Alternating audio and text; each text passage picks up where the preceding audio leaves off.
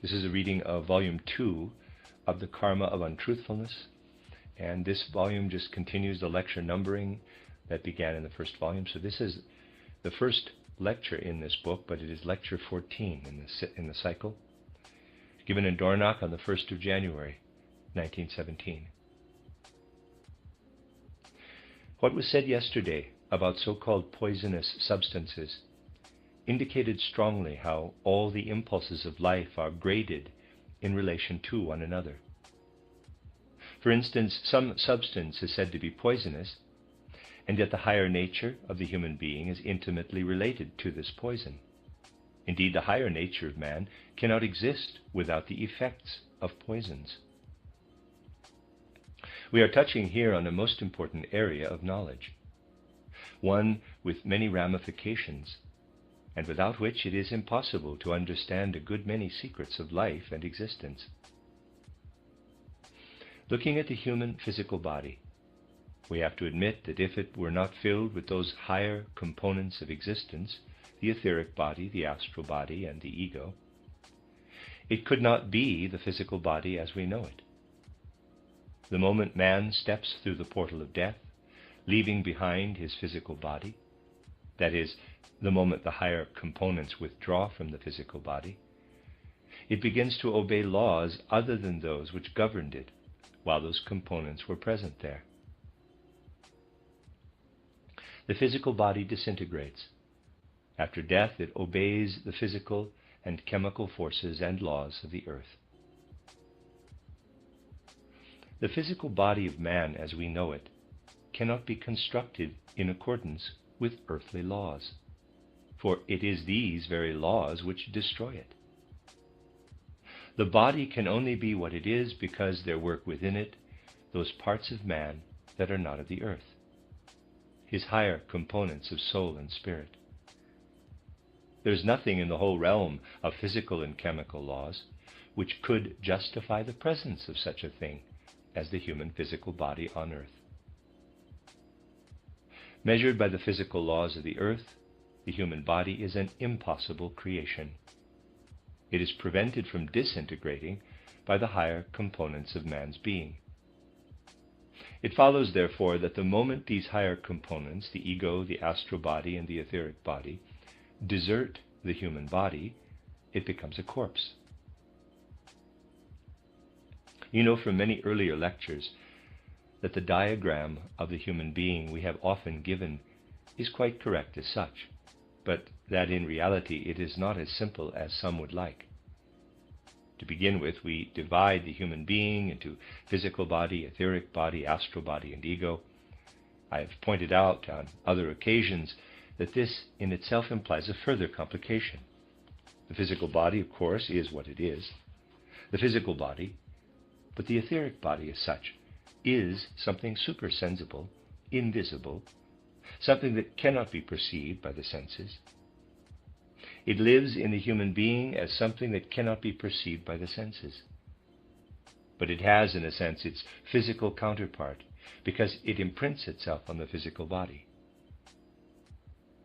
The physical body contains not only the physical body itself, but also an imprint of the etheric body. The etheric body projects itself onto the physical body. So we can speak of an etheric projection onto the physical body. It is the same in the case of the astral body. We can speak of the astral projection onto the physical body. You know some of the details already. You know that the ego projection onto the physical body may be sought in certain features of the blood circulation, where the ego projects itself onto the blood.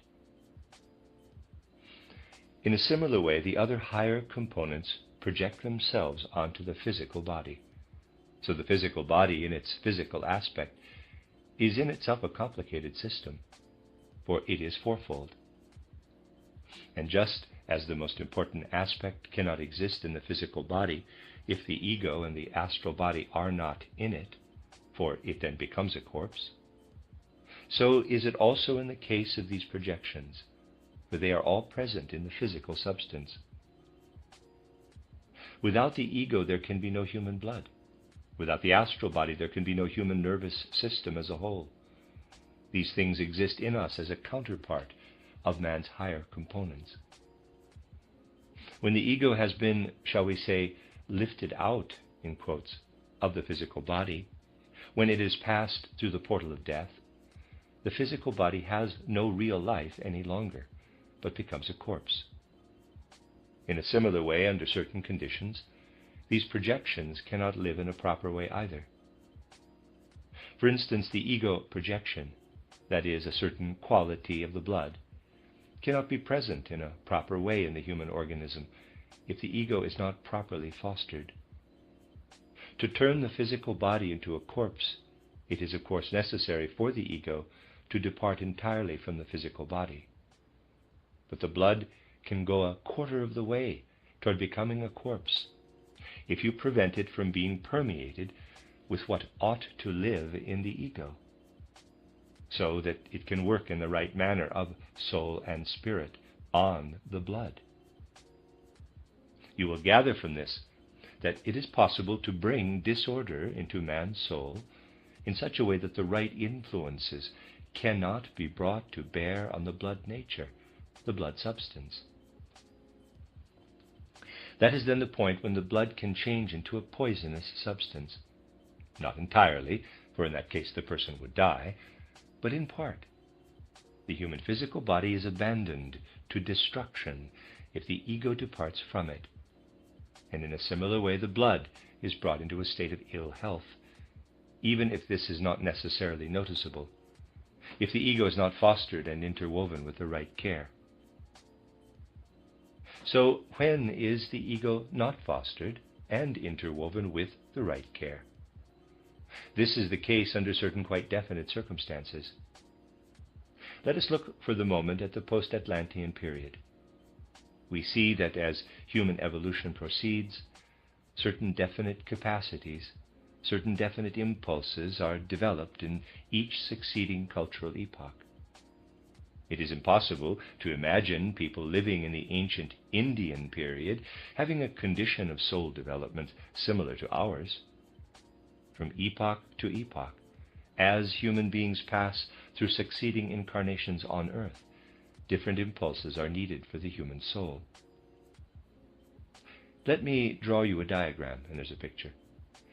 Imagine this to be the actual physical body, the one that has to be filled with all the higher components of human nature in order to be a physical body at all. Of all these higher components, I shall deal solely with the ego, though I could deal with all three. The shading here indicates that the physical body is permeated by the ego. So in a certain way, the other projections also have to be permeated. Here, let me indicate the projection of the etheric body, which is, for the most part, anchored in the human being's glandular system. For this too has to be permeated and interwoven. Thirdly, let me indicate what is anchored chiefly in the nervous system. This again, in a certain way, must be interwoven with the workings of the ego. And the ego body itself, this too has to be interwoven in the proper way. As I said just now, as man passes through succeeding periods of evolution, he has to step into different developmental impulses with each period. He has to absorb whatever the contemporary age requires him to take in. In the first post-Atlantean period, ancient India, impulses of soul and spirit had to be absorbed, which enabled the etheric body to be developed. In the next period, ancient Persia, the astral body was developed. In the period of Egypt and Chaldea, it was the turn of the sentient soul. In the Greco-Latin period, the intellectual or mind soul. And today, the consciousness soul. Whether the human being absorbs in the right way whatever is suitable for the age in which he is living will depend on whether he has properly entered into all these bodily principles, just as the physical body is permeated by the higher components of his being, so that they absorb what the age requires. Suppose an individual during the 5th post-Atlantean period were to resist absorbing anything of what ought to be absorbed during this period. Suppose he were to reject everything which could cultivate his soul in the manner required by the 5th post-Atlantean period. What would be the consequence? His bodily nature cannot revert to an earlier state if he belongs to that part of mankind which is called upon at present to absorb the impulses of the 5th post-Atlantean period. Not everyone is called upon at the same time, but at present all the white races are called upon to absorb the culture of the 5th post-Atlantean period. Now suppose an individual were to resist this. A certain member of his bodily nature, above all the blood, would remain void of all that could be taken in, were he not to put up this resistance. This member of his bodily nature would then lack what ought to permeate its substance and its forces. This substance and the forces living in it, though not to a degree comparable to bodily death brought about by the departure of the ego, would then become sick in its life forces, which become degraded so that man bears them as a poison within him. Thus to remain behind in evolution means that man impregnates his being with a kind of formative phantom which is poisonous. On the other hand, if he were to absorb what his cultural impulses require him to absorb, the state of his soul would be such that he could dissolve this poisonous phantom he bears within him. By failing to do so, he allows this phantom to coagulate and become a part of his body. This is the source of all the sicknesses of civilization, the cultural decadence, all the emptiness of soul, the states of hypochondria, the eccentricities, the dissatisfactions, the crankinesses, and so on, and also of all those instincts which attack culture, which are aggressive and antagonistic toward cultural impulses. Either the individual accepts the culture of his age and fits in with it, or he develops the corresponding poison which deposits itself within him and can only be dissolved if he does not accept the culture. If he does accept the culture. But if the poison is allowed to become deposited, it leads to the development of instincts which are opposed to the culture of the age. The working of a poison is also always an aggressive instinct. In the languages of Central Europe, this can be felt quite clearly. Many dialects do not say that a person is angry, but that he is poisonous.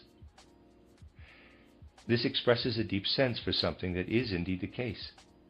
Someone who is irascible is described in Austria, for instance, as giftig, which means that he is quick to grow poisonous, quick to anger. Human beings acquire poison, sometimes in a very concentrated form, if they refuse to accept what could dissolve such poison. Nowadays, untold people refuse to accept spiritual life in the form fitting for today, which we have been endeavoring to describe for such a long time, more recently even in public. In such people, the lotus flower here, on the forehead, reveals very clearly what occurs in these cases, where the effects reach right into the realm of warmth. And such people leap up like flames against anything in the world around them which happens to reveal something that could bring healing to our times.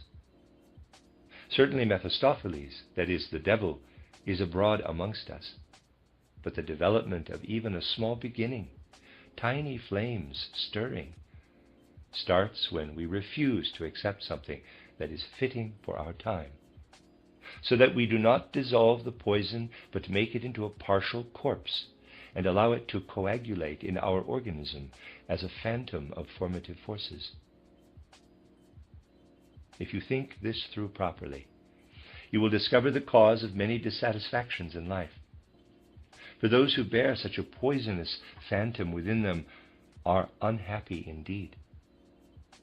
We would call these people nervous or neurasthenic, but it can also make them cruel, quarrelsome, monists, materialists, for these characteristics are the result, more often than we might think, of physiological causes brought about by the poison being deposited in the human organism instead of being assimilated.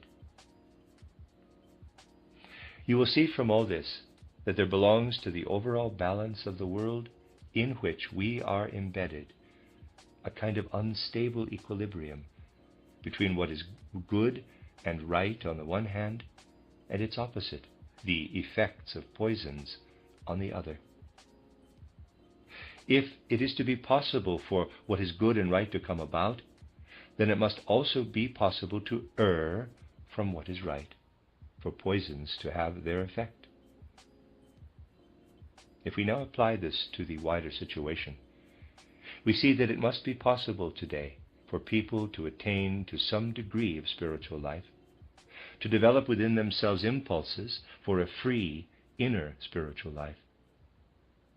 To make it possible for the individual to attain to a life of the Spirit, the opposite must also exist, namely a corresponding possibility to err along the path of gray or black magic. Without the one, the other is not possible. Just as you, as a human being, cannot maintain yourself without the firm foundation of the earth beneath your feet, so it is not possible for the illumination of spiritual life to be pursued without the resistance which must be permitted to exist and which is inevitable to the higher realms of life. We have already mentioned the highly contradictory and yet no less important fact that the question, to whom do we owe the mystery of Golgotha, could elicit the reply, to Judas. For it could be argued that if Judas had not betrayed Christ Jesus, the mystery of Golgotha would not have taken place. So, therefore, we ought to be grateful to Judas, since Christianity, that is the mystery of Golgotha, stems from him. However, to be grateful to Judas and perhaps recognize him as the founder of Christianity is going too far. Wherever we strive to enter higher realms, we have to reckon with living, not dead truth. And a living truth bears within it its own counter-image, just as in physical existence life bears death within it. This is something I wanted to place in your soul today, for on this basis much can be understood. There has to exist the possibility for what is spiritual, but also for the deposition of the poison which is its polar opposite. And if it can be deposited, then it can also be used. It can be utilized in every realm. Many questions could be asked about this, but today we shall deal with only one. How can we find our way through the maze?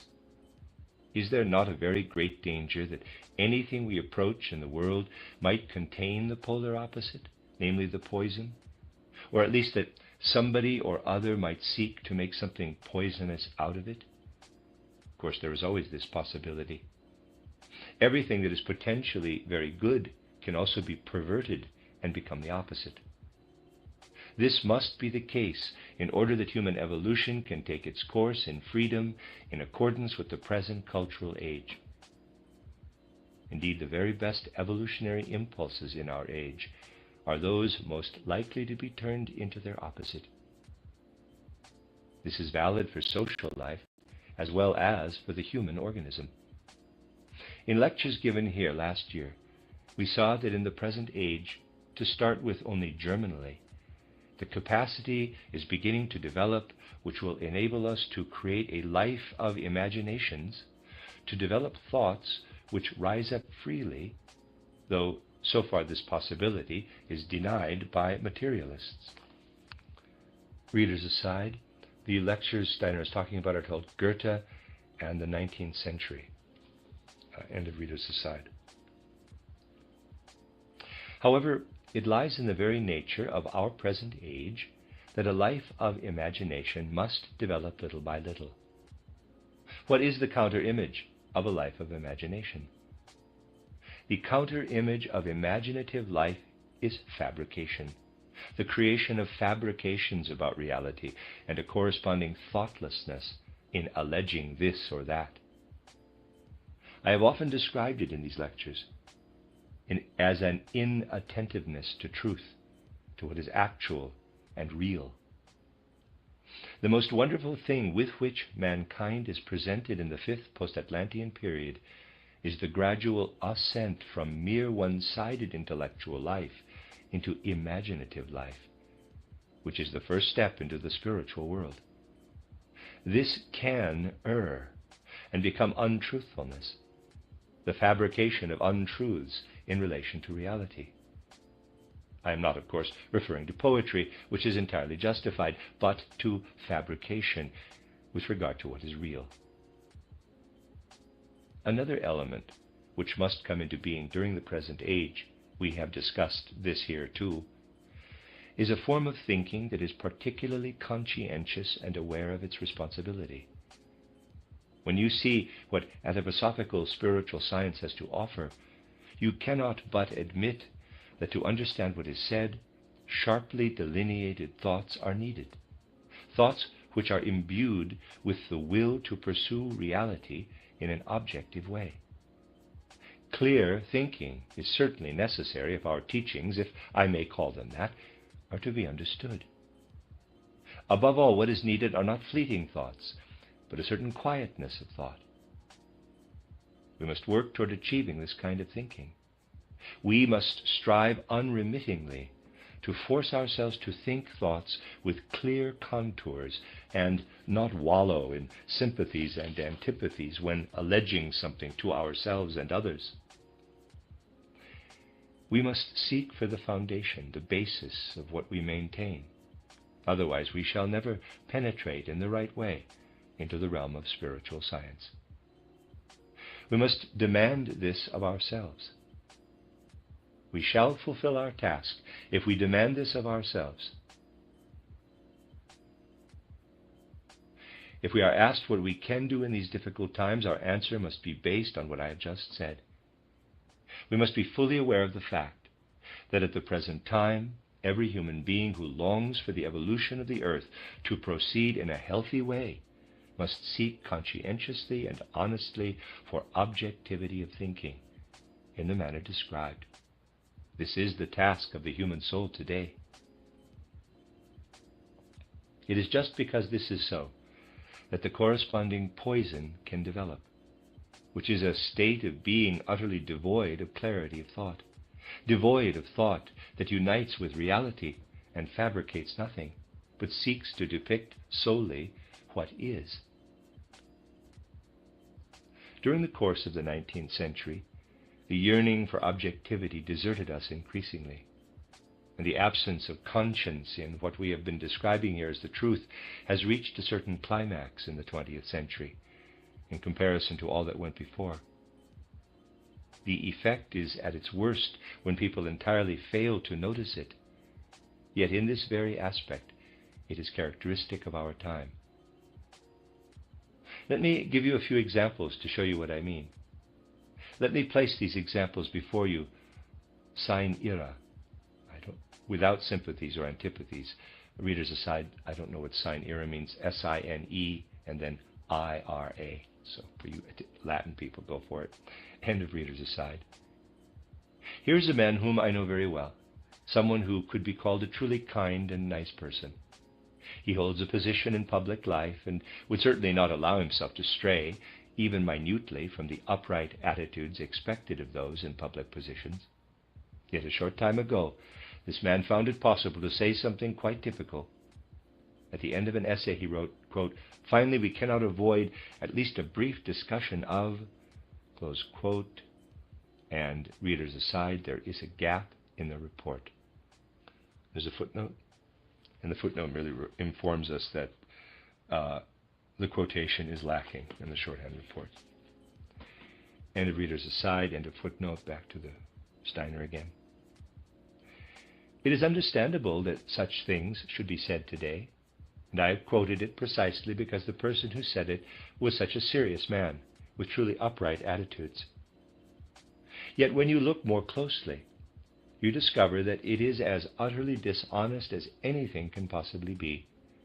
For how can you say anything more dishonest than, quote, I shall join in singing, subquote, now thank we all our God, close subquote, and subquote, a safe stronghold our God is still, close subquote, close quote, and so on, in a mood that makes these hymns into prayers, if you hold opinions such as those expressed by this man.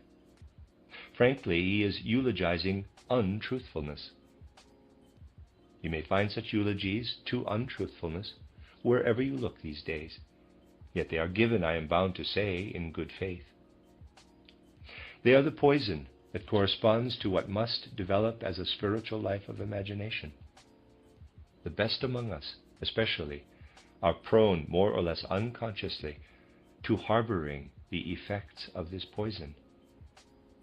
Of course, once you realize that something of this kind, pulsating through society, is no different from a drop of poison administered to the human organism, then you are in a position to judge all these things correctly. And once you do realize it, you cannot but feel bound to strive for something in life which I have now described a number of times.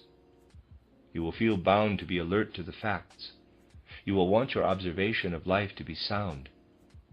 For without this, there is no way forward today. The karma that is being fulfilled at the moment, the karma about which I have spoken before, is not the karma of a single nation. It is the karma of the whole of European and American humanity in the 19th century. It is the karma of untruthfulness, the insidious poison of untruthfulness. This untruthfulness may be experienced particularly strongly in movements of a more elevated variety.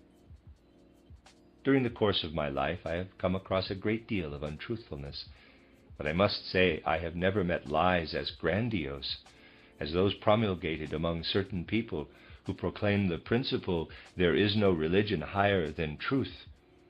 Footnote, this is the motto of the Theosophical Society, end of footnote. I could say that such intense mendacity is only found where there is at the same time a profound consciousness of striving for only the truth and nothing but the truth. The greatest watchfulness is needed when striving for the ultimate. For we must realize that while in earlier cultural epochs the possibility of erring were different, today the greatest danger is an aberration into untruthfulness brought about by a failure to take reality into account in a living way. A failure to take reality into account. The man I mentioned who wrote such lies would rather have his tongue cut out than consciously speak an untruth. Yet it is through such upright people that these things work, seeping into the social organism and turning into social poison. Obviously, since they must needs exist amongst us, they can also err in the opposite direction. Other human beings can take them into their awareness and use them for all kinds of mischief, to put it mildly. Some of you might remember how strange it seemed to people when I first made some fairly radical statements about these things a few years ago in a public lecture in Munich. I said at that time, during the course of human evolution, impulses for both good and evil develop on the physical plane. What causes these impulses to develop? They come into being when certain forces, which actually belong to the higher spiritual world, are misused down here in the physical world. If thieves were to use their thieving instincts, and murderers their murderous instincts, and liars their lying instincts to develop higher forces, instead of enjoying them here on the physical plane, they would develop quite considerable higher forces. Their mistake is only that they develop their powers on the wrong plane. Evil, I said, is good that has been transposed down from another plane. Of course, if we know this, it does not make a thief or a murderer or a liar any better. But we must understand these things. Otherwise, we cannot fathom what is going on, falling unconscious victim to these dangers. It is not surprising that many people today simply do not realize that it is becoming mankind's task to be concerned with spiritual matters. Therefore, they fail to take up this task, abandoning themselves instead to materialistic instincts. In doing so, they develop within themselves those poisons which ought to be dissolved by the spiritual element. What is the consequence? In those who deny the Spirit, the poisons develop into forces which cause them to become veritable liars. Whether conscious or unconscious is merely a question of degree. Yet these very forces could be used to achieve a reasonable comprehension of spiritual knowledge. Consider how important it is for us to understand this, and how in understanding it we can come to comprehend one of the central aspects of the karma of our time, if we add to it what I said yesterday, that a single instance cannot be detached from mankind as a whole, for mankind is a totality. As a counter-image of spiritual endeavor, it is essential for a violent evil to exist. And one of man's tasks today is to recognize the true nature of this evil, in order to be able properly to recognize and oppose it when he comes upon it in life. In speaking about these things, we come to realize the relationship between the greater aspects of the karma of our time and something that is living in our time, which is everywhere in the world, bringing about very, very much that is terrible. Superficially, we see how falsehood throbs through the world in mighty waves, which devour much more than one might think. For falsehood is monstrously vigorous.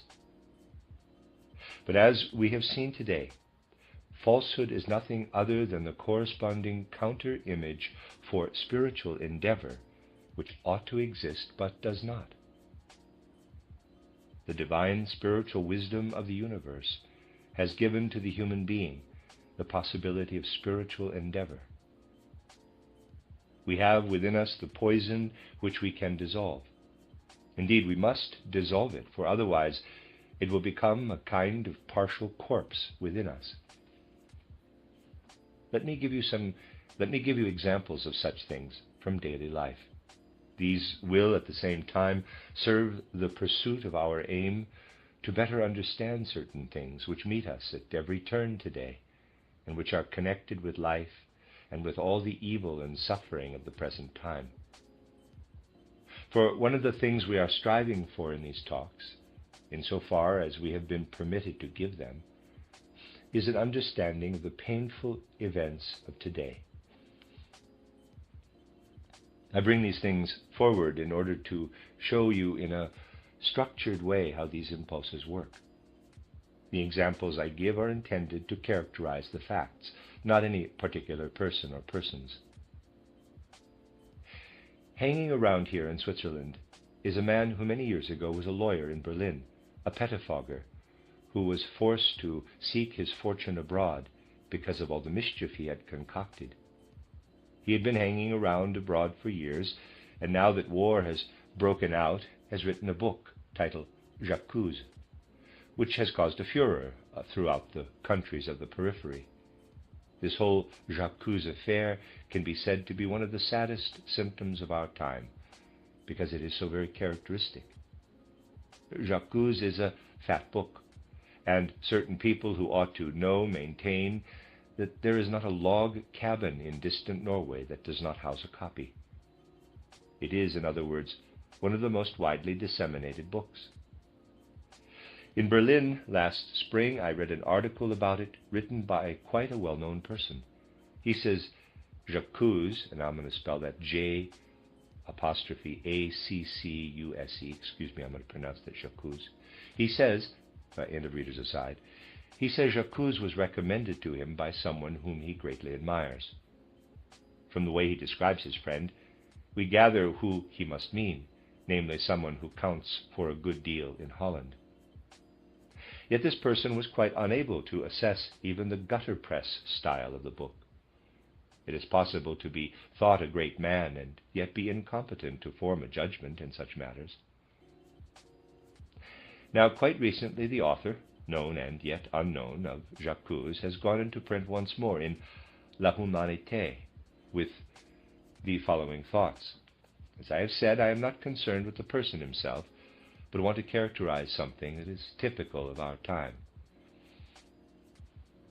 In the Reichstag in Berlin, a social democrat gives a speech in which he unfolds his views about various happenings in the period leading up to the outbreak of war. It does not matter whether we agree with him or not. What I am concerned with is the form such things take. In his speech, this member of the Reichstag refers to a remark made by Sir Edward Grey on 30 July 1914 to the effect that if the Austrians would content themselves with marching as far as Belgrade, occupying the city, and awaiting the outcome of a possible European Congress on the relationship between Austria and Serbia, then it might still be possible to preserve peace. This remark by Sir Edward Grey is well documented, for he made it to the German ambassador and also wrote it to the English ambassador in St. Petersburg. The matter is so well documented that there can be no doubt that Sir Edward Grey did make this remark. Nevertheless, by bringing it up again in the Reichstag, this member has aroused the anger of the author of J'accuse. So what does the author of J'accuse do? He writes an utterly slanderous article in L'Humanité in which he accuses the member of the Reichstag of mendaciousness, false citation, and so on. Yet the matter is very well documented, and the member of the Reichstag did not say anything which is not vouched for in books, or in the letter sent by Sir Edward Grey to the English ambassador in St. Petersburg. So how can the author of J'accuse make the claim of mendaciousness? He did it by saying, what the member of the Reichstag was saying cannot refer to a remark made by Sir Edward Grey on 30 July. It must refer to one made by Sassanov on 31 December. But Sassanov's remark, not Grey's, was, as I shall now quote.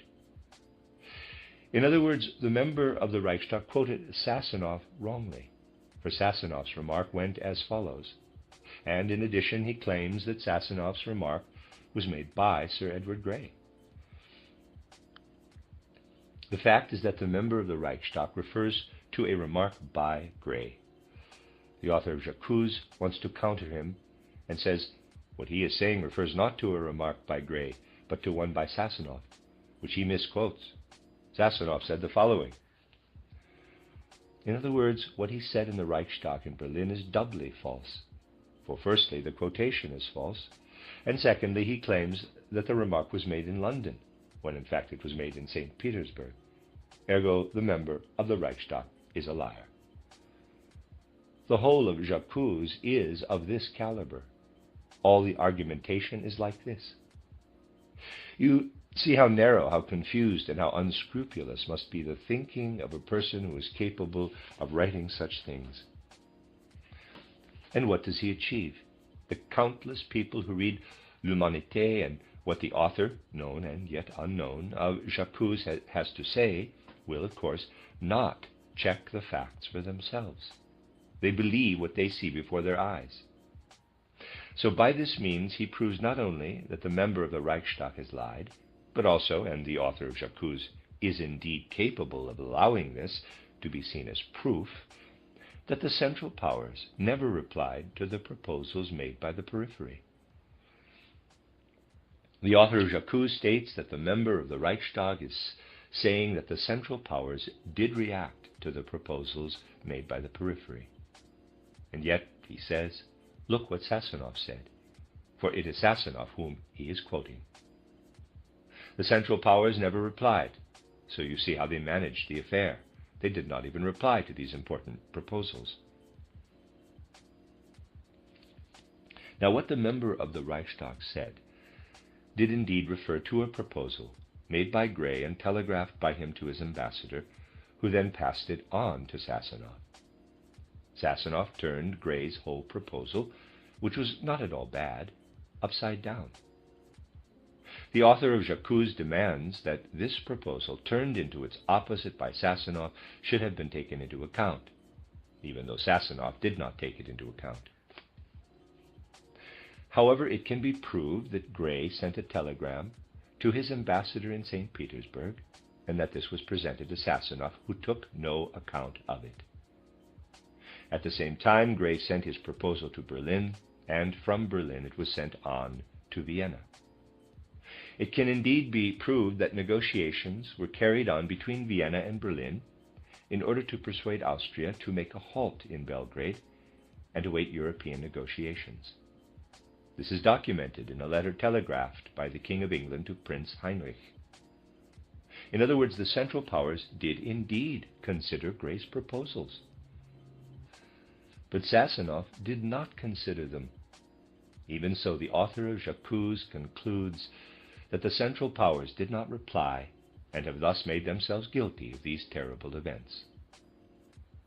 This whole matter is not insignificant, for in yesterday's lamentable document the same sentence may be seen. Here we have an extraordinary, let me say, kinship, family relationship, between a terrible document of world history and an individual who has been hanging around for years because his own homeland became too hot to hold him, and who now writes all kinds of rubbish under the bombastic title Jacquot, by a German, rubbish that is protected by such further excesses as the latest achievement of l'humanité.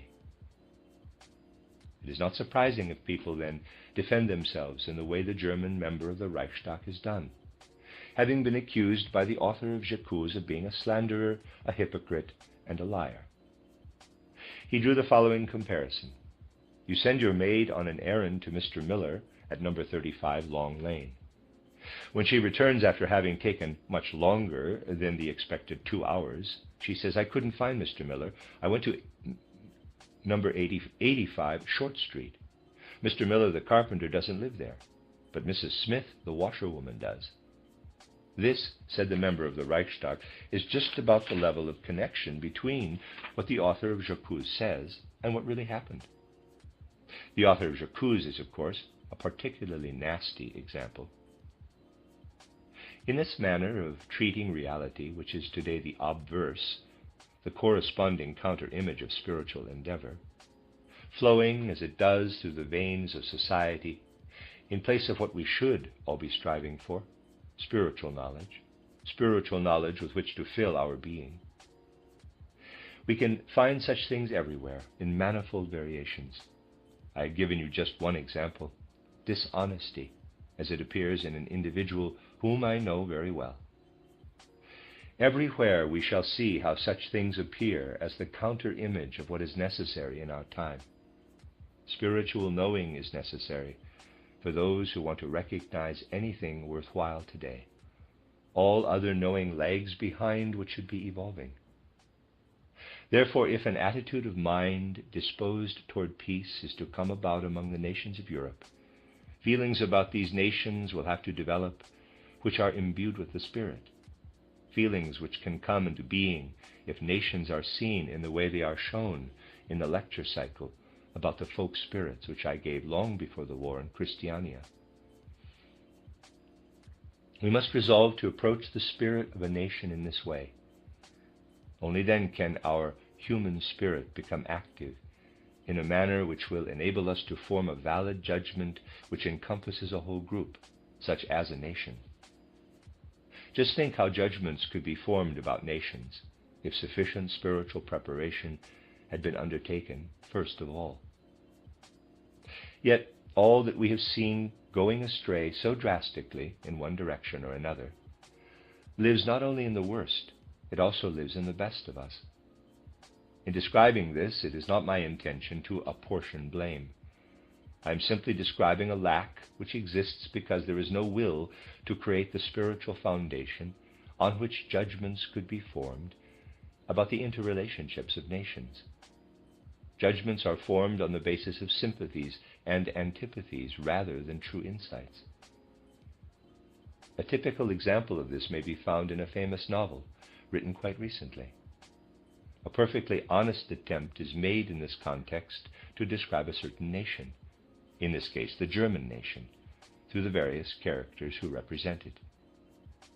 Yet the way it is done is defective because a lack of spirituality prevents the author from achieving a judgment based on reality.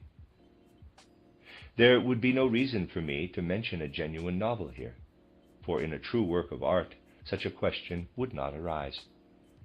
But a novel that is tendentious in its descriptions can certainly be quoted in this connection. Let me clarify further what I mean.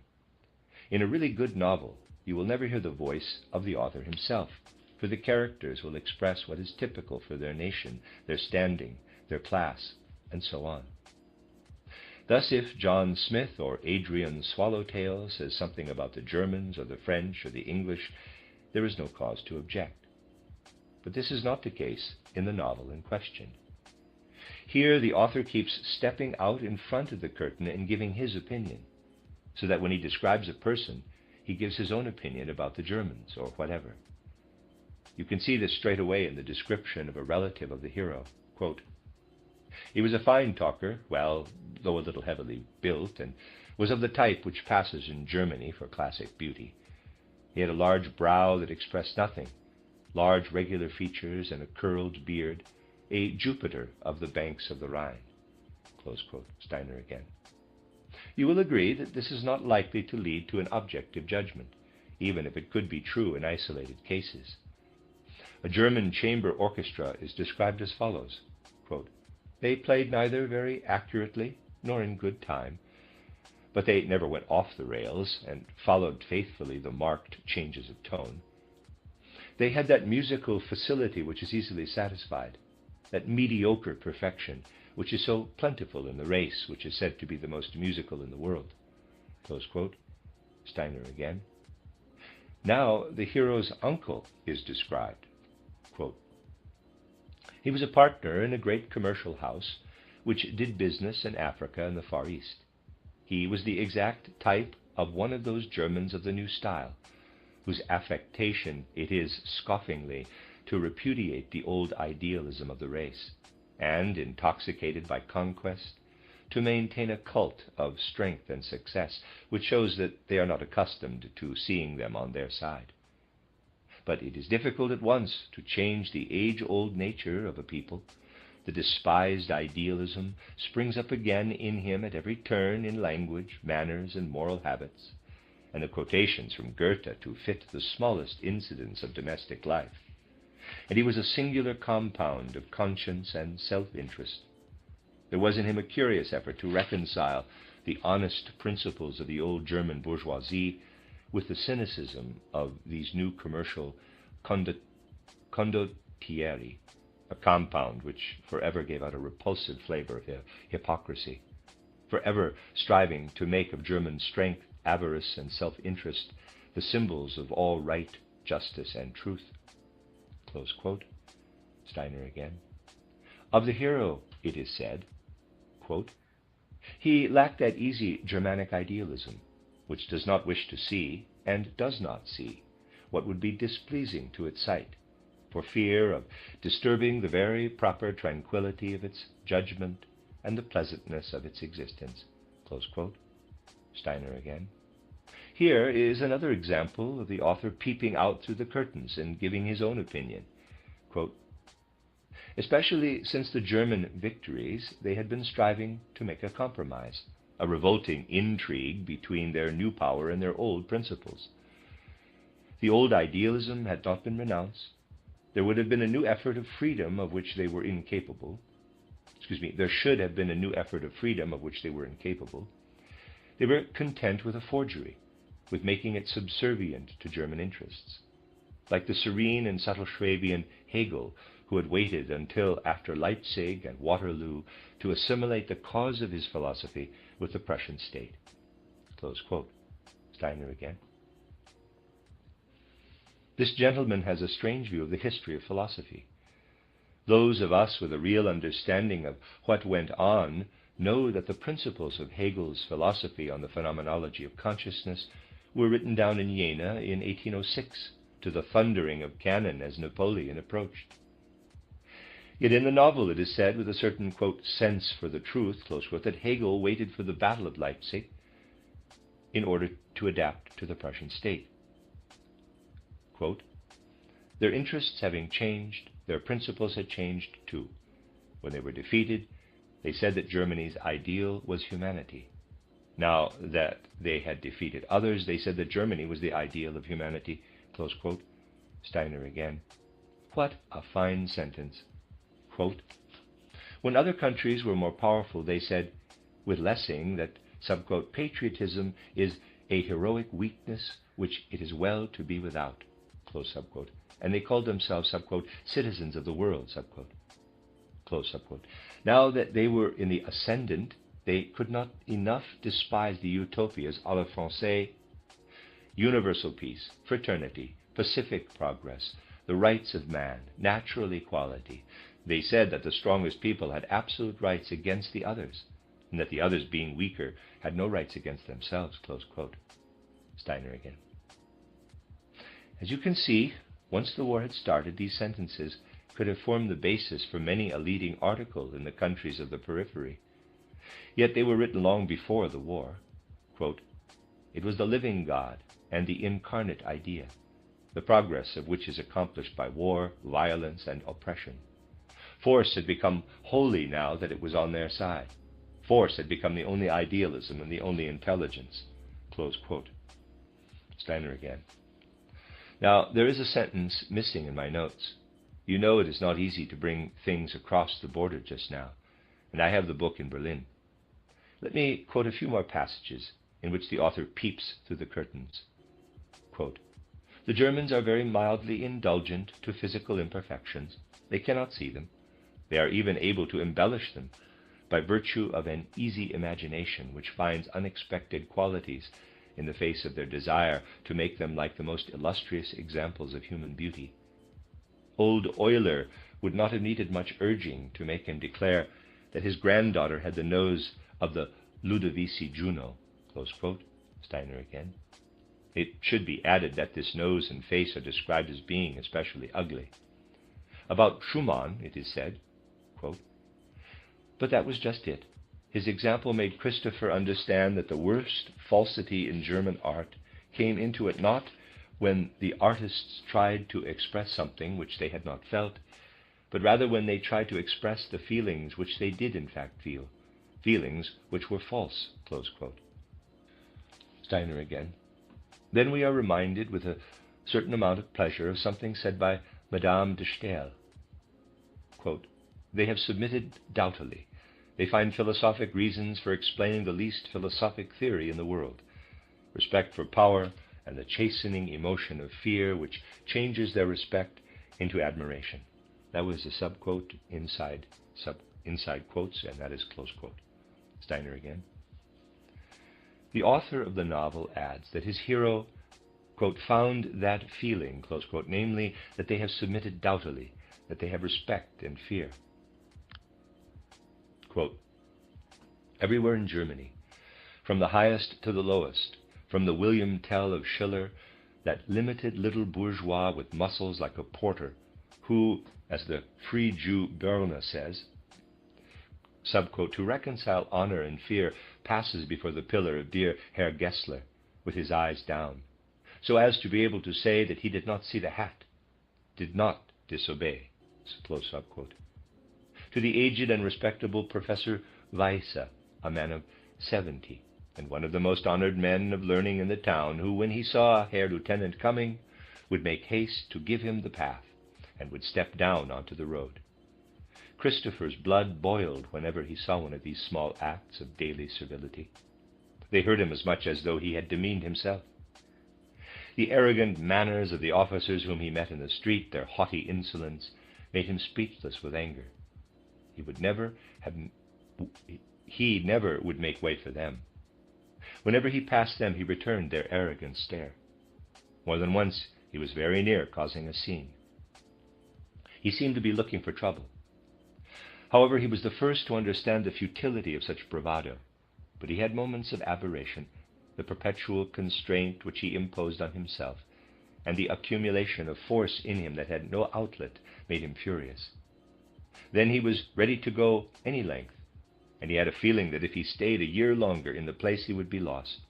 He loathed the brutal militarism which he felt weighing down upon him, the sabers clanking on the pavement, the piles of arms, the guns placed outside the barracks, their muzzles gaping down on the town, ready to fire. Close quote. Steiner again. All this is interesting for a number of reasons. You know that I am not mentioning these things for personal reasons or in order to characterize somebody. Once the novel had been written and had caused a considerable sensation, there were, of course, individuals who praised it as the greatest work of art of all time. This always happens. The opinion expressed by an esteemed Austrian critic is rather nice. I mean, esteemed in inverted commas. Quote, "This novel is the most important event since 1871, which could bring France and Germany closer together again." Close quote. Steiner again. You see how much truth lies hidden in these things. Yet we are dealing here with a man who is highly praised today, and I have no intention of raising even the slightest objection to his outward activities during wartime. However, what is said in this world-famous novel provides plenty of material for slogans and leading articles in the periphery. What I have read aloud to you today may indeed be admired, with all due respect to the hacks of the periphery, at any time in those leading articles. These things were written long before the war, as that Austrian critic said, quote, "to bring France and Germany closer together," close quote, and may be found in Romain Rolland's novel, John Christopher title. Here you have an example of somebody who excludes the spirit, who does not want the spirit, and therefore fails to see what is essential in the events and situations of the present time. What can someone who writes such things possibly really know about the German character? We have a right to speak in this way, because the subjective judgments of the author are here dressed up in the guise of an inferior novel. It is my personal opinion that this novel is one of the worst. As you have seen from the opinion of the critic from Vienna, it is held to be one of the best. Internationally, too, the critics have hailed it as one of the best. If we did not hold the opinion, which is not all that unjustified nowadays, that anything the critics praise must of necessity be rubbish, we might even have a certain respect for something they tell us is the foremost and greatest achievement of our time. From the viewpoint of cultural history, however, this is a good example for us of how impossible it is for people today to draw near to the task set for mankind by the fifth post-Atlantean period. For this reason alone, karma will have to fulfill itself. It is our task, however, to think about these things impartially. Above all, we should not accept or parrot without criticism what is said out there in the materialistic world, but should strive instead to form our own judgment about these things. What I have read aloud to you today was written many years ago, but now it provides marvelous slogans for the leading articles perpetrated by the journalists of the Entente. Its tenor is terribly anti-German, but that is not the point, for any point of view has its validity. It is, however, a strange distortion of the truth to praise a book as something new when it was in fact written years ago, even though the final volumes have only recently been published. Other strange things happen in this way. For instance, in connection with quotations which keep appearing and are said to stem from Nietzsche or Treitschke and others. In the case of Treitschke, you can search his works in vain for the passages, and in Nietzsche's case, the passages have the opposite meaning to that claimed today by the journalists of the Entente.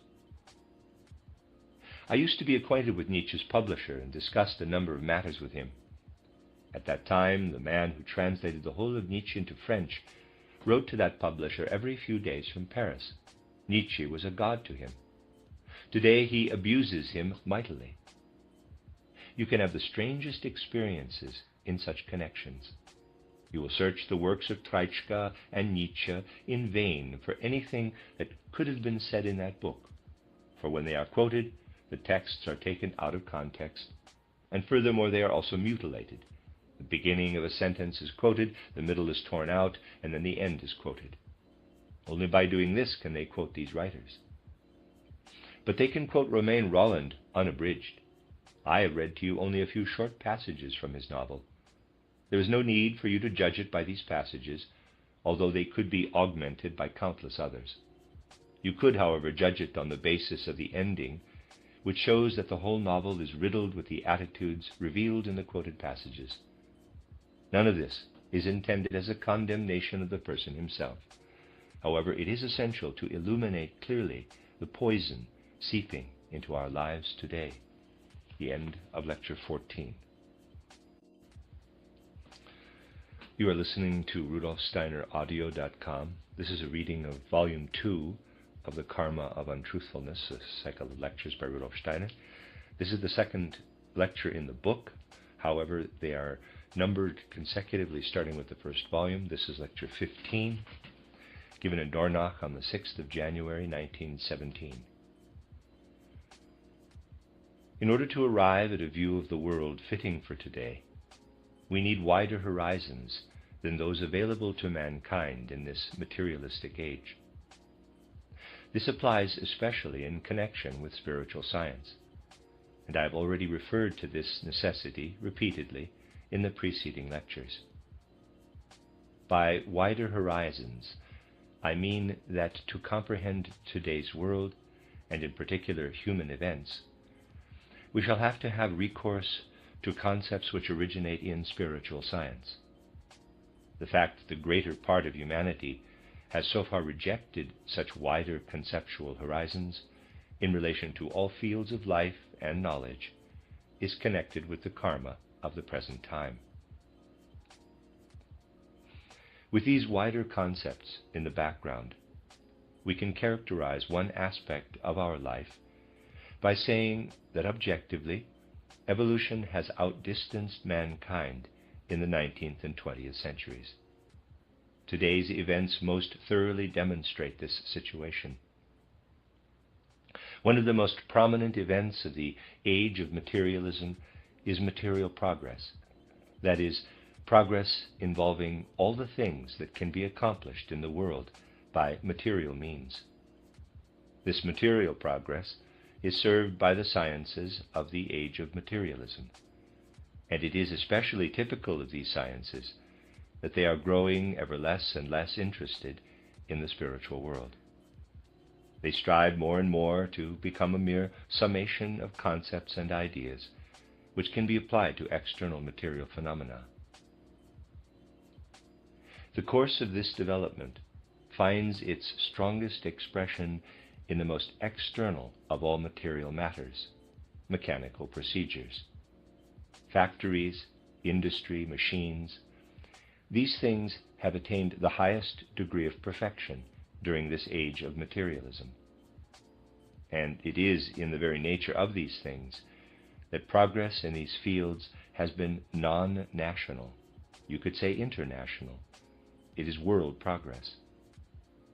For whether a railway or something similar is built in England, Russia, China, or Japan, the laws which have to be taken into account, the knowledge needed, are the same everywhere, since everything is accomplished in accordance with mechanical requirements, which are detached from man. In these fields, an international principle has indeed taken hold in the widest possible manner. Over the years, during our lectures on spiritual science, we have often said, in connection with one aspect or another, that there is a body on the earth, a body which is spread over the whole earth. This body needs a soul, and this soul should be equally international. Spiritual science was claimed to be this soul. for it comprises knowledge which is not bound up with any particular individual or group on the earth, but can be understood by every single person, wherever he may be, just as physical things in external material culture, such as a railway or a locomotive, can be understood. We have often stressed that a blessing and salvation for human evolution can only come about if the development in the bodily realm is accompanied by a development in the realm of soul and spirit. For this to take place, it would be necessary for people to make just as much effort to understand spiritual matters as external circumstances force them to make.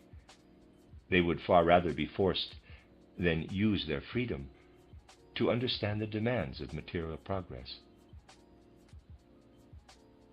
So far this has not happened, but it will obviously have to come about as human evolution proceeds. However long it is delayed, it must happen in the end.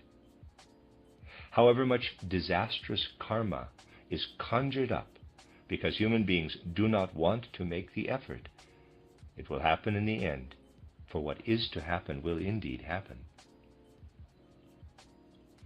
It is because material progress has run ahead of the goodwill for spiritual knowledge that mankind has been outdistanced by this material progress, and everything it contains by way of passions and urges in human souls.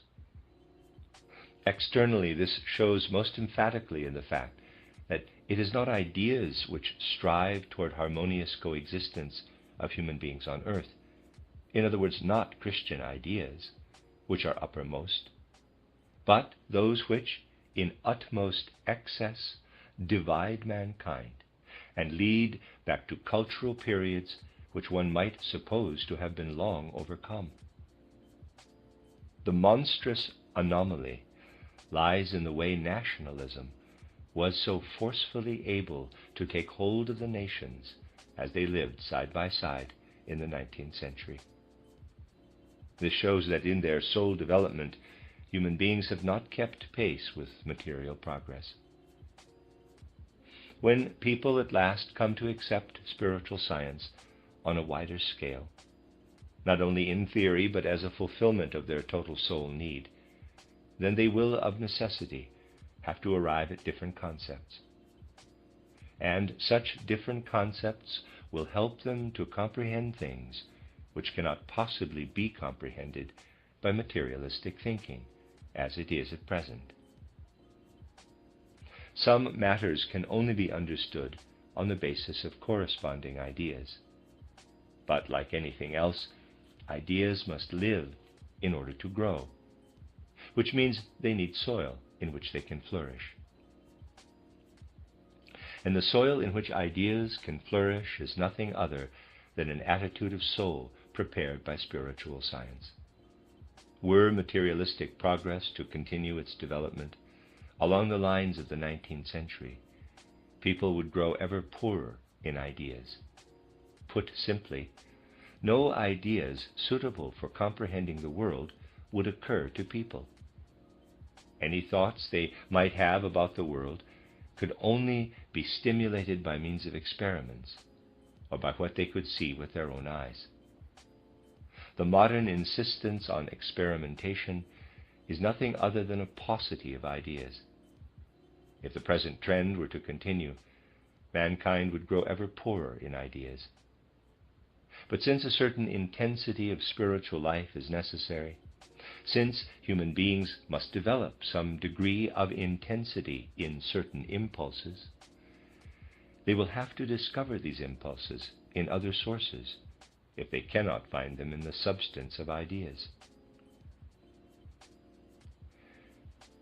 When was there an age brimming over with ideas, an age when genuine ideas flourished? You could say that a particularly characteristic and fruitful age was the period extending from Lessing to German Romanticism, to Novalis, or even to the philosophical idealists, among whom we can count Schopenhauer, in addition to Hegel and Schelling, as well as those I have quoted in my book titled Vom Menschenrätsel. as being the philosophers who sounded a universal resonance, which has since died away during the age of materialism. Ideas were truly abundant then. Hence the contempt in which that time is held today. Look at it, so rich and pregnant with ideas. Ideas seeking to fathom nature and the evolution of mankind throughout history. Today we gather ideas from the spiritual world about human evolution, about the various post-Atlantean periods and the impulses belonging to them, knowledge which has only become fitting in the present age. Yet just look how close this is to that fertile idea brought forward by Schelling, Hegel, Novalis, Franz von Baader, though it originated with Jakob Böhme. They said that human evolution passed through a period of history. This was, as much as they could see without the help of spiritual science, a first period of history in which the principle of God the Father ruled. This was the period characterized in the Bible by the Old Testament and the heathen religions. They called it the age of the Father. This was followed by the age of the Son, during which the idea of the mystery of Golgotha was to become embedded in mankind. Finally, as an ideal for the future, they saw the age of the Spirit, the Holy Spirit, which they also called the age of John. For they believed that not until then would the great impulses of the John Gospel be realized. How infinitely meaningful is such an idea compared with the desolate, unfruitful talk of human evolution, which is nothing but an abstract idea, in which what follows after is added to what came before, as if it were just another link in a chain. How profound, by comparison, is Schelling's, in quotes, theosophy, which he developed on from Jakob Böhme. This theosophy of Schelling attains such lofty heights that by comparison, the later thoughts of theologians represent a steep decline. Schelling fights his way through to the realization that what matters in Christianity is not so much its doctrine. This doctrine is seized upon by modern progressive theology as if Christ Jesus were no more than a teacher. What matters for Schelling is not the doctrine, but the fact of the mystery of Golgotha. We must look up to the fact of the mystery of Golgotha, the fact of the life, the death, and the resurrection of Christ Jesus. In similar vein, we could quote a great many superior, far-reaching ideas originating at that time. With what is the existence of such far-reaching ideas connected? Those who were inspired by such ideas have something in common. They are not narrow-mindedly nationalistic. Their standpoint is that of someone whom they would have called a citizen of the world. I do not know whether this can be understood today, when so many expressions have become empty phrases. How far removed from anything narrow-mindedly nationalistic is, for instance, a spirit such as Goethe? How far removed from anything narrow-mindedly nationalistic is such a work as Goethe's Faust? Never mind what its origins were. Of course, Faust can only stem from the culture of Central Europe. But in the form it has achieved as a poetical work at the hands of Goethe, it would be absurd to ask Faust to show you his birth certificate. Yet this absurdity has become a reality, a fact, in our time. Everything that is happening today is fundamentally simply a denial of the heights once reached by mankind in such a work as Goethe's Faust. Yet such a work shows us that mankind could have progressed further than is the case today, or indeed than will be the case in the near future. I have told you, however, that the human soul needs a certain degree of intensity in its impulses. If it cannot reach up to ideas, it will take this intensity from elsewhere, from obscure, unconscious soul forces, from forces that rush up from the spirit of the blood. Fundamentally, nationalism is nothing other than a consequence of the lack of ideas. Mankind's primary need now is the will to rise up to ideas. But it has to be said, if this is to succeed, something else will be needed too, namely an understanding for the element of grace which can come from the spiritual world. For it is not possible to win through to the spiritual world from a starting point of a limited sum of preconceived opinions. The spiritual world can only be reached by keeping the soul open for whatever wants to enter in, by desiring not merely to judge, but also day by day to enrich one's ability to judge. So to begin with, it is above all necessary that insight should take hold of human beings. We live in the age which is to grasp hold of the consciousness soul. So this age must strive for insight. But insight can only come about in ideas that span the world. For insight to come about, reality must be filled with ideas. Yet, especially with regard to the most recent events, our age is thoroughly disinclined to accept ideas. An abstract concept, however logical, however convincing, is not an idea. An idea must be born of living reality. Nowadays we see hardly any ideas come into being. Instead, we are surrounded by an insistence on abstract concepts. Ideas can, however, become slogans, though if they do, not much damage can be done, because human souls cannot work in slogans that are related to ideas. Their absurdity becomes too obvious. But abstract concepts are different. Abstract concepts can become slogans in a very intense way, and their meaning is so obvious because they refer, basically, to things that are close at hand. So human beings who are so wary of taking in anything far-reaching seize on them greedily. But abstract concepts do not have a basis in reality. There are great numbers of them all round us today. But those who can see beyond what is immediately obvious know that their powerlessness is all the greater. One of the many abstract ideas ruling us today is that of eternal peace.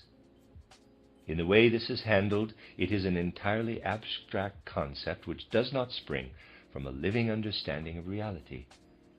And yet it appears to those who do not desire to widen their horizons as something entirely convincing. These people say the various states, and they do not wonder whether this expression, the various states, has any reality, ought to create an interstate organization, something that stretches across the entire world and is constructed after the pattern of a single state. Furthermore, something called interstate law is to be established. The idea is beautiful, and so everybody finds it convincing. The various states are to commit themselves to keep the peace, and they must also create legal norms which can contain their various mutual interests. All very nice. It would be equally nice if to heat a room all we needed was the abstract concept of warmth instead of having to light the stove. It is irrelevant whether an idea is nice or convincing, for what could be more convincing than the thought that our need for stoves and the like really means that nature is a terrible despot? It is irrelevant whether an idea corresponds to the feeling that it is nice or perhaps humane. What matters is whether an idea grows out of reality.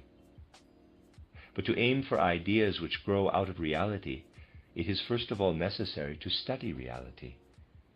Any narrow-minded brain, excuse the expression, can come up with nice programs for states to follow in order to achieve peace.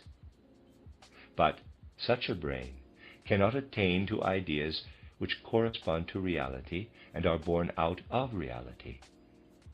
It does not even feel that the spiritual world is a reality with its own laws, though this is considered a matter of course as far as the material world is concerned. People think the world can be set to rights by means of a few sentences. They have no feeling for the fact that the world is a reality in which all kinds of real impulses work in contrast to one another. And by becoming intoxicated with programs made up of abstract ideas, they prevent the world from entering into the realities. Sometimes a fruitful, genuine idea is expressed in the same words as a living idea. What matters is that we should be moved by the way it lives. Today, however, something that is alive appears to people as something utterly paradoxical. Thus, over the course of the 19th century and also in the 20th century, in various parts of the world, the idea of disarmament was born, the idea of limiting militarism. This is a nice idea, but it must not remain abstract if it is to become fruitful. It must take account of reality. For this to happen, reality must be studied. It is all very well to meet somewhere and say all countries must disarm. This is quite easy, especially as the idea is convincing.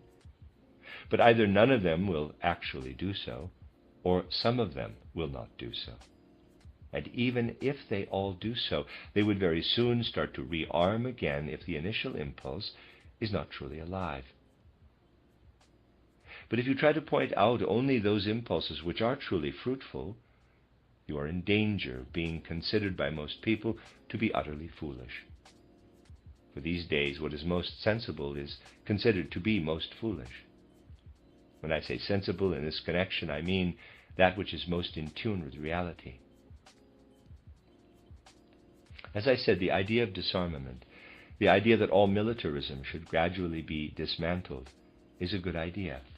But it will never be possible to realize it by reaching a formal conclusion about it in some committee of representatives from all states. It can only become reality if a corresponding reality takes hold of it. What do I mean? How can disarmament be achieved? Yes, it is necessary to be very concrete in one's expressions. It is indeed a fact that at a number of points during the 19th century, it could have been possible to draw closer to the thought of disarmament and transform it into a real idea. How, for example? Supposing someone had had the idea before the year 1870. How could it have been realized?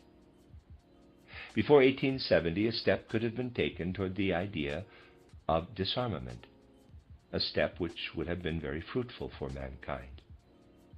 But now I have to say something that today would be regarded as utterly foolish. No approach to the idea of disarmament could have been made by means of some kind of treaty between the various states. This is totally fruitless, however nice it may sound. It would, however, have been fruitful if a particular state, one that was in a position to do so, had begun to disarm, had made disarmament a reality for itself. To do this, people would have had to be capable of reckoning with realities. Let us now look at a few states in Europe in order to point to what is a reality. Can Russia disarm? Certainly not just like that, for beyond Russia lies Asia. And if Russia were to disarm, she would have no defenses against the invading peoples of Asia, who would most certainly not disarm. So, for Russia, disarmament is out of the question. There was no German Reich before the year 1870, but how about the entity that did exist at that time?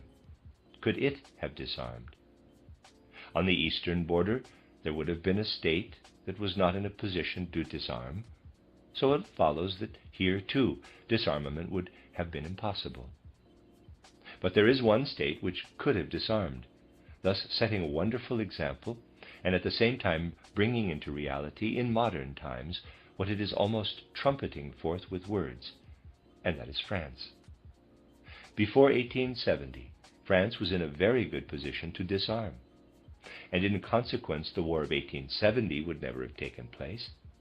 Even since then, as regards Europe, not the colonies, France would still have been in a position to proceed with disarmament at any time. This would have been a beginning, and attention could then have been turned to the east. Obviously, those whose thinking is abstract will object. Ought France to have exposed herself to the danger of attack by Germany? There would have been no such danger, because if a country becomes involved in a war, the cause is invariably the fact that it is capable of war, that is, that it practices militarism. It can be forced to practice militarism, but no country which does not practice militarism would be attacked if its neighbors had no interest in attacking it. Switzerland, of course, has never been in a position to do without materialism. You cannot apply the conditions of one situation to those of another. Equally, you may not say, in the abstract, that Germany would in any case have coveted Alsace-Lorraine. This is nonsense. Why should she have coveted Alsace-Lorraine under any circumstances? Bismarck said that to annex Alsace-Lorraine merely because some of the population were German was an impossible and crazy academic theory. The only reason there has ever been is one of military security. For so long as France is a military power in possession of Alsace, you can reach Stuttgart more quickly from France than you can from Berlin. The only reason there has ever been for attaching Alsace to the German Reich is that of achieving military protection on the western frontier. This may seem to be a paradoxical idea at first, but for our abstract thinking, which is the twin brother of materialism, realities do indeed appear to be paradoxes.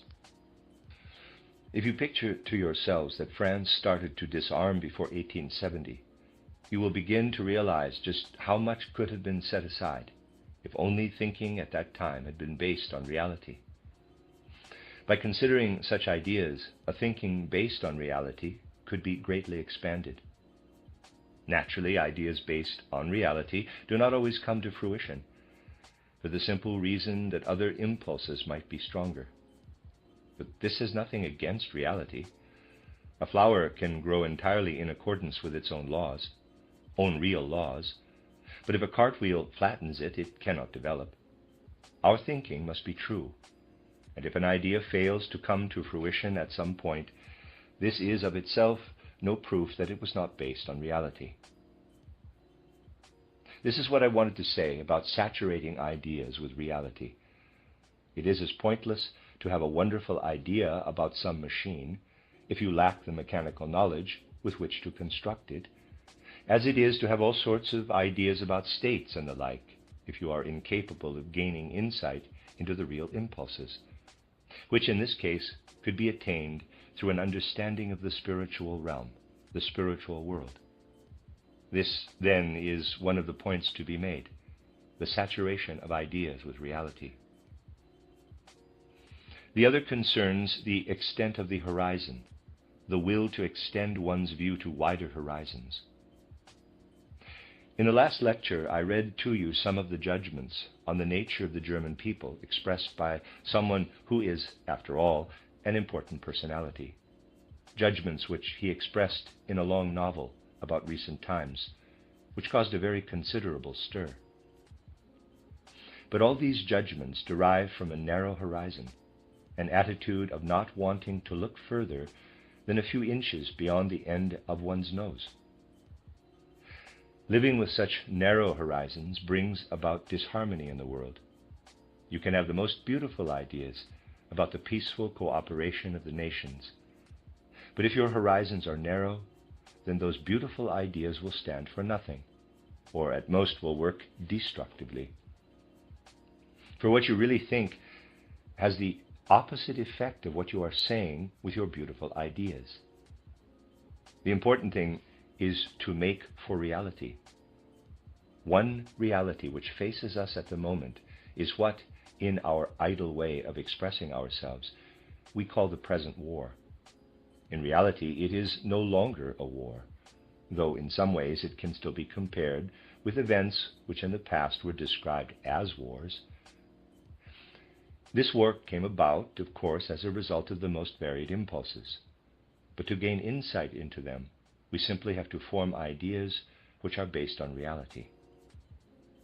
The time which should be used for working on ideas based on reality is used today instead to show that the world in most recent times has forgotten everything that took place during human history, up to the time when today's tragic events commenced. Of course, it is reasonable to talk in connection with such events of all sorts of horrors and atrocities, but these ought to be taken for granted if you consider the experiences of mankind throughout history. Such things really ought not to be used to deafen us in relation to more profound matters with which we are faced, and the recognition of which could alone bring people to a point of view that is fruitful. Let us today turn to something which can easily be recognized by anyone who grasps matters externally on the physical plane, but which is illuminated more clearly if it is considered in conjunction with ideas put forward in the lecture cycle on the folk souls. Among the various causes which have led to today's tragic events, there are a number which could become increasingly clear to those also who consider the external world by itself. If only people would be willing to extend their horizons. The British Empire possesses 1/4 of the entire land surface of the globe. The British Empire and France and Russia together possess 1/2. A coalition between Russia, France, the British Empire, and America would account for approximately 3/4 of the Earth's land surface. So there would be 1/4 left over. This figure ought of itself to speak volumes to those who work with reality. Let us, however, look at that quarter which is contained in the British Empire. Here we have, to start with, the quite small territory covered by England, Scotland, and Ireland. England, Scotland, and Ireland by themselves in no way constitute the British Empire. To speak of these 3 territories is to speak of a region of the world which gave birth to that great man Shakespeare, and also to incomparable thinkers and, in earlier times, great statesmen. Only good aspects are to be found. All that we find here is supremely suited to play a great role in the 5th post-Atlantean period. What we do not find is the British Empire, namely those 3 island regions attached to Europe, together with all that can be called their colonies in the widest sense. Especially in recent decades, the impetus for the whole development of this British Empire comes from the relationship of the motherland to the colonies. You can discover what endeavors are being made thus to shape the relationship between the motherland and the colonies. What the British Empire is striving for is a close-knit relationship between the motherland and the colonies. I've told you about the application of occult forces, and it is these forces that are being used to achieve this goal. If these forces were allowed to work in their own region, no possible harm could come of them. But if the goal is something egoistic, whether for an individual or a group, then their effects cannot but be harmful. It is not at all easy to achieve this relationship between motherland and colonies. Those who imagine that world peace can be achieved by means of programs and an interstate organization obviously have no idea what forces have to be used in reality to achieve a welding of the British motherland to her colonies in a way that will create the kind of totality which suits the British Empire. At the basis of this endeavor is what they there call imperialism. This is what has always been striven for in recent times, though not out of entirely materialistic impulses. But this is what has been striven for. Every means that might serve this idea has been found acceptable from a certain point of view. It was necessary for the British Empire to achieve closer links with its colonies. To make this possible, an impulse was needed that would steal into people's hearts and turn their minds towards something that would not otherwise have been found acceptable. Let me read that a sentence again. To make this possible, an impulse was needed that would steal into people's hearts and turn their minds towards something they would not otherwise have found acceptable. It is with this that the war in Europe is connected. For out of the mood of this war, certain impulses will arise, which the British Empire needs in order to create a uniformity between the motherland and her colonies.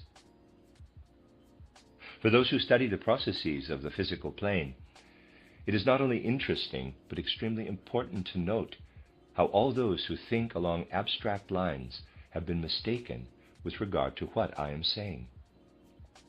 Read what these, in quotes, clever people wrote while this war was approaching. I mean clever in the sense in which I frequently use this word. They all reckoned with a defection here, and a revolt there, and another there, if war were to break out. But nothing of the kind has happened.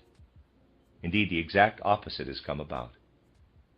If people's thoughts had been based on reality, they would have said, if the British Empire wants to draw its colonies closer together, if it wants to generate impulses there which will tend toward going along with the motherland, then it needs a war. And this war is the means to that higher, so-called end desired by the state. And wherever such thoughts are thought, the end sanctifies the means. Now is the moment when this fact should become particularly obvious to people. Speaking at present about the evolution of the British Empire, we should always take two significant streams into consideration. The one is the more or less puritanical stream. This word only describes one element of it, though probably correctly, which comes into its own in all that is excellent in the British nation. This puritanical stream was to a great extent dominant in British politics right up to the 90s of the 19th century. But during the 90s, a change came about when the imperialistic stream became stronger and more important than the puritanical stream. Certain people had a good feel for the approach of imperialism. Indeed, it is remarkable how good this instinct was. Let me draw your attention to a curious incident which shows rather clearly how these things are linked.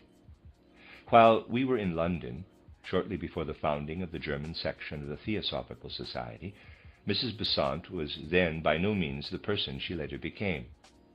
As you know, she always had the tendency to be whoever she had to be, depending on which influences had a hold over her. She was extremely popular in the circle of those who were called the Theosophists in London at that time. Anyway, there were various sides to her.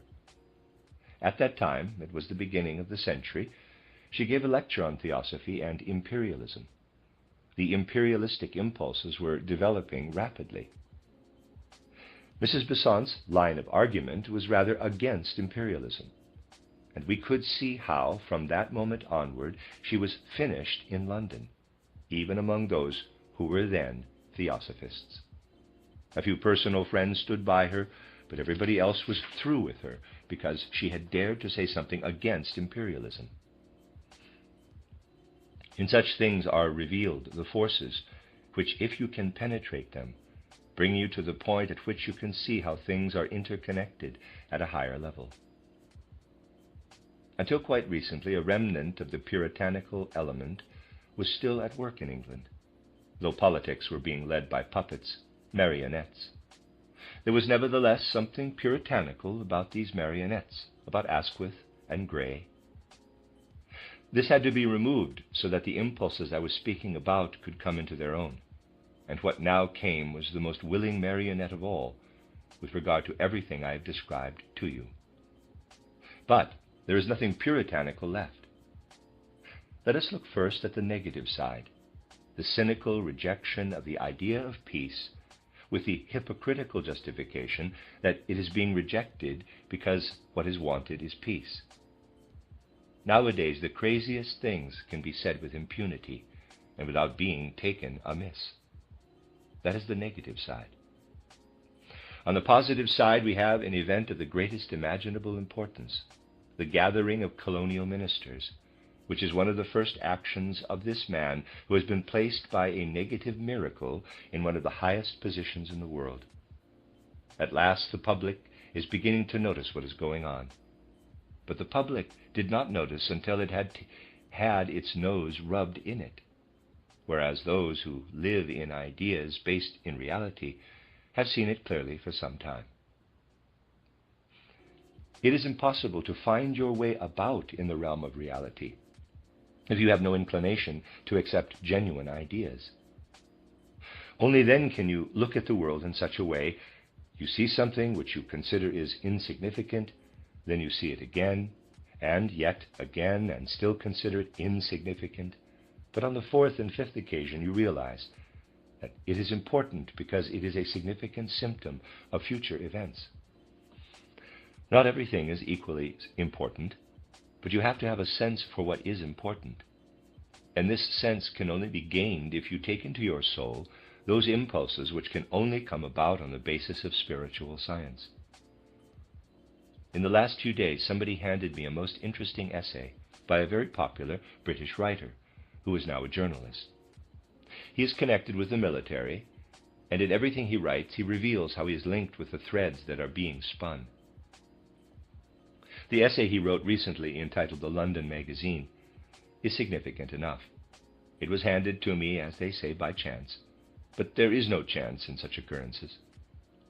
It is most interesting what this military author, linked as he is with the threads that are guiding events, has to say about the current situation. Quote, "Our people had and have the will to conquer.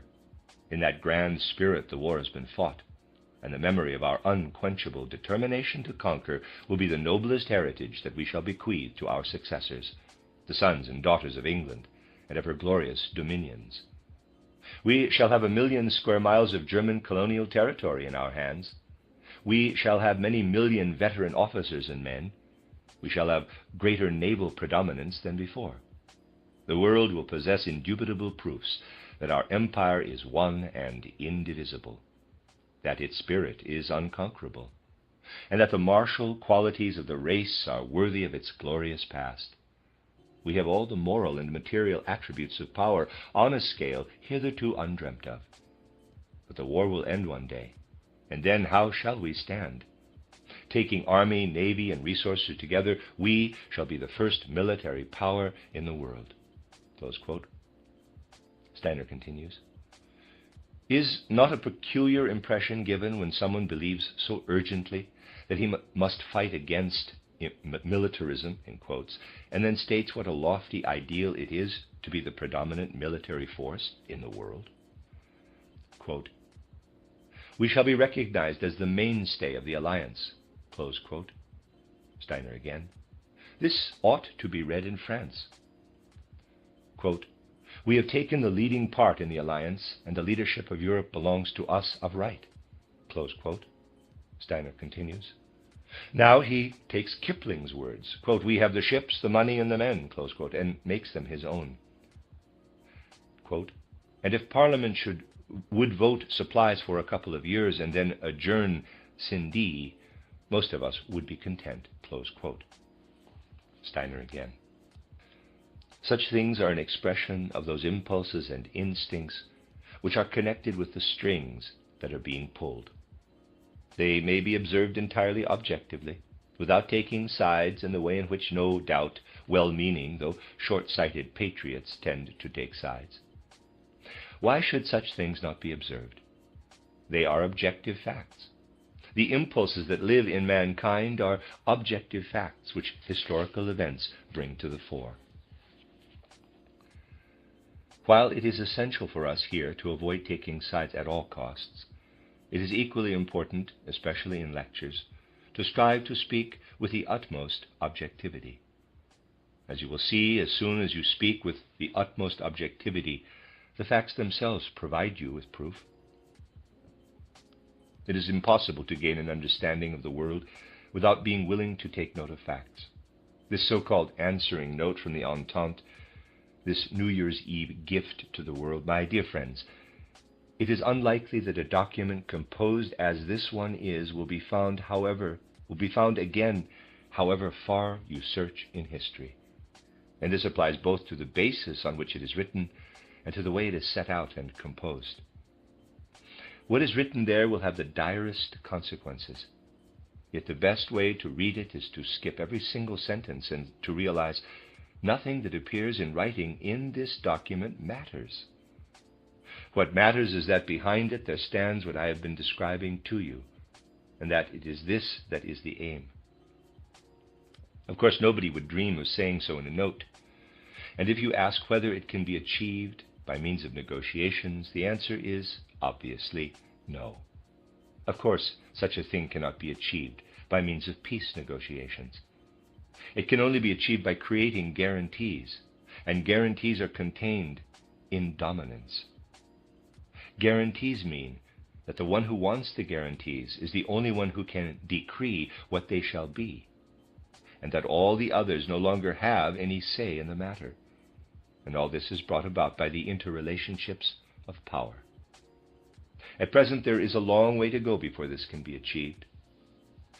But to live under the illusion that this is not the goal would mean a great lack of responsibility toward the sense for truth that human beings ought to have. Let nobody suppose that what I have said is directed against the British people, for I make a distinction between this British people and those who pull the strings, if I may use this expression, those who stand behind the events in the way I have frequently described. Neither is it necessary to identify oneself with such impulses, though obviously it cannot be my task to prevent someone from doing so. Also, I shall not prohibit, either in thought or feeling, anyone within our movement from identifying with such impulses. But let such a one say what is true, and not that he is identifying himself with the ideal of the rights of small nations and the like. Let him be clear that he desires to dominate the world. Then we shall be understanding one another in the realm of truth, and that is what matters. We shall make progress if human beings are true. If they say what is really true, we shall make progress. However terrible the truth may be, it will get us further than what is untrue. This is what we should inscribe on our hearts. We make better progress with this than with what is untrue. Obviously, it would be foolish to imagine that a world power could be moved by all kinds of persuasion or by all manner of propositions to give up its aims. Obviously, it would be foolish to adopt an attitude of high-handed morality and apply all kinds of moral yardsticks. I told you the story of the Opium Wars expressly to turn you away from moral yardsticks. What matters is to speak the truth, to say what is true. It would be far better for the world, though not for those who pull the strings, if we could all say baldly and cynically, "This is what is wanted." This, then, is the meaning in this particular field of our guiding line and goal. Quote, "Wisdom lies solely in truth." Close quote. The end of Lecture 15. You are listening to RudolfSteinerAudio.com. This is a reading of a cycle of lectures by Rudolf Steiner. This is the second volume of The Karma of Untruthfulness. This is Lecture 16, given in Dornach on the 7th of January, 1917, and it is the third lecture in the second volume, numbered Lecture 16. These lectures on the theme of current events are particularly suited to helping us realize what we can gain for our soul by striving to acquaint ourselves with spiritual knowledge. I have often stressed that this spiritual knowledge must not remain merely theoretical. We must make it come alive by filling it with those hallowed feelings and other impulses which belong to it, so that it can give to our souls that impetus and mood which will enable us as scientists of the spirit to relate to events in the human realm in a manner differing from that of someone who is not a spiritual scientist. We have reflected in various ways on how individual human beings belong to particular nations, nationalities. But what the individual bears within him that belongs to mankind as a whole, that part of him which is not specialized and individualized with the characteristics of a particular nation, it is of this that spiritual science helps us to become fully aware. For the main content of anthroposophical spiritual science is valid for every individual human being, regardless of any differences among various groups. Indeed, even the national differences are seen differently from an anthroposophical point of view, since, in contrast to the non-anthroposophical point of view, we are able to consider objectively what constitutes these differences. The various aspects can be seen objectively.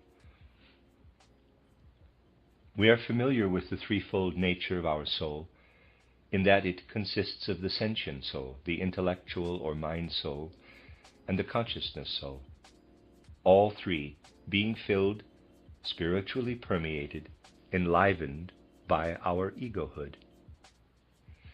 When the Italian folk soul works into individual human beings, it is the sentient soul that is influenced by the forces and impulses with which it works. In the French individual, it is the intellectual or mind soul, and in the British individual, the consciousness soul through which the folk soul works. For the folk souls of Central Europe, it is the ego that is receptive, and for those of the Slav peoples, the spirit self. If we could fill ourselves with an understanding of this, we should no longer be tempted to form judgments in the way in which they are so frequently formed. A certain person heard this and was furious because he understood anthroposophical spiritual science to be saying that in the German nation the folk soul works through the ego, as if this was something higher than a folk soul working through the consciousness soul. This was his own misunderstanding. For in spiritual science, different aspects of knowledge are viewed objectively, side by side. The folk souls have tasks to do, and to accomplish them, they have to work into their nations. But as regards the working of the folk souls in human souls, we must realize that in our fifth post-Atlantean period, a certain development has to take place. And those who are drawn toward anthroposophical spiritual science ought to feel themselves in the forefront of this development. How does the folk soul work down into the human soul and mind? To start with, we have to note that this working is subconscious and only partially rises up into consciousness. The individual human being feels that he belongs to one nation or another. On the whole, the folk soul works on the individuality via the maternal principle. It is the maternal principle that is embedded in the realm of the folk soul. The effect of the paternal principle is to detach the individual as a physical and etheric being belonging to nature from the group. I have frequently discussed this in past years. In the Christian world view, this is even expressed in the Gospels. This too I discussed some time ago. As things are today, it is in the first instance through the blood that the folk soul works into the individual, and also through what corresponds in the etheric body to blood. Naturally, this is more or less an animal impulse, and it remains at the animal level for by far the greater part of mankind today. Through his blood, the individual belongs to a particular nation. The mysterious forces and the impulses working in the blood are very different to describe, since they are extraordinarily complex and manifold. Suffice it to say that they lie beneath the surface of consciousness. People are far more conscious in all those aspects of their makeup which belong to mankind as a whole, irrespective of national differences. That is why the pathos, the passion, the affectation of belonging to a particular nationality bursts forth with a kind of elemental force. People do not attempt to apply logical reasons or judgments when it is a question of specifying or sensing their attachment to their nationality. It is his blood and his heart which is influenced by his blood that bind the individual to his nationality and let him live within it. The impulses in question are subconscious, and it is a good step forward if we can at least succeed in recognizing the subconscious nature of this situation. It is important, especially for those who are approaching spiritual science, if they can undergo this development in themselves and come to feel about these things in a way that differs from the way the rest of mankind feels.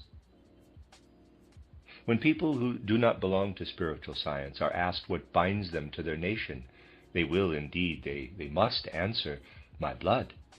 This is the sole idea which they are capable of forming about their sense of belonging to a particular nationality. A student of spiritual science, however, ought gradually to reach a point at which he is able to give not this but a different answer. If he cannot gradually develop to a point where this different answer is possible, this means that he sees spiritual science as something purely theoretical, not practical and living.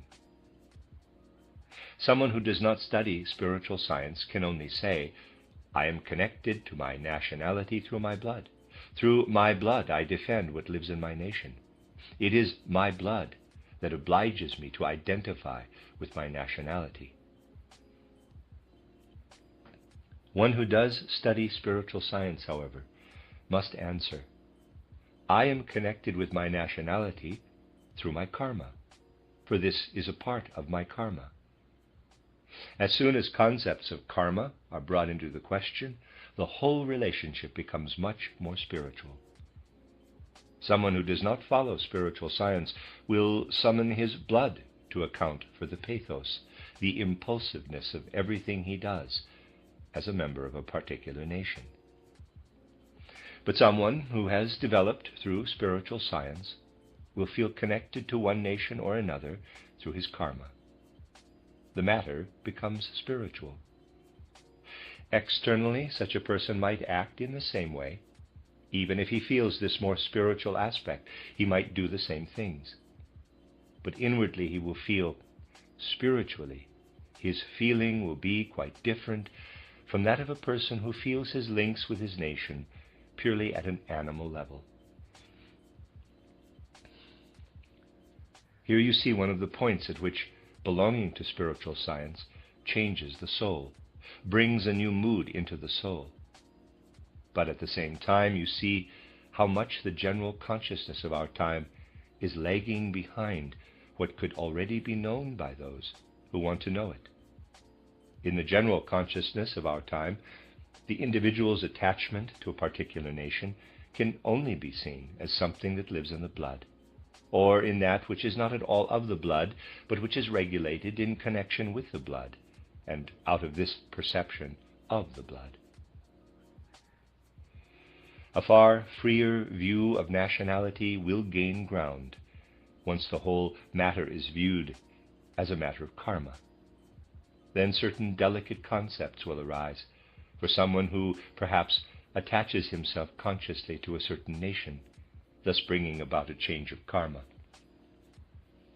But however we view the matter, whether in the less complete sense shared by the greater part of mankind today, or in the more complete sense that can be attained through the study of spiritual science, nevertheless, the fact remains that the general situation of the world today means that mankind is differentiated into groups. Nothing could make us more painfully aware than current events that this differentiation into groups is still for the most part prevalent. In addition, this differentiation into groups is mingled with quite other conditions and facts, because it is to be even more difficult for human hearts and souls to gain an understanding of the reasons for the painful enmities, the painful disharmonies that have arisen amongst mankind today. In short, we are touching on something pervaded by tragedy, which should have nothing to do with ordinary logic or ordinary superficial judgments. For whether these things are seen as a matter of blood or as a matter of karma, blood lies below and karma above logic. As a result, what we have been discussing must of necessity result in conflicts in human coexistence, and these conflicts must be seen to be necessary. To believe that these conflicts can be judged in accordance with those concepts that apply to individual human beings must lead to the greatest errors. The widespread discussion of conflicts among nations, in the same terms as those applicable to conflicts between individuals, is the gravest mistake. I have already said that concepts such as justice and freedom apply to individual human beings. To claim them as parts of a program for nations proves from the start a lack of knowledge about the characteristics of nations and a lack of will to enter into the question of national characteristics. For those who understand these things and are capable, through spiritual knowledge, of seeing what is factually and naturally necessary, there is something paradoxical about the belief expressed in so many publications today, for it is comparable with the shark who makes a pact with the little fishes which he normally eats, saying, "It is utterly inhumane to eat little fishes. I shall cease doing so." By saying this, he is condemning himself to death, for it happens to be the way of the world that sharks eat little fish. It is necessary to come to a profound sense for the fact that it is not possible to understand the world without seeing the reality of the necessary conflicts leading to all that is tragic in the world. And to believe that something like paradise is possible on the physical plane shows a total lack of comprehension of the peculiarities of the physical plane. Paradise does not exist on earth. There can be no comprehension among those who strive to realize the New Jerusalem as a utopia on earth, or who, like the social democrats, want to bring about some other satisfactory solution. There is a profound law which says that human beings, insofar as they live here on the physical plane, can only reach a satisfactory view of reality if they are aware that higher worlds also exist, and that they are connected in their souls with these higher worlds. Only if we understand that we are citizens of higher worlds can a satisfactory view be attained. Therefore, when spiritual consciousness was extinguished, a time had to come when mankind could no longer understand why so much disaster, so many conflicts are present on the earth. These conflicts can only be resolved when we feel ourselves not only to be living in the physical world, but also in the spiritual world. Then we may begin to grasp that, just as man cannot always be young, but has also to grow old, so there has to be a breaking down of what was once built up, conflict and destruction, as well as creation. When you understand this, you also understand that conflicts have to arise between groups of human beings.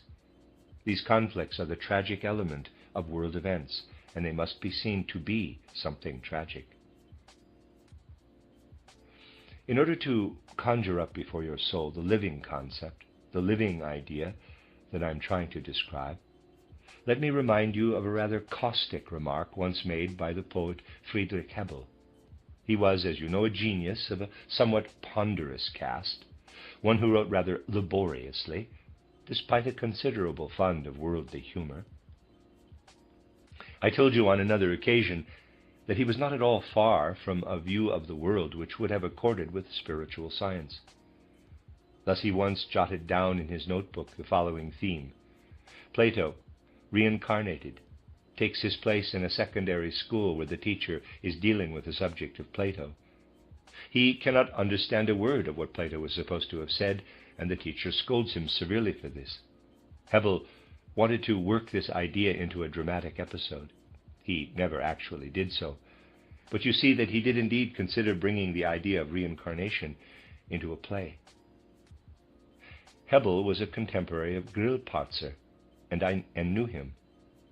As I said, Hebel was a somewhat somber, melancholy genius, but after he had seen Grillparzer's plays titled The Golden Fleece, titled Thou Shalt Not Lie, and titled A Dream is Life, and so on, he said, and this is most interesting, Grillparzer depicts tragic conflicts, but only those of which it can be said that if people were clever enough to see through the situations, it would be possible to resolve them in the end. According to Hebel, the tragic circumstances in Grillparzer's plays only come about because the characters are not clever enough to see through the tragic situations. This, he says, is not really tragic. Real tragedy among human beings only comes about when those involved are as clever as anything, and yet none of their cleverness and caution can help them, so that conflict becomes inevitable. What Hebel, as a dramatist, calls real tragedy is something that we ought to introduce as a concept into human evolution, human destiny, so that we do not continue forever to form the naive judgment that one thing or another might have been avoided. Situations which lead to conflicts, such as the present one, cannot be avoided, and all those declamations about blame are totally out of place in face of a truly penetrating judgment. It was for this purpose that I arranged these lectures which we have been conducting over the past days and weeks. I arranged them in order to demonstrate clearly that even in the case of an event such as the Opium Wars, it is impossible to speak of blame in the way blame is meant in situations involving individual human beings. Concepts such as guilt, freedom, and so on, which can be applied to individual human beings, cannot be applied to souls living on other planes, and folk souls do not live on the physical plane, but only work into the physical plane through individual souls. Their abode lies in other spheres, on other planes. Such things are sensed nowadays by some isolated individuals, but they are not understood when we judge events on the basis of concepts which are customary today, instead of making the effort to take into account the actual evidence. To stand up today as a member of a nation and pronounce judgment on other nations in a manner that is only justified when referring to individuals proves nothing except one's own backwardness in the ability to judge. It is, though, an historical necessity, because certain statesmen are backward in relation to what could be known today, that this backwardness, this ignorance is brought to bear even in the most terrible historical documents, as a result of which infinite rivers of blood will flow. On the other side stands the possibility of stressing again and again, for those who want to hear it, that the progress and salvation of mankind depend on finding judgments from the realms of spiritual life. There is indeed a sense in some quarters for that which is necessary as a basis for judgment, but it cannot be brought into consciousness. I shall give you an example, for if I may say so, spiritual science will only be absorbed into our very flesh and blood if we learn to observe ordinary, everyday reality from the viewpoint of spiritual science. In England, in the 70s and 80s of the 19th century, the historian Professor Seeley, S-E-E-L-E-Y, was active. What he taught was in many cases decisive for what later came to live in many souls. Seeley was perhaps the first English historical imperialist. His imperialism was historical, and his history imperialistic. For he viewed British history as it had developed over the centuries from the point of view that the trend had always been toward the foundation of the great British Empire, which now covers 1/4 of the habitable surface of the earth. His lectures appeared in print in the 70s and were frequently reprinted. Sometimes there was a new edition every year, for he had very many students. In these lectures he sought to gather up all the separate facts which made the British Empire what it is today.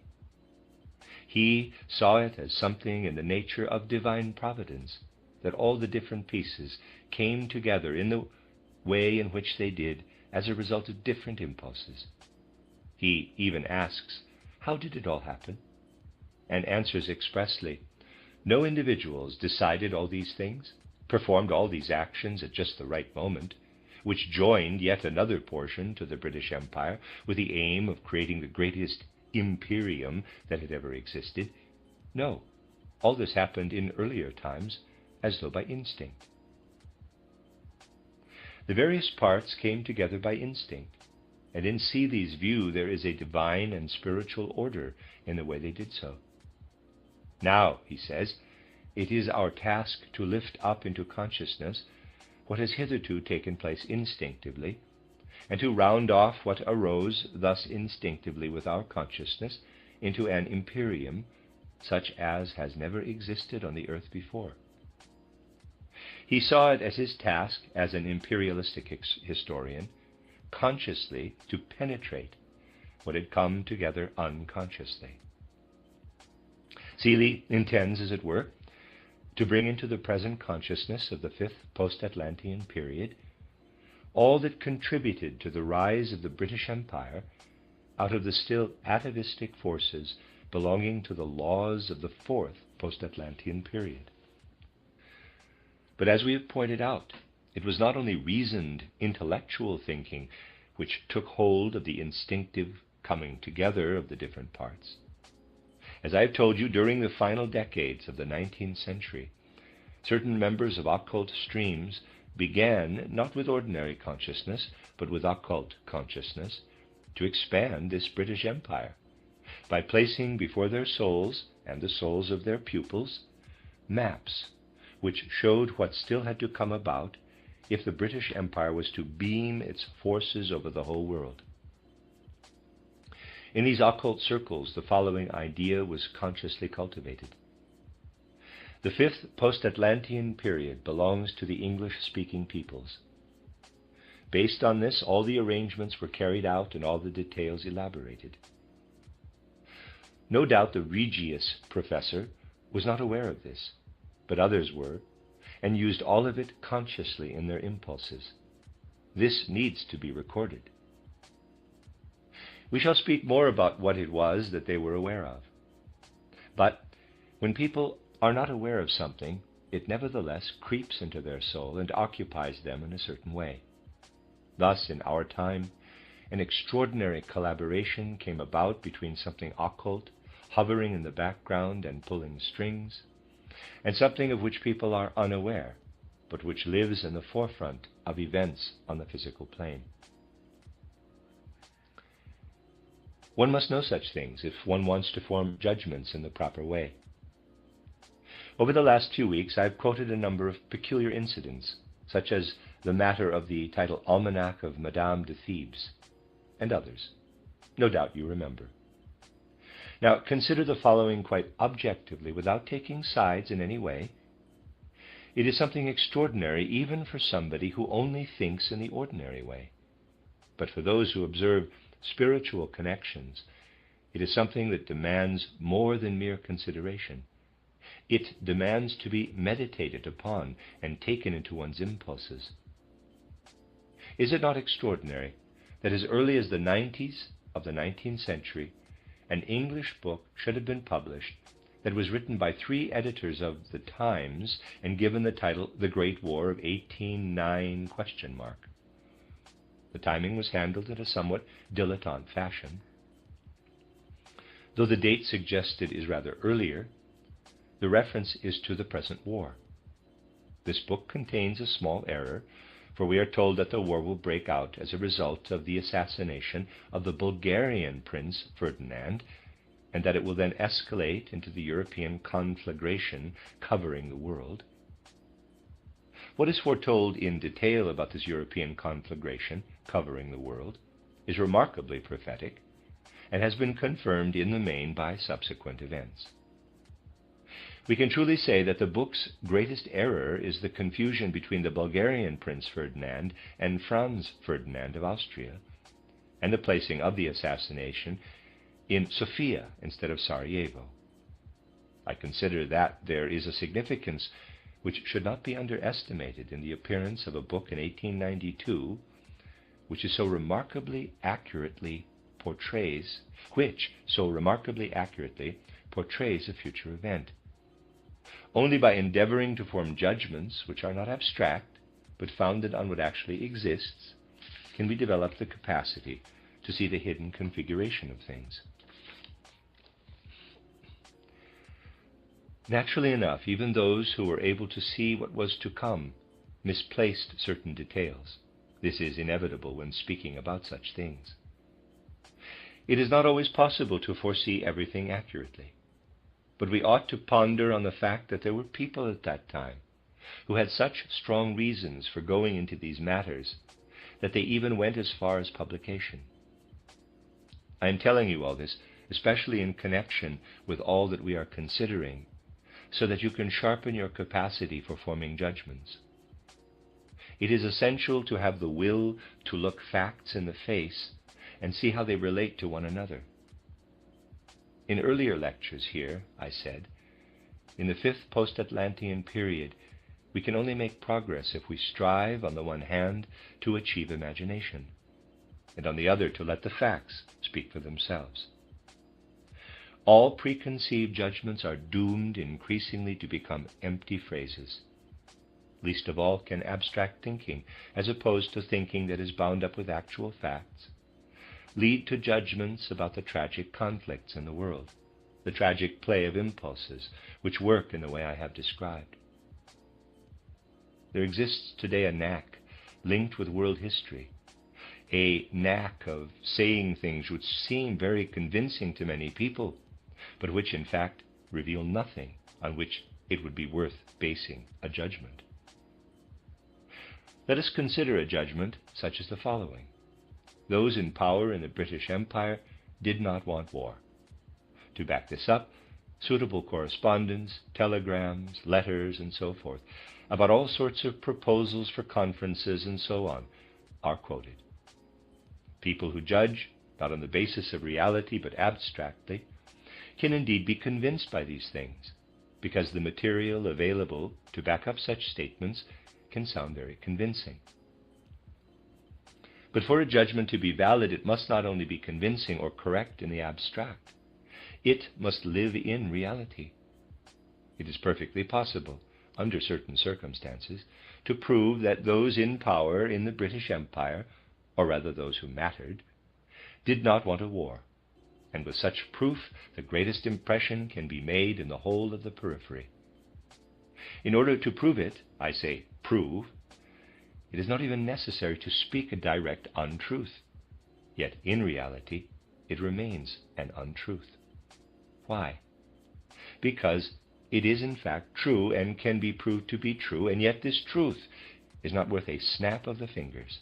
It is totally irrelevant. You may be certain that those in power in the British Empire would very much have preferred to prevent the conflict, insofar as the British Empire is a participant.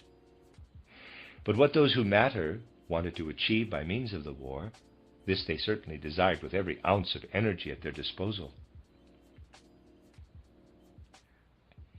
Had it been possible to achieve this without a war, they would obviously greatly have preferred it. And from the beginning it was not at all out of the question that these aims might have been achieved by means other than war. To do this, it would have been necessary to create some sort of substitute, some international arrangement, by means of which representatives of the various states could have come together to decide certain matters. If you take care to ensure in advance that you have a majority in such a body, then of course you can achieve your aims without a war, as long as the minority are prepared to go along with you. So you see, in the last resort, it is not a matter of whether one wanted to wage or prevent war, but of what one's aims were in the first place. And the objective observer cannot fail to see that the aim was indeed the one about which I have given you a number of hints. It is only possible to hint. As always, I beg you to take into account that I am not passing a judgment on moral grounds, but placing the concept of tragedy on the scales. I am saying that when conflicts are tackled by means of battles, when much blood is spilt, this stems from the tragedy of those conflicts. In contemplating this tragedy externally, we must of course have the will to be affected by these things in a way that differs somewhat from the ordinary. How often do we hear, a share of the blame for this war must be laid at the door of those opinions, sensations, and feelings which such people as Treitschke and Bernhardi spread among the German people. It can be quite grotesque, for the names of these writers have often enough been cited as belonging to deceivers, even by people who are convinced in the most honest way that this hits the nail on the head. Sometimes Nietzsche is included, sometimes others as well. There's much to be learned by taking into account what such things are based on, in what I might call, quote, the realm of what is true, close quote. But before going into this from the spiritual point of view, for much can be learned about the spiritual realm by attending to ordinary things, let me draw your attention to the way in which just such phenomena as the German historian Treitschke can illustrate for us everything that is so tragic in human evolution. The only thing is that one must not make judgments of an utterly superficial kind. Had I been inclined to make judgments of a superficial nature, I should for some time now certainly have looked upon Treitschke as a social monster. I only met him once, at a time when he was already totally deaf. You wrote your questions on scraps of paper, and he then replied.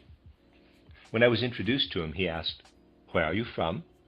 I wrote down that I was an Austrian. He replied, "Well, well," he was loud-spoken, since he could hear nothing. "Austrians are either geniuses or rascals, one or the other," and so forth. With Treitschke, it was always like this. If you did not want to count yourself a genius, you had had it. He was a vivacious man with considerable depth of character, and he often expressed himself in sharply defined terms. He wrote a much-cited history of the German people.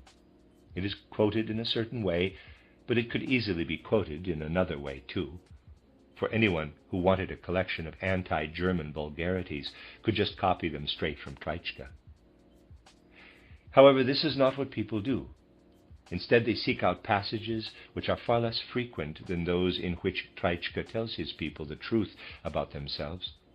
They seek out passages which are written, so they think, in a, quote, Prussian or militaristic manner, close quote. In this connection, I want to introduce you to a rather interesting judgment. It stems from a man who was quite justified in forming it, because he, too, was an historian. He was also particularly interested in Treitschke's definite antipathy toward more recent history and developments in England. Treitschke certainly entertained this antipathy, and it soon became obvious when you got to know him. This historian, who knew Treitschke well, wrote that Treitschke's dislike of modern England was based partly on historical and partly on moral grounds, for, quote, Britain's world predominance outrages him as a man almost as much as it outrages him as a German. It outrages him because of its immorality, its arrogance, and its pretentious security, and not without justice. Close quote. Steiner again. Please note this, quote, he delineates English policy throughout the 18th and 19th centuries as aimed consistently at the repression of Prussia. So soon as English politicians discovered the true nature of that state and divined the great future reserved for it by destiny, had not England been Prussia's treacherous but timid enemy in 1864 and 1866, and again in 1870, 71, and above all in 1874, 75, close quote. Steiner again. This is what this historian says in his discussion of Treitschke's antipathy toward England. The strongest point he makes in Treitschke's favor is his, quote, conviction, which becomes more intense as the years advance, that Britain's world predominance is out of all proportion to Britain's real strength and to her worth or value, whether that worth be considered in the political, the social, the intellectual, or the moral sphere, close quote. Steiner continues. He continues, quote, it is the detestation of a sham. That which Treitschke hates in England is what Napoleon hated in England, a pretentiousness, an overweening middle-class self-satisfaction, which is not really patriotism, not the high and serious passion of Germany in 1813 and 1870, but an insular, narrow conceit. In fact, the emotion enshrined in that most vulgar of all national hymns, Rule Britannia, close quote. Steiner continues.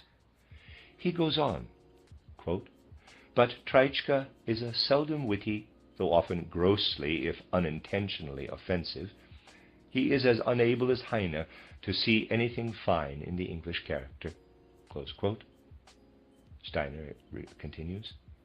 You see, this is another judgment about Treitschke, and while we are just discussing this historian, let me read to you a judgment he formed about someone else, much maligned Bernardi. Quote, but what marks out this work, close quote, Steiner again, the book in question is the one which is constantly quoted these days as being particularly abominable. Quote, from all others of the same kind, giving it something of the distinction of a really epoch-making book, is that it represents a definite attempt made by a German soldier to understand not merely how Germany could make war upon England most effectively, but why Germany ought to make war upon England. Close quote. Steiner again. All this is written about Treitschke and Bernardi by the English professor Cram, reader's aside spelled C-R-A-M-B, end of reader's aside, who from his own point of view could be called the English Treitschke. If you delve into the matter, you will find an extraordinary similarity between the tone of Cram and that of Treitschke, for Cram equally is utterly preoccupied with making clear that the British Empire must dominate the world, and that everything must be done to bring this about. You could say that he speaks about England in the way Treitschke speaks about Germany, allowing, of course, for the differences between an Englishman and a German. Here you see how one of two men, each of whom, speaking from his own point of view, must needs say the opposite of the other, is nevertheless capable of appreciating what the other says. In a certain sense, a point had been reached at which what had to be laid aside could indeed be laid aside, in order to come to what is above the individual and belongs to history. It is therefore an extremely depressing relapse, a backward step for people, to find that now, even in the most weighty documents, judgments come to expression which are utterly inapplicable. There is really no need to go at all far in order to find tangible truths. But to do so, one needs the keen sense, which today can only be maintained through some connection with spiritual science. On another front, there is something equally grotesque.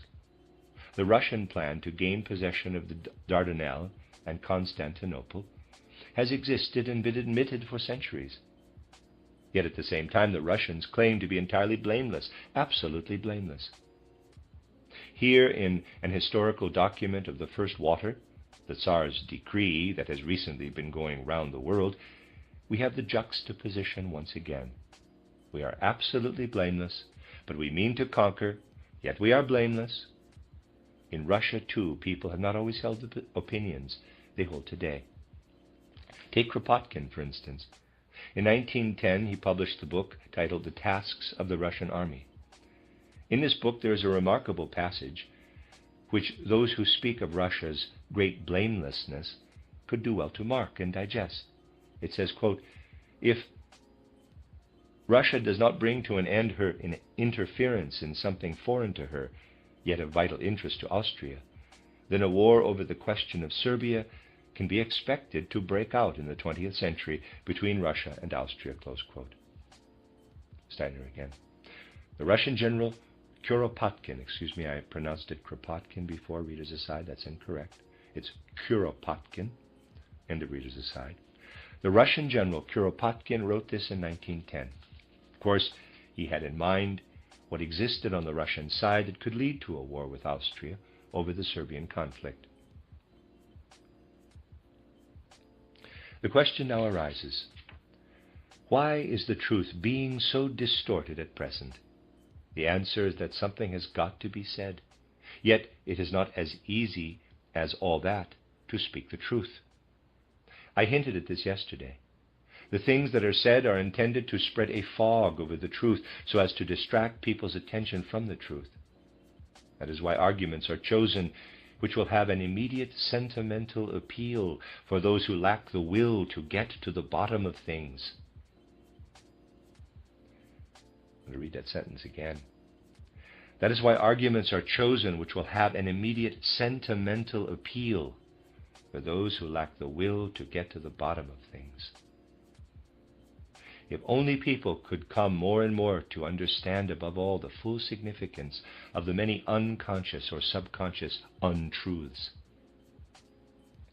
I have often pointed out that it is no excuse to say that one believes something just because so-and-so said it.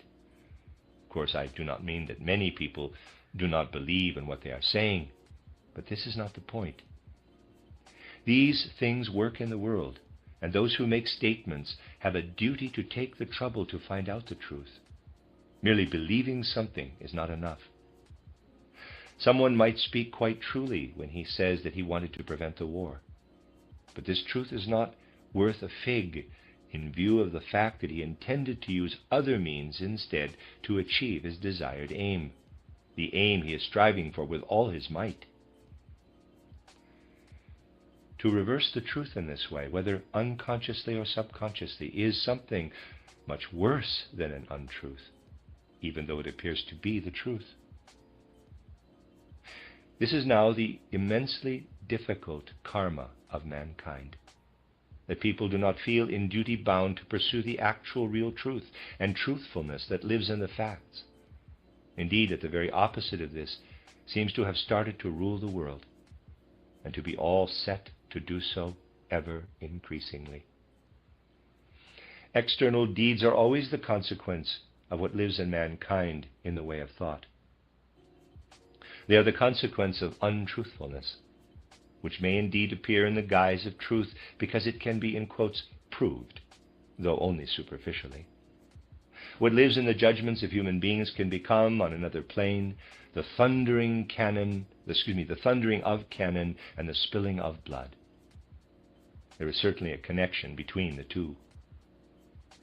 The conclusion we have to draw from this is that we must enter ever more deeply into the facts, that we must develop a sense which can lead us to see in the appropriate places those things which can really throw light and reveal what is essential. The end of Lecture 16. You are listening to RudolfSteinerAudio.com. This is a reading of a cycle of lectures by Rudolf Steiner entitled The Karma of Untruthfulness. This is Volume 2, which is Lecture 17 in the complete series. And Lecture 17 is the fourth lecture in the second volume, given in Dornach on the 8th of January, 1917.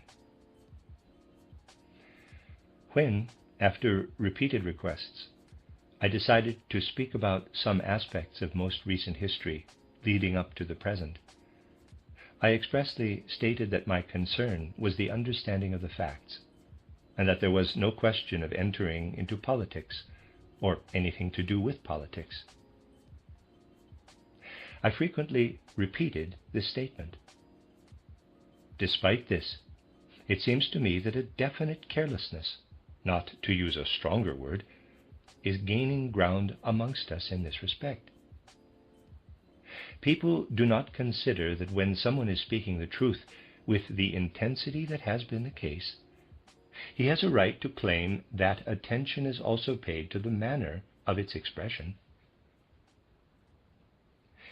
It appears that here and there people have been speaking about these lectures as if they were political lectures.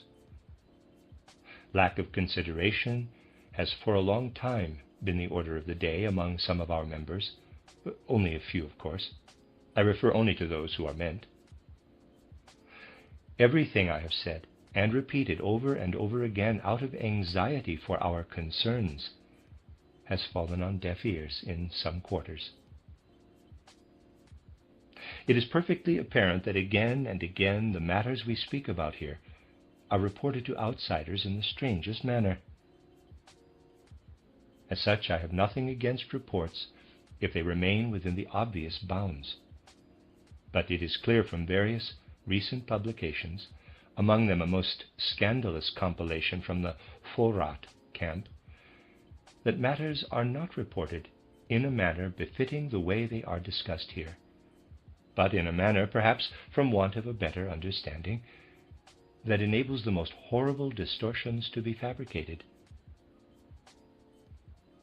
I know very well that the source of this is to be found in our midst, and if again and again I hold my peace and refrain from taking steps against those so-called members who behave in this way, it is out of love for our whole movement and our whole society. It is surely not possible to hold a constant succession of hearings. It would, however, be possible for members who understand what is going on to approach in a suitable manner those of whom it is known that their attitude to the spiritual content given here is not what it ought to be. I do not want to maintain, though perhaps sometimes it is indeed the case, that there is a direct lack of morality in people's behavior, but there is certainly a lack of insight into the way one might behave.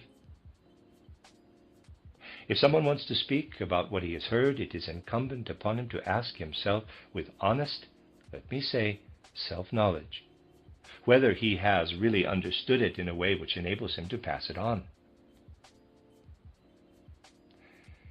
It is necessary, unfortunately, to draw attention to this from time to time. I assure you that I am not doing so without good reason. If things go on as they are, it will become necessary to remain silent about certain matters, and it is easy to see what would then become of our movement. And a share in bringing this about would lie with those members who again and again fail to prevent themselves from using the most awful expressions, which can then lead to frightful distortions. Surely it is not necessary to speak about these things in places where they can be overheard by people who do not belong amongst us, and to use expressions which might come easily to the tongue, but which in no way correspond to the whole purpose on which these lectures are founded. I must admit that having decided, after repeated requests, to give these lectures, I can only view as entirely personal attacks the instance in which they have been described as political lectures. Let me read that sentence again. I must admit that having decided after repeated requests to give these lectures, I can only view as entirely personal attacks the instances in which they have been described as, in quotes, political lectures. Now that we have discussed the many considerations contained in the lectures of the past few weeks, it will today be possible to draw some of them together in order to throw light on aspects which can help us to understand what is happening today. I shall first endeavor to recount quite baldly, in the most external fashion, the historical sequence of events as they occurred, and then, on the basis of the insights gained over the past weeks, I will point out some of the deeper lying causes. I want to state expressly that particularly today, I shall attempt to weigh carefully every single expression, so that each one provides an exact delineation within which the view it expresses can come to light. Let me start then by describing, quite externally and briefly, certain events, viewpoints, and impulses. As you, of course, all know, the present painful events have come about, in connection with the murder in June 1914 of Franz Ferdinand, heir to the Austrian throne. This assassination was followed in the whole of Europe by a newspaper campaign which showed, in what might be called surging waves, the degree to which passions had been aroused in every quarter. All this led to the well-known ultimatum from the monarchy of Austria-Hungary to Serbia, which in the main was rejected by Serbia. Then on to the Austro-Serbian conflict, which was intended by the leading Austrian statesmen to consist of a military entry into Serbia without any annexation of Serbian territory, for the purpose of exerting military pressure in order to force an acceptance of the ultimatum. The purpose of the ultimatum was to prevent Serbia from inciting unrest against the stability of the Austro-Hungarian monarchy via Austria's southern Slav population. As you know, Austria comprises quite a number of nations. There are 13 recognized languages, and many more than 13 distinct peoples. In the southern region, the population is Slav. More to the west are the Slovenian Slavs. To the east, adjacent to them, the Dalmatian, Croatian, Slovenian, Serbian, Serbo-Croat population. Then also the various groups who live in the territories of Bosnia and Herzegovina, which were annexed by Austria in 1908, though occupied by her long before that. Serbia borders on the territories populated by these southern Slavs. Austria believed it could be proved, and evidence of this proof can be found all over the place by anyone who cares to seek it, that Serbia was inciting unrest with the aim of founding a southern Slav kingdom under the sovereignty of Serbia, and entailing the detachment of the southern Slav population of Austria.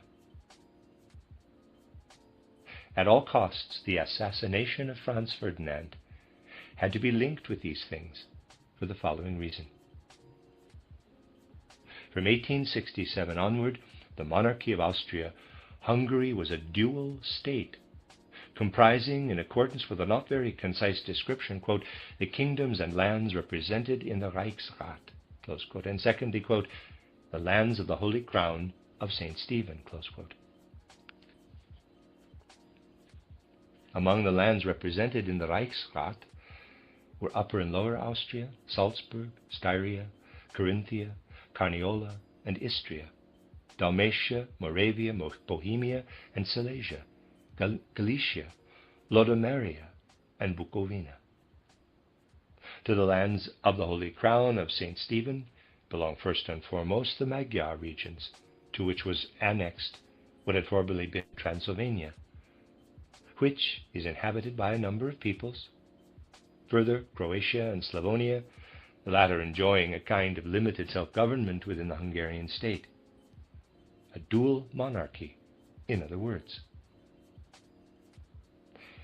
Now, it was known that Franz Ferdinand, the heir to the throne, wanted to overcome the drawbacks of the dualism of Austria-Hungary and replace this dualism with a triadic reorganization. This triadic structure was to come about by making the southern Slav territories belonging to Austria self-governing, in the way the lands and kingdoms represented in the Reichsrat and also the lands of the Holy Crown of St. Stephen were self-governing. This would have put a triadic structure in the place of the existing dualism.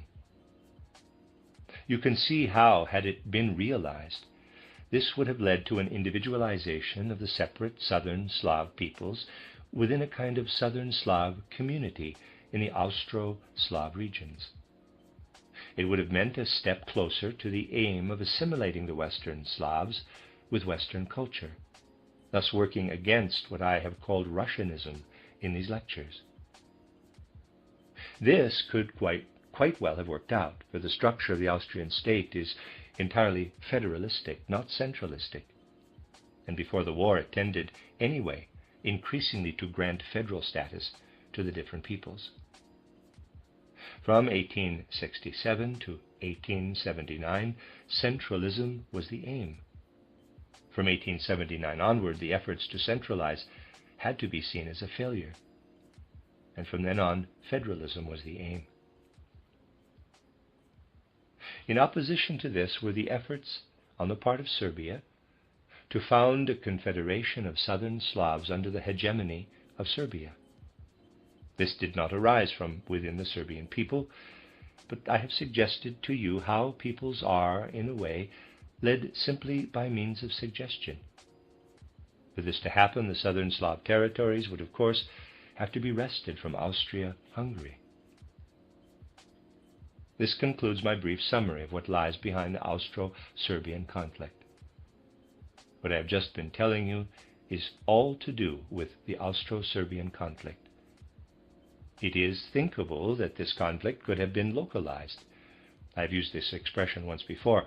Had this come about, I am speaking hypothetically, the European World War would have been avoided.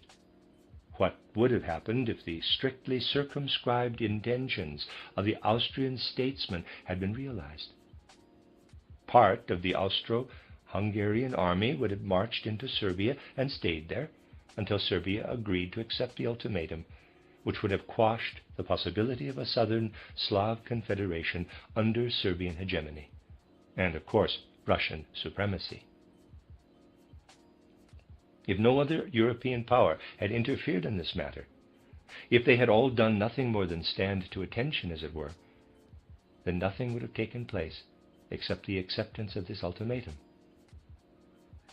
For Austria had guaranteed that she had no intention of annexing any parts of Serbian territory in any way. As a result, such assassinations as took place many times, that of Franz Ferdinand was only the last in a whole sequence incited by Serbian agitators, such assassinations would not have taken place. And without such agitation, the establishment of a southern Slav confederation under the supremacy of Russia is, or rather would, of course, have been impossible. If events had taken this course, I speak hypothetically again, this war need never have broken out. So, what is the connection between this Austro-Serbian conflict and the World War? To comprehend this connection, it is necessary to pass beyond an understanding of the external situation, and if I may say so, enter the deeper secrets of European politics. It is not politics we want to enter. We want to understand in our soul what it was that lived in these politics.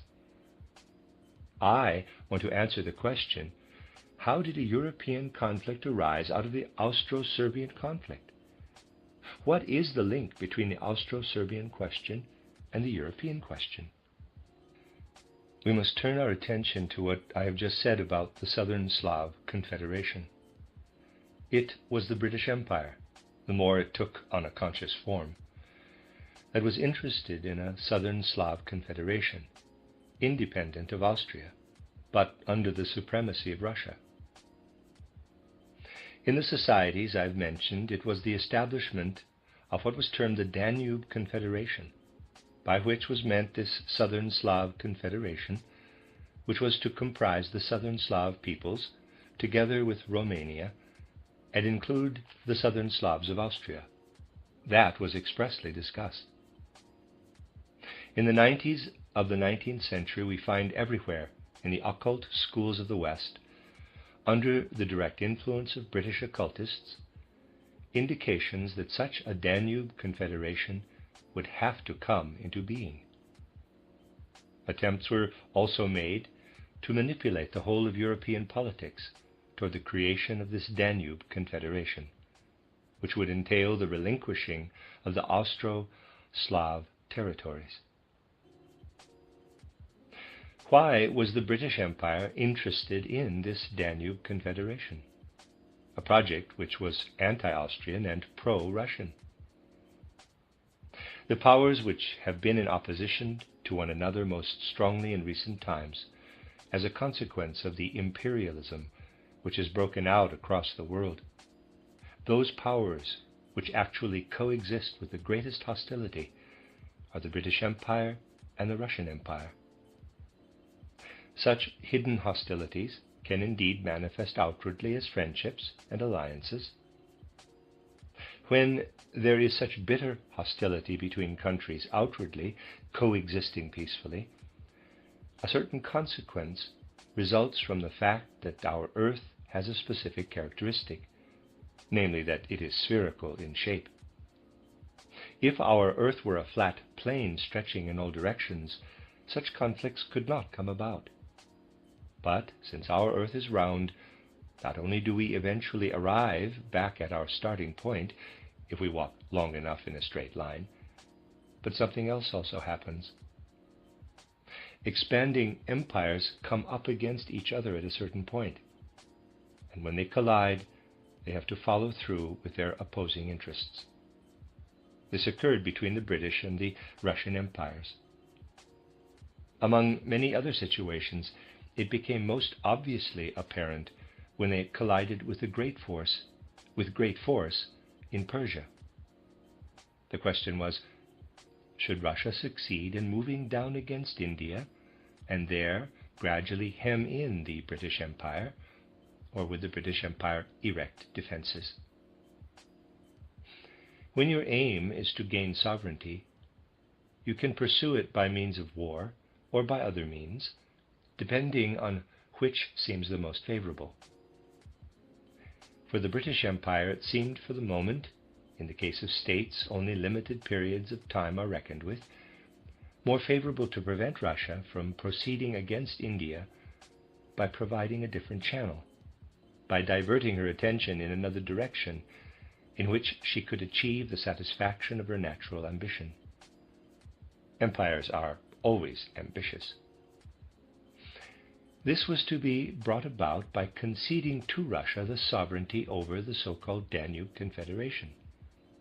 Thus, the British Empire was indirectly interested in making the Danube Confederation as extensive as possible, for the Slavs in the south wanted to belong together, and this feeling of belonging was stirred up in the way I have described to you.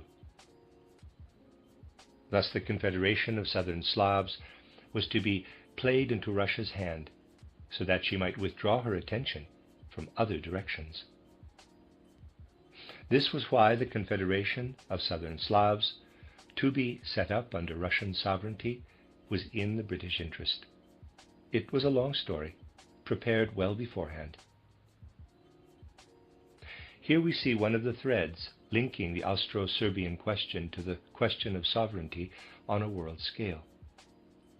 This is how the whole relationship between the British and the Russian empires was drawn into the matter.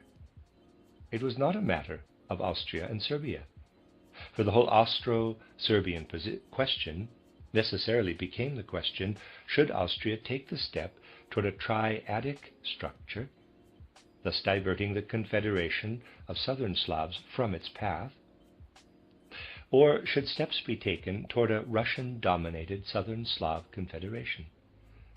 In this way, the Austro-Serbian question became coupled with the European question. When such situations exist, for what I have just described lived in human beings as absolutely real impulses, it is like an electric charge, which will at some point have to be discharged. This, then, was one of the threads. It is still, however, highly questionable whether the Austro-Serbian conflict would have led to the World War if there had not been further aspects in addition to those we have just discussed. Indeed, it is highly unlikely that it would have done if there had been no other causes. But there were plenty of other impulses, all of which reinforced the situation. First and foremost among these was the Franco-Russian alliance within the general European situation. This Franco-Russian alliance had existed since the 90s of the 19th century and looked at the situation objectively. It could not have been more unnatural. No one will doubt that France had entered into this alliance with a view to winning back Alsace-Lorraine, for there is no other imaginable reason for this alliance. All other reasons would only have spoken against such an alliance. In the end, though, these other reasons carry little weight in comparison with the driving forces. For the fact is that an alliance such as this exists. Through its very existence, it represents a real force. It is there. Much more important than the actual aim of this alliance is the fact that here are a Western and an Eastern state who, in combination, constitute a monstrous military power. And between them lies Germany, who could not but feel permanently threatened militarily by the scale of this combined French and Russian military might. It was this encirclement of Germany to west and east by the Franco-Russian alliance which became one of the driving forces in European affairs. To discover further influences which played a part, we must look at the following. In recent decades, imperialism has led to a general desire for expansion. You need only look, for instance, at the monstrous growth of the British Empire, or think of France, whose territorial expansion of the last few decades has been incomparably greater than at any earlier time, when France, as she herself said, marched at the head of European civilization. The events of recent decades have been like a chain reaction. In every case, what came next could not have taken place without what had gone before. The most recent point of departure, of course we could go back further, lies in the British Empire's seizure of sovereignty over Egypt. For today's way of thinking, it is perfectly reasonable to justify such an action by claiming the necessity of rounding off and securing one's assets. The expansion of British sovereignty over Egypt was justified by saying that a bridge to India was needed. The hope was that Arabia could be gained too, thus creating a direct link with India. The expansion of the British Empire to include Egypt provided to some extent a protective barrier against any awkward expansion of the Russian Empire westward. Any such expansion westward need not have harmed the British Empire to any great extent if Egypt had been able to provide the necessary link with India. Now, since the earth is spherical, there is insufficient territory for unlimited expansion outward by empires, because eventually they will clash. In consequence, the expansion of one empire generates in the other an equal lust for expansion. Thus the expansion by France to include Morocco in two stages in 1905 and 1911 was nothing other than a consequence of the expansion of the British Empire to include Egypt. The mutual recognition of these expansions, France's recognition of British dominion over Egypt, and British recognition of France's dominion over Morocco, provided the threads with which an entente cordiale between the French and the British empires could be spun. But because Germany was in the middle, efforts were made, as you know, to establish the Triple Alliance: Germany, Austria, Italy. However, the distribution of Morocco and Egypt, and what followed this, meant that an Algeciras conference, and particularly with the help of an elderly Italian politician who was well versed in these things, Italy was even then successfully drawn into the sphere of influence of the Western Entente between France and England. After the Algeciras conference, and readers aside, let me spell that, Algeciras, Algeciras probably. Sorry, the Algeciras conference, let me start the sentence again, end of readers aside. After the Algeciras conference, sensible people in Central Europe no longer believed that Italy would be able to remain faithful to the Triple Alliance. Because of the way she had behaved, there had to be consequences for her, resulting from the seizure of Morocco by France. And the consequence was that Italy was permitted to establish herself in Tripoli. In effect, this meant that Italy had been given permission by the West to wage war on Turkey. So Egypt led to Morocco, and Morocco to Tripoli. Then, because Tripoli meant a new weakening of the Turkish position, Tripoli led to the Balkan War. These events took place like a chain reaction. Egypt, Morocco, Tripoli, Balkan War. Each is unthinkable without its predecessor. Turkey having been weakened by the Italo-Turkish or Tripoli War, the southern Slav peoples, with the others in their wake, and also the Greek peoples, believed themselves strong enough to win the Balkan Peninsula for themselves. As a result of this, the trend toward a southern Slav confederation became linked with the national aspirations of the Balkan countries. The linking of these two chains gave the Balkan War an outcome in which Serbia was the strongest winner. Serbia has grown very powerful, incomparably more so than she was before. In consequence, there came a revival of the ideal of founding the Southern Slav Confederation under the hegemony of Serbia and the overall sovereignty of Russia. This led to the agitations which culminated in the assassination of Franz Ferdinand, which in turn led to the Austro-Serbian War. Now we have brought the two links together. The Austro-Serbian question was linked with the European question as a consequence of the whole historical process.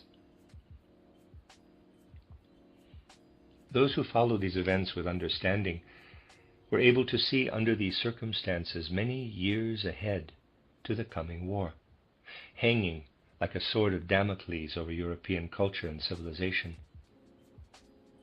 Wherever these things were discussed, you could hear how people realized that Russia's pretensions would lead to a conflict between Central and Eastern Europe.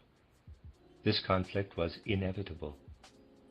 No one who studies the realities of history will say that this conflict between Central and Eastern Europe was not based on what may be called a spiritual necessity. Just as, in ancient times, conflict arose between the Roman and the Germanic peoples, so in modern times there had to be conflict between Central and Eastern Europe. There were manifold forms it could have taken, but conflict there had to be. Everything else, insofar as it had to do with the East, was included in this conflict. It was the pretensions of Russianism that led to the expectation that somewhere or other these pretensions would lead to an attempt by Russia to impose sovereignty on the Balkan League. This was expected. The geographical situation made it inevitable that there would be a clash between Russia and Austria. And when this clash occurred, so said all those who had been contemplating these things over the years, everything else would automatically follow. How, it was asked, would the situation be shaped by the existing structure of alliances at the moment of Russia's attack on Austria? Obviously, no one expected Austria to attack Russia of her own accord. This was unthinkable. Austria could not possibly find herself in a position to launch an attack on Russia. It had to be supposed, therefore, that matters would arrange themselves in a way that would enable Russia to attack Austria. Well and good. Because of the alliance between Austria and Germany, Germany could be expected to stand by Austria and attack Russia in her turn. And as a result of Germany's attack on Russia, I am telling you what was presumed. The Franco-Russian alliance would come into action.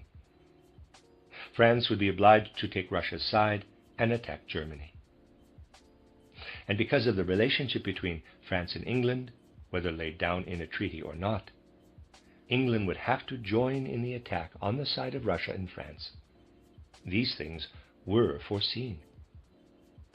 The structure of treaties and alliances would automatically lead to a sequence of events. In the end, the sequence was not quite what had been expected by those who concerned themselves, day in, day out, with the future of Europe. What form did it take? Let us see. I have already described to you the history of the ultimatum, the rejection of the ultimatum, the resulting insistence by Austria on acceptance of the ultimatum. But the European powers did not remain indifferent to all this, for Russia immediately made ready to enter the fray as Serbia's protector.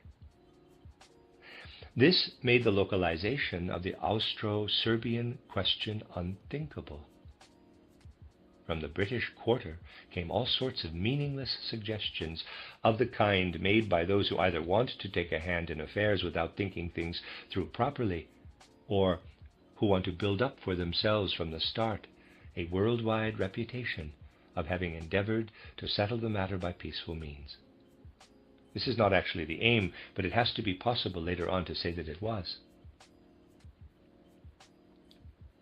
So the meaningless suggestion was made to call a conference made up of all things of England, Germany, France, and Italy to decide about the questions pending. Just imagine what would have been the outcome of such a conference. A majority verdict would have been required on whether Austria's demands to Serbia were justified or not. On the basis of the real situation, imagine, please, how the voting would have gone. Italy had inwardly deserted the Triple Alliance. France was on Russia's side. Russia was obviously only satisfied if Austria was refused the right to insist on acceptance of the ultimatum. England was in favor of the Danube Confederation.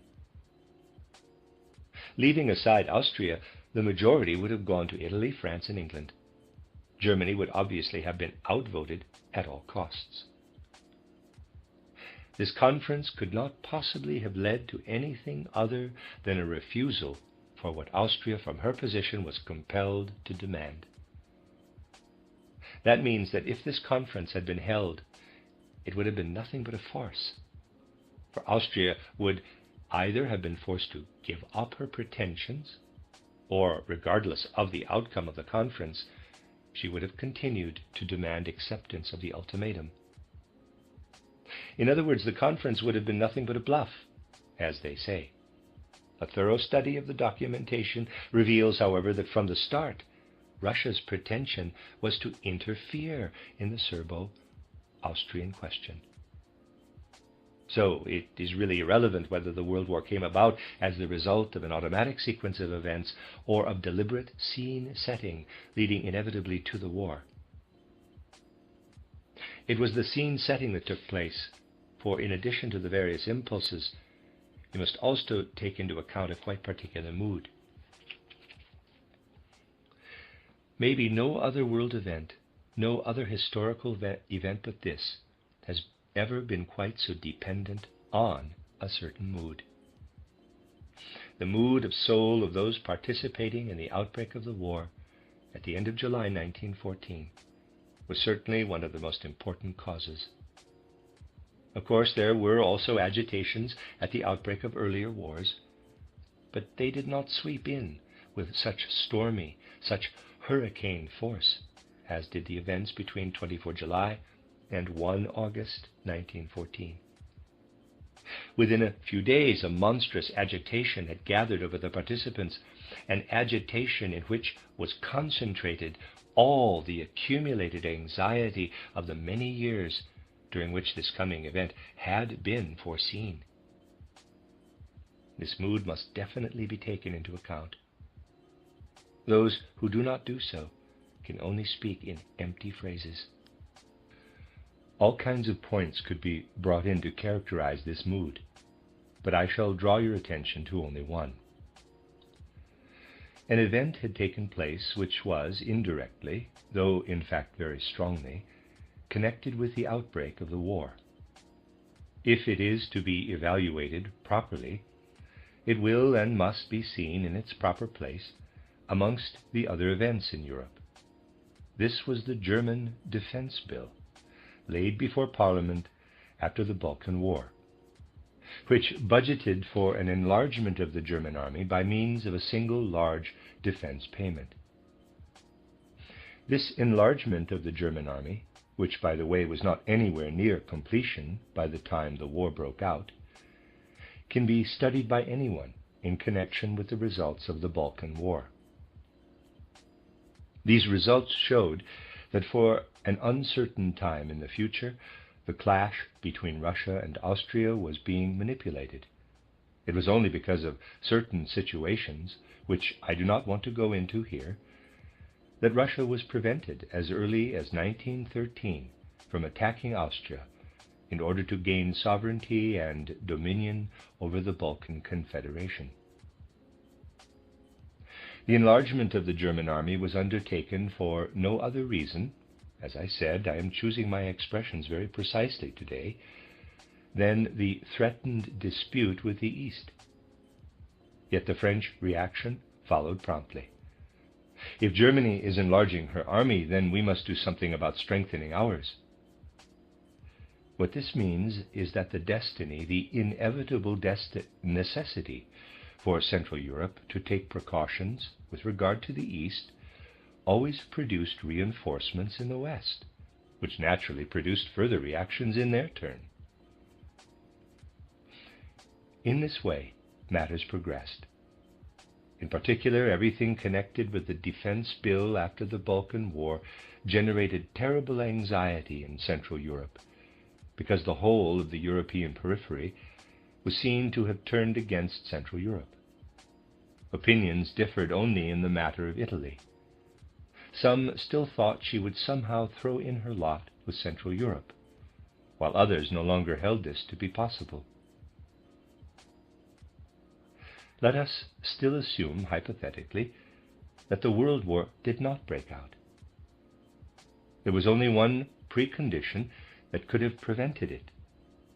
Russia would have had to refrain from immediate war threats, in other words, mobilization, which under the prevailing circumstances could only be regarded as a war threat.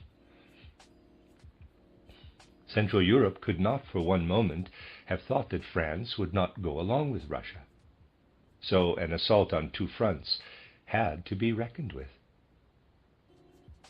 The only course of action open to those in positions of responsibility was to paralyze this assault in some way.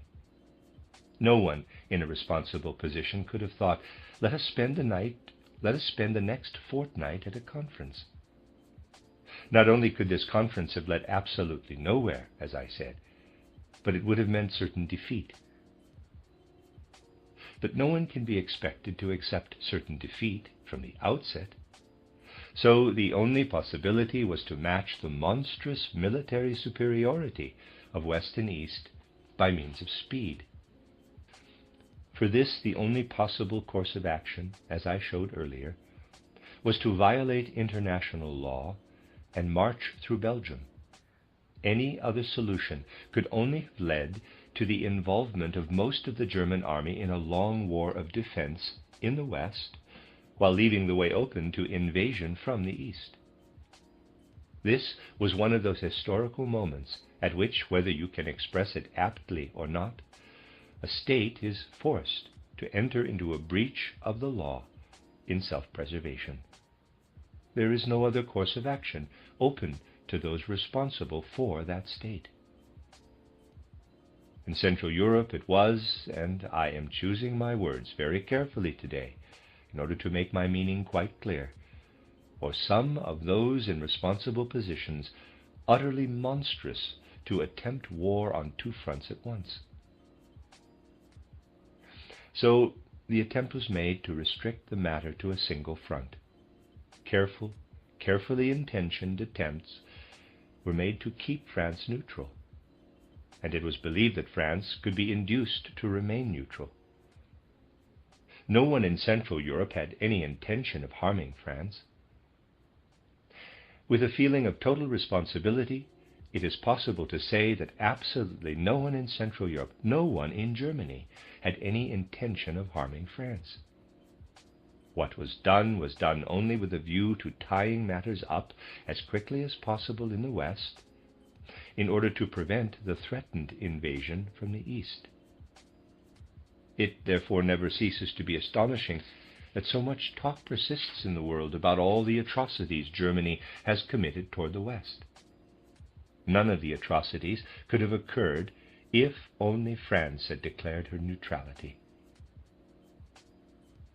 France was perfectly capable of protecting herself and Belgium against any attack. That France was forced to keep her agreement with Russia is her own affair, and should not be trotted out in the same breath as the atrocities committed by Germany, for the allegiance of one state to another is no business of her enemies. Since it proved impossible to keep France neutral by direct means, the attempt was then made via England, here too without success.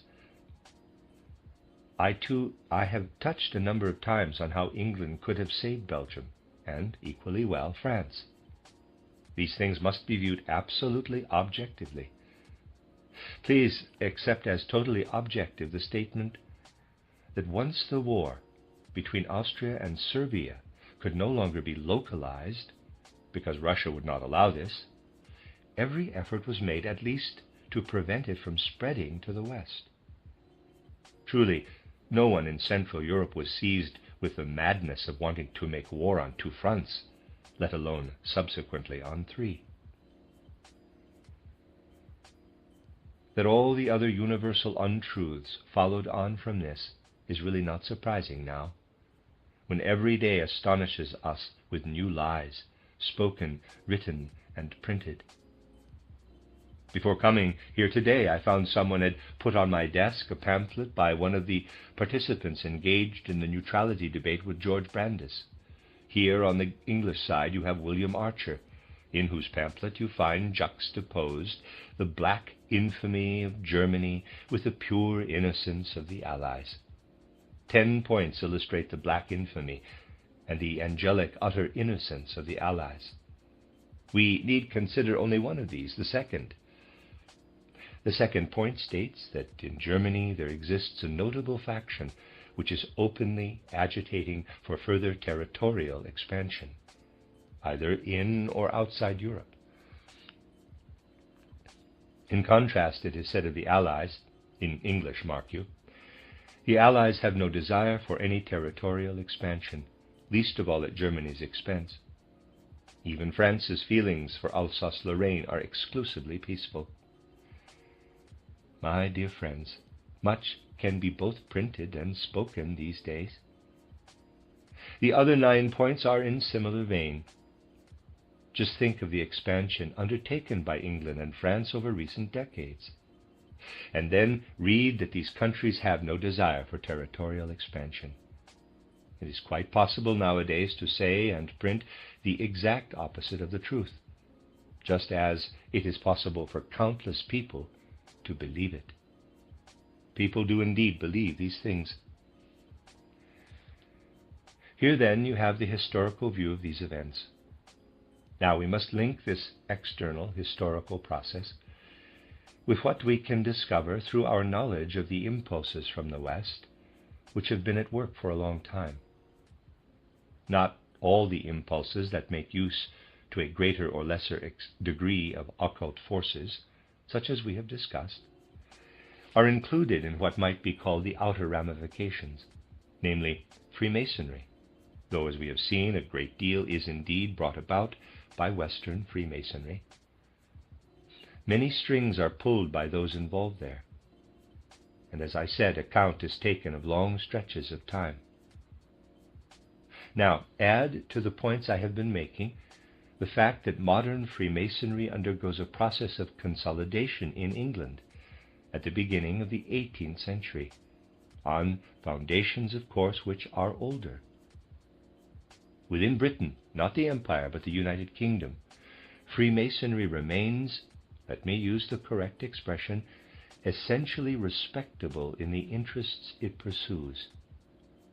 But everywhere else, outside Britain chiefly, or indeed exclusively, political interests are pursued by Freemasonry.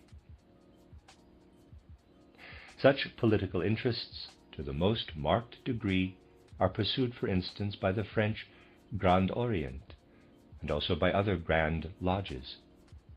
You could ask, What business is it of the English if political trends in other countries are pursued by certain orders of Freemasonry which possess an occult background?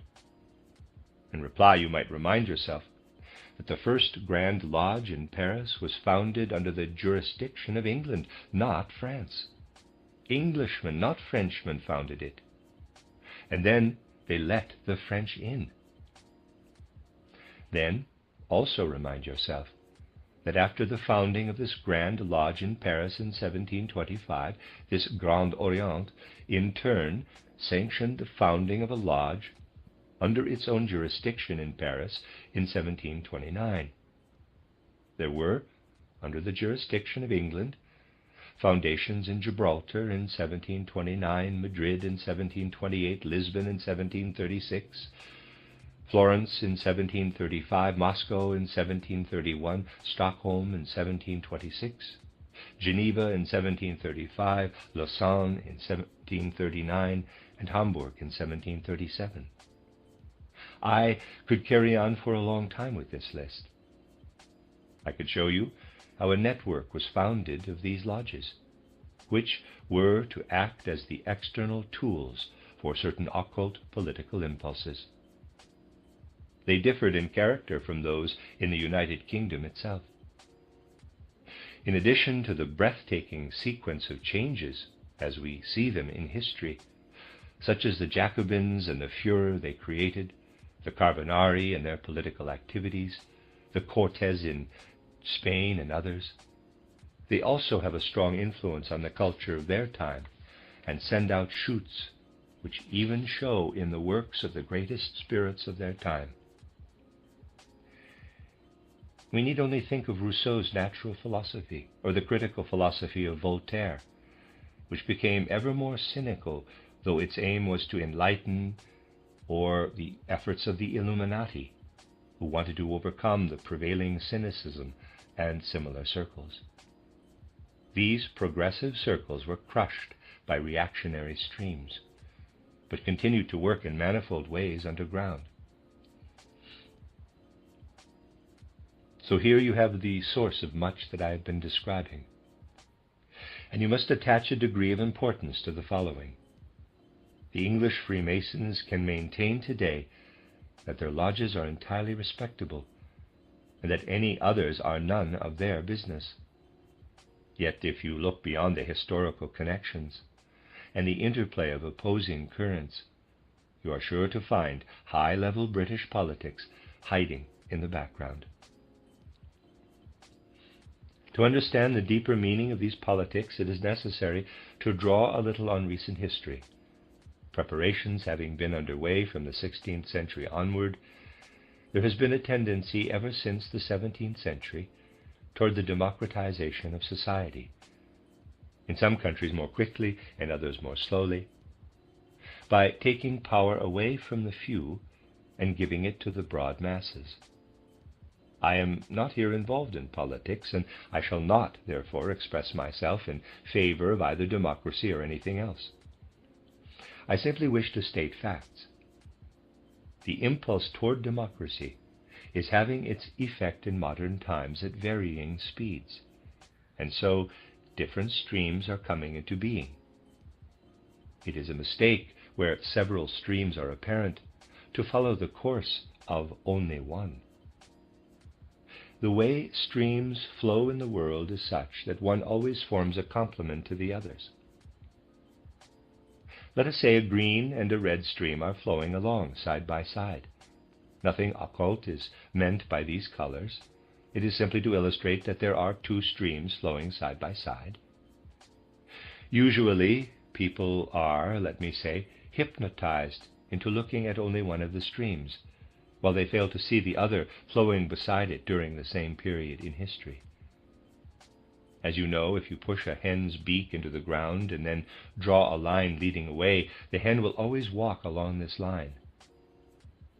In the same way, people today, especially university historians, see only the one side, and can therefore never really understand the historical process. Parallel with the democratic stream, there came into being the use of occult motives in the various secret societies. In isolated cases, also Masonic orders. In their purposes and aims, these are not, of course, spiritual, but they're developed, let us call it a spiritual aristocracy, parallel to that democratic stream which was at work in the French Revolution. The aristocracy of the lodges developed. To see clearly as a human being today, to be open to the world and to understand the world, it is necessary not to be dazzled by democratic logic, which has a place only in its own sphere, by empty phrases about democratic progress and so on. It is necessary also to point to that other stream, which asserted itself with the intent of gaining power for the few by means that lie hidden within the womb of the lodge, the ritual and its suggestive influence. It is necessary to point to this also. This has been forgotten during the age of materialism, but before the 50s of the last century, people did point these things out. Study the philosophical historians prior to 1850, and you will see that they pointed to the connection between the lodges and the French Revolution with all that followed it. During the period that can be seen as preparatory for today, Western historical development, the Western world, never emancipated itself from the lodges. The influence of the lodges was always strongly at work. The lodges knew how to find channels through which to impress certain directions on people's thoughts. Once a web like this has been spun, of which I have shown you merely a few strands, the button need only be pressed for things to be set in motion. Emancipation from all these situations and the impartial embracing of humanity as such only really came about under the influence of such great spirituality as developed in German philosophy, beginning with Lessing and developing through Herder and Goethe. Here you have a spiritual stream which took account of all that lives in the lodges, but in such a way that the mystery was brought out of the obscurity of the lodges and transformed into a purely human matter. You need only glance at Goethe's fairy tale titled The Green Snake and the Beautiful Lily, at title Wilhelm Meister, and other of Goethe's writings.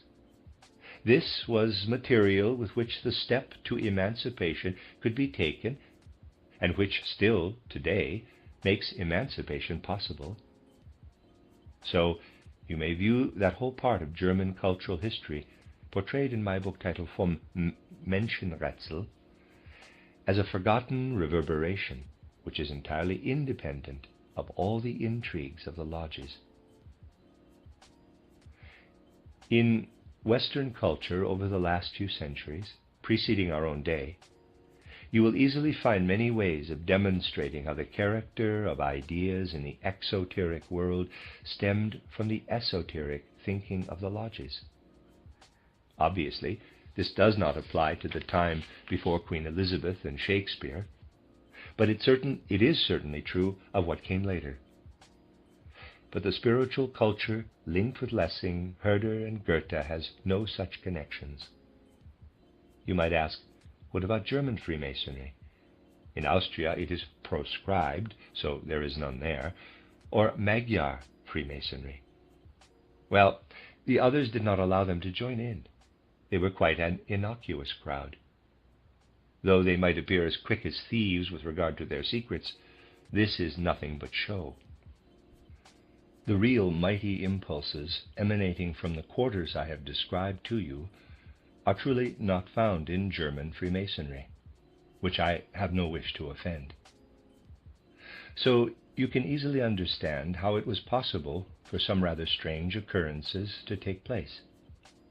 Suppose, for instance, someone were to make known in Germany the things I have told you about societies, their secret connections and their external branches, the lodges of Freemasonry.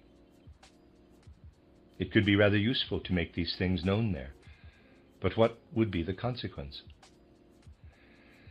Experts would be used to corroborate these things, and in this case the experts are the Freemasons themselves.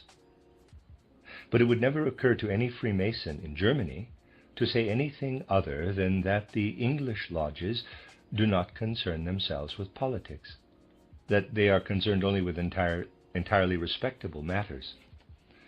This is all he knows, for he is ignorant of anything else. You can even be told, and this has actually happened, if you ask about specific names, that they are not on the list of members. They have the list, but are unaware that perhaps the most important of all are not included in the list. In short, German Freemasonry is a quite innocuous society.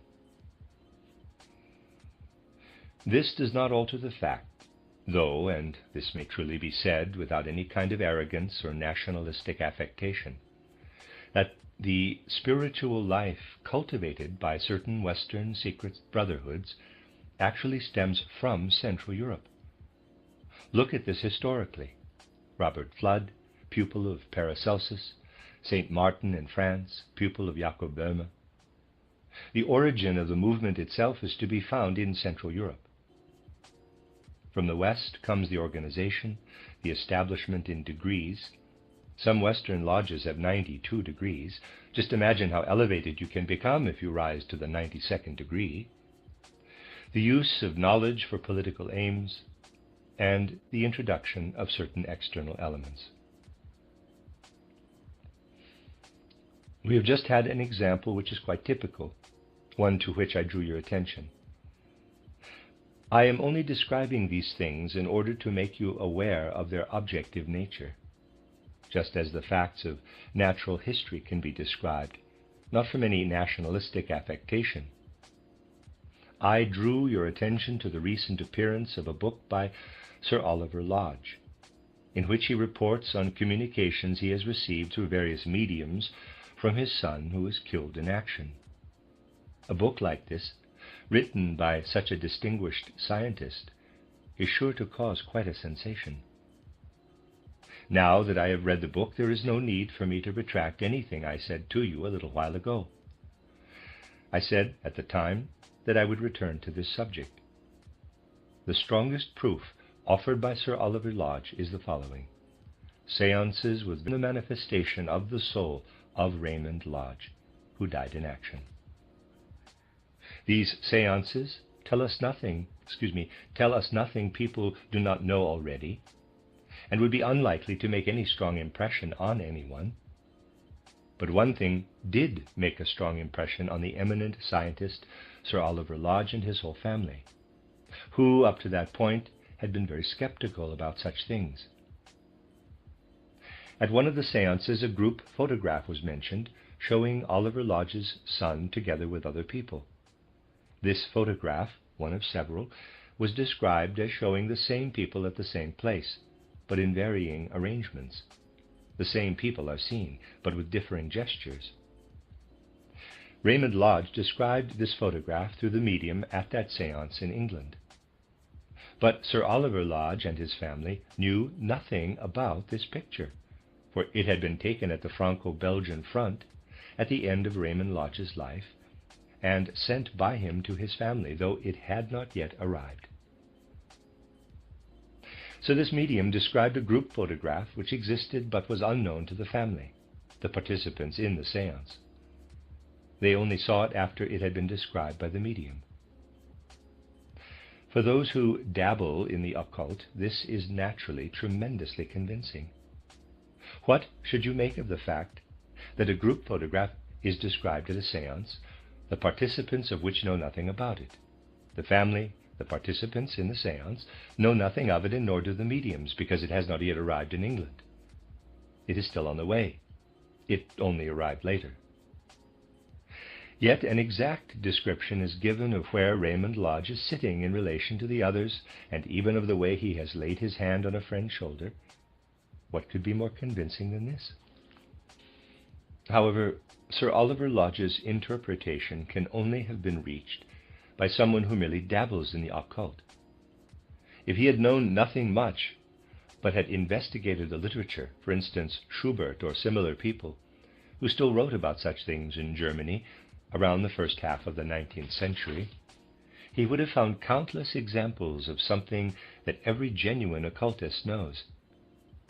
When consciousness is damped down, even slightly, future events can be seen. The most simple case of seeing a future event is when someone experiencing a moment of lowered consciousness sees a funeral procession which will not take place for several days. A person has not even died, yet someone sees his funeral. Something in the future is seen. This is quite normal when consciousness is lowered. So this is what took place. A photograph has been taken in Flanders and is on its way to England. The time will come when the family will focus their eyes and their understanding on it, when they will bear it in their thoughts. The medium foresees it as an image of the future. Whether you foresee a funeral procession or whether you foresee how a family receives such and such a photograph of their son in a few days' time, it is the same phenomenon, that of seeing a future event in advance. This is just a phenomenon. If he had known something about real occult facts, he would not have interpreted the event as he did. Such an interpretation arises because occult values, occult laws are seen from a materialistic standpoint.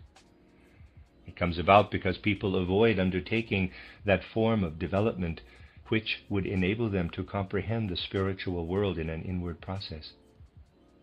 Instead, they want to see the spiritual realm by laboratory means, purely materialistically. The spirit is made materialistic, whether by Sir Oliver Lodge or anybody else. But this is only one example of what happens to everything that is spiritual. These things can be observed, just as you can observe the progression from Paracelsus to Flood, from Jacob Boehme to St. Martin. Everywhere, the spirit is made more materialistic. As the Anthroposophical Society, we only succeeded in saving ourselves from becoming materialistic by emancipating ourselves from the Theosophical Society. For impulses emanating from the kind of society I have described penetrate deeply into the social fabric. Naturally, here again I must beg you not to misunderstand me. I am not saying that this is a natural characteristic of the Western nations, but it exists and has succeeded in influencing the course of history, and is not even without influence on the untruthfulness which is now playing such a devastating part. It is particularly to this untruthfulness that I am obliged to draw your attention, for this untruthfulness always takes the form of accusation, of blaming others. That dismal New Year's Eve note is really nothing but an accusation based on a distortion of the facts, just as is the article by Mr. Archer which I read to you here. But you see, such things are beginning to be believed. They are beginning to play their role. In a few weeks' time, people will have long forgotten that an opportunity to achieve peace was present in a form that could not be overlooked by the world, and that this opportunity was thwarted by the powers of the periphery. People in Europe will once again begin to believe that the offer of peace was refused by the powers of the Entente on purely humanitarian grounds, on the basis of the extraordinary reasoning that if one wants peace, one must prevent it from coming about. Even such grotesque untruths as this are believed nowadays.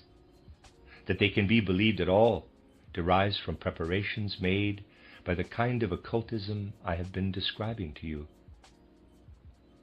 It is indeed a sign of an errant corruption of the soul when it becomes possible to write down, side by side, the two sentences I mentioned about the black and the white raven.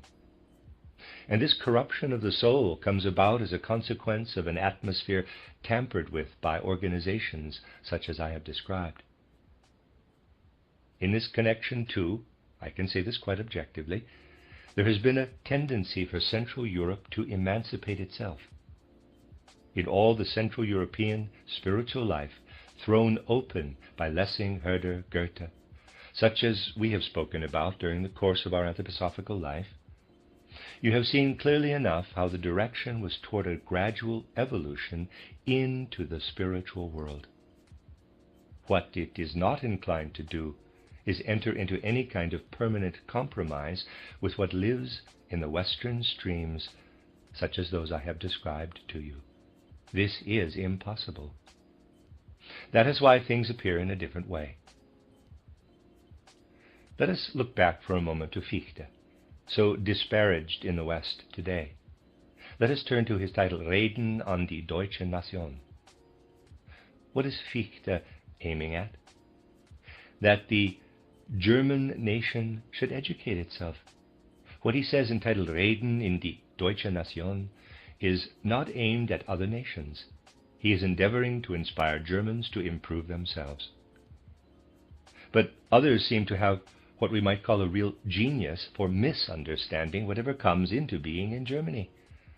The harmless national anthem, Deutschland, Deutschland über alles, which if you take the trouble to read the next few lines, speaks of nothing more than loving one's fatherland above all others, for only the different parts of the fatherland are named, is made into something utterly grotesque. In the same way, if one wants to, one can misunderstand Fichte, since he begins titled Reden an die Deutsche Nation with the words, quote, I speak for Germans as such, and about Germans as such, close quote. Why does he say this? Because Germany is divided into a whole number of small individual states, and he does not want to address the Prussians or the Swabians or the Saxons or the people of Oldenburg, Mecklenburg or Austria and so on, but Germans as such. He wanted to unite all the individuals. So he is talking to Germans and only to Germans. I do not want to praise the Germans, but such things may justifiably be included in a description of them.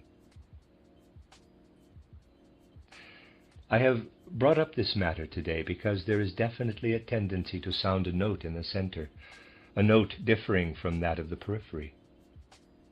And if our anthroposophical work can contribute to this other note, there is no reason why we should not say so amongst ourselves. Just today I received a pamphlet by our friend Ludwig von Polzer, who, as you know, worked here, titled Thoughts During Wartime. Whether you agree in detail with what he says or not, it is interesting to note that he is not particularly concerned with attacking and insulting others, but rather with reading the Riot Act to his Austrian compatriots. It is to them he speaks. Obviously, he has come to be an Austrian as a result of his karma, but he, nevertheless, reads the Riot Act to his Austrian compatriots. He does not say we are blameless, we never did this or that, we are pure white angels, and all the others are black devils. No, he says, quote, long quote, why does mankind hate itself and tear itself to pieces? Are external political differences of opinion really the cause of so much suffering? Every party to the fray claims to know what it is about, but in reality none of them know. A declining, decadent culture is fighting its deathly struggle. The Central Powers, who are fighting for the first germination of a new culture, have not recognized it as yet. They fight for something they do not know, for something unknown to them. And they are themselves still filled with the convictions against which their own soldiers are bleeding in battle. The old degenerate ways must be, as it were, vomited forth, and that is why in their final fling they are running so wild.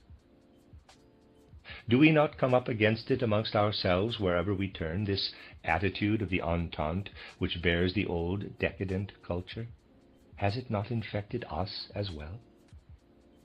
We see it on the streets in the latest fashions. It is embodied in modern architecture. It grins down at us from the hoardings. In commerce it runs to orgies. It inflates itself in bureaucratic madness. In its self-important, untruthful humanism it lies to itself. Our press seeks to outbid its colleagues of the Entente in devotion to the truth, and so on. The Entente is here among us, fuming and raging, claiming to work for our honest soldiers and compatriots, almost all of whom have meanwhile died a sacrificial death. All these things running so horrifyingly wild in our own country let it be hoped for the last time before the end, are not Deutsch. Close quote. So, all these things worthy of censure in his own country he calls, quote, not Deutsch, close quote. His main aim is to appeal to the conscience of his own compatriots. There are further similar passages in this booklet. It is good that such a thing is said for once in connection with our own endeavors. There is no need for us to be in total harmony with every sentence that is written amongst us. The most wonderful achievement will be to work on all these things independently, preserving our individuality and taking nothing as dogma or as the word of a higher authority. Those things which are meant to come to the fore are quite able to do so without help of any authority. But to give our society meaning, we need to stand together in unanimity. In part, this means, of course, that we should be alert to what goes on amongst us and should recognize those who work alongside us and who endeavor to place before the world what goes on within our anthroposophical society in such a way that it really reflects the intentions of our society. The main thing we can do to help our age is to work with understanding through the impulses of this age from our viewpoint. We need not lose heart, for however unfavorable conditions become in time, we may recall Lessing's words, "Is not the whole of eternity mine?" This is a thought that concerns every single human being. We should be particularly careful to develop good practices with regard to the proper evaluation and estimation of all that comes to the fore amongst ourselves. In this connection, I hope you will not mind my mentioning something, without wishing to say anything unpleasant to anyone. The periodical titled Das Reich, produced by Alexander von Berners, makes every endeavor to move within our stream. So what does it matter if we agree or disagree with one or another of the articles it publishes? It is quite possible to disagree with a good deal. But many mistakes have been made on the part of our members with regard to this periodical. Seeing how it has been berated from all sides, I have to say that it is really not right to throw obstacles in the path of efforts which genuinely endeavor to work in harmony with our movement. Of course, everybody is entitled to his own opinion about the verses which Alexander von Berners composed in connection with certain historical occult teachings which may be found amongst us. But I do consider things have been taken too far when floods of blatantly rude letters start to arrive from our members. Where will it lead if we ill-treat those who are on our side, while taking very little notice of those who insult us, just letting them go on doing so? I wanted to bring up the matter of this periodical, titled Das Reich, which strives to promote our endeavors, because I want to reply to the question that could be asked: what can we do? The very reason why these lectures have been given is to find a reply to this question: what can we do? What can we do is maintain an understanding attitude in accordance with our anthroposophical spiritual science toward everything going on at present. For what would be the significance of this spiritual science for us if we could really not transcend the attitude prevalent all over Europe today, of people who speak of national aspirations and the like, and shape events in accordance with these national aspirations? Within the society which serves anthroposophical spiritual science, no one need become a faithless son of his nation or deny anything he ought not to deny because he is firmly united with a particular nation as a result of his karma. But no one can be a true anthroposophist if he turns a blind eye toward the enormity of what is going on just now and allows himself to be deafened by all those means which some of those in power use today to stun us in order to avoid having to state what they are really playing at. So let me point out those things that are easily believed when they come toward us in a sentimental form, whereas what has always been hidden by the screens behind which occult events take place still has to remain hidden away behind these screens. It must become clear to us that a time could come again. I am choosing my words very warily today, so I say could come again, in which the battle grows extremely terrible, because peace is definitely not wanted.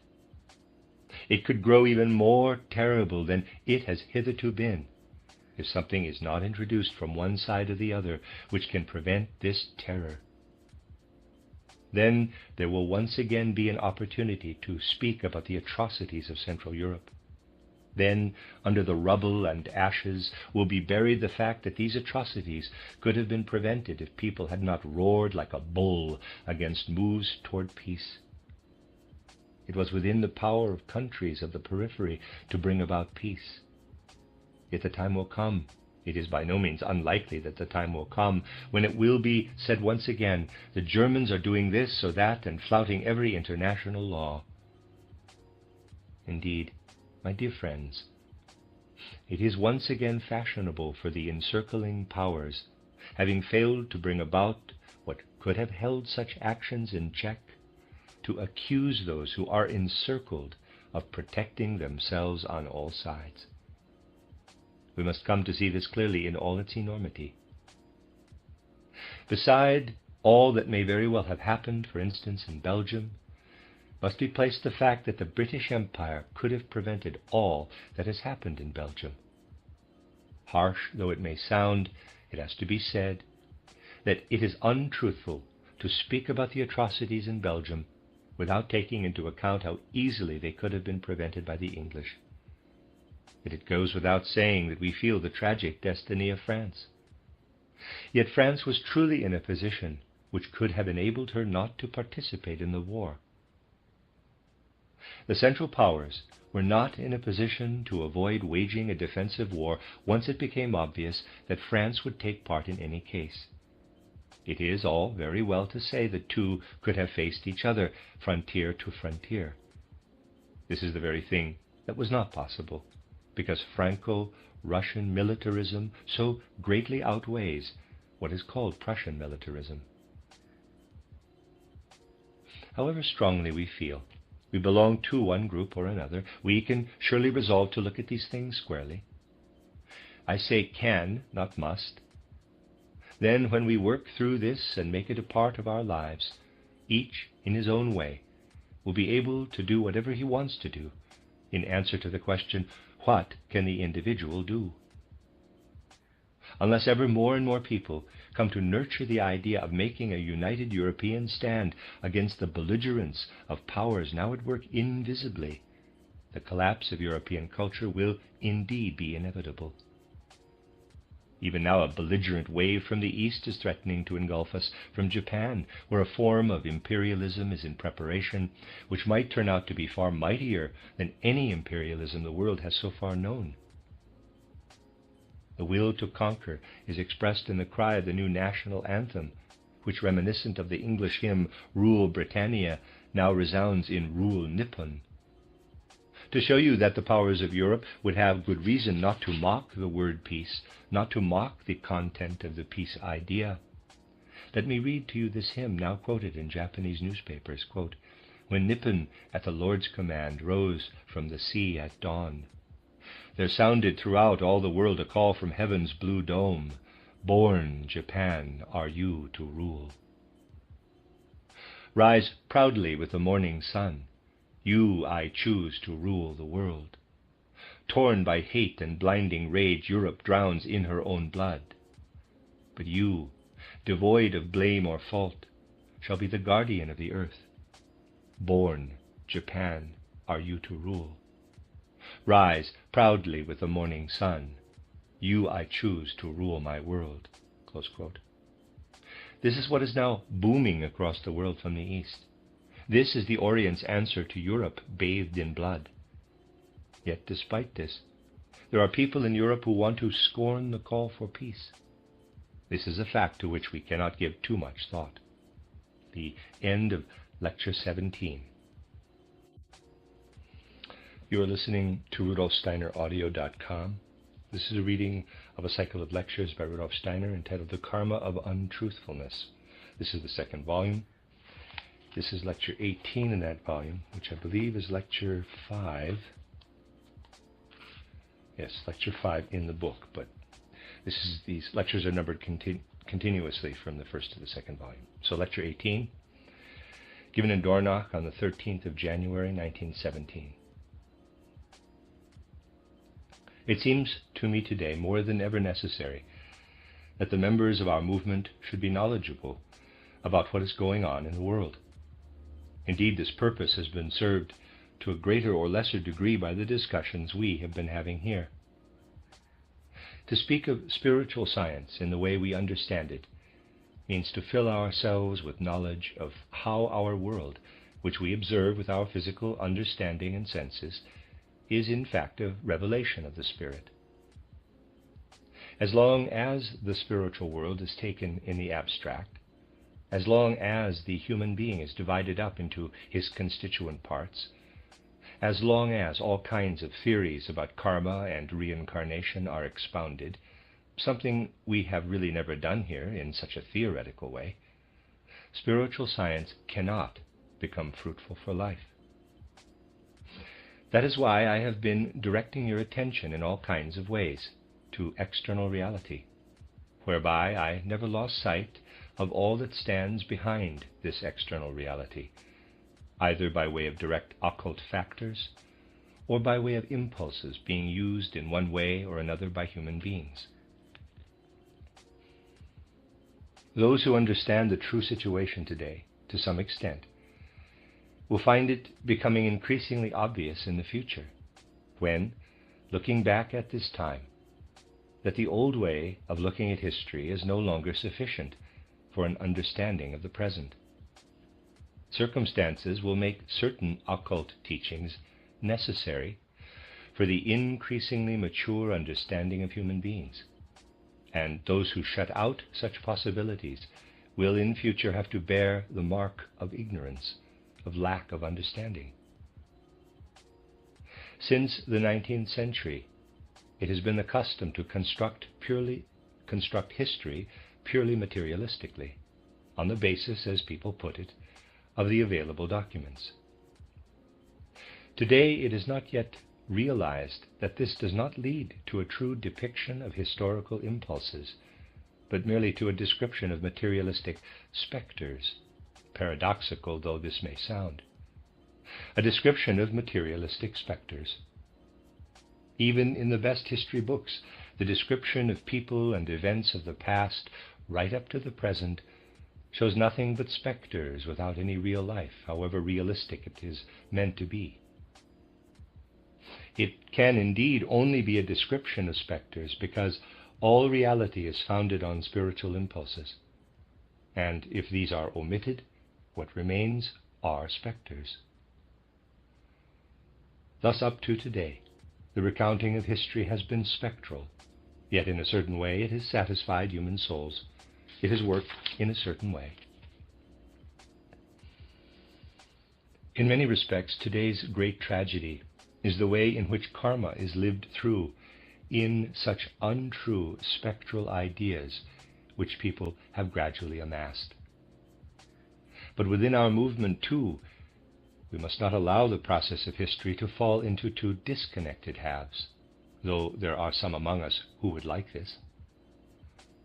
On the one hand, to luxuriate in so-called supersensible ideas, which remain, however, more or less abstract concepts, and on the other hand, to become firmly stuck in habitual opinions, no different from the ordinary vulgar understanding of external reality viewed entirely materialistically. These two aspects, external physical reality and spiritual existence, must unite.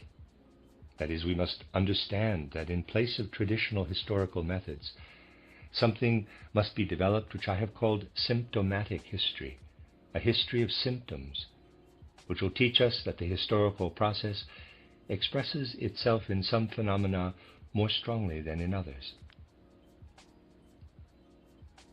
Recently I have, perhaps, described things rather too realistically, though only for those whose feelings make them ask, why is he telling us things we anyway hear elsewhere? Look more closely, however, and you will find that you do not actually hear them elsewhere in the way they are described here.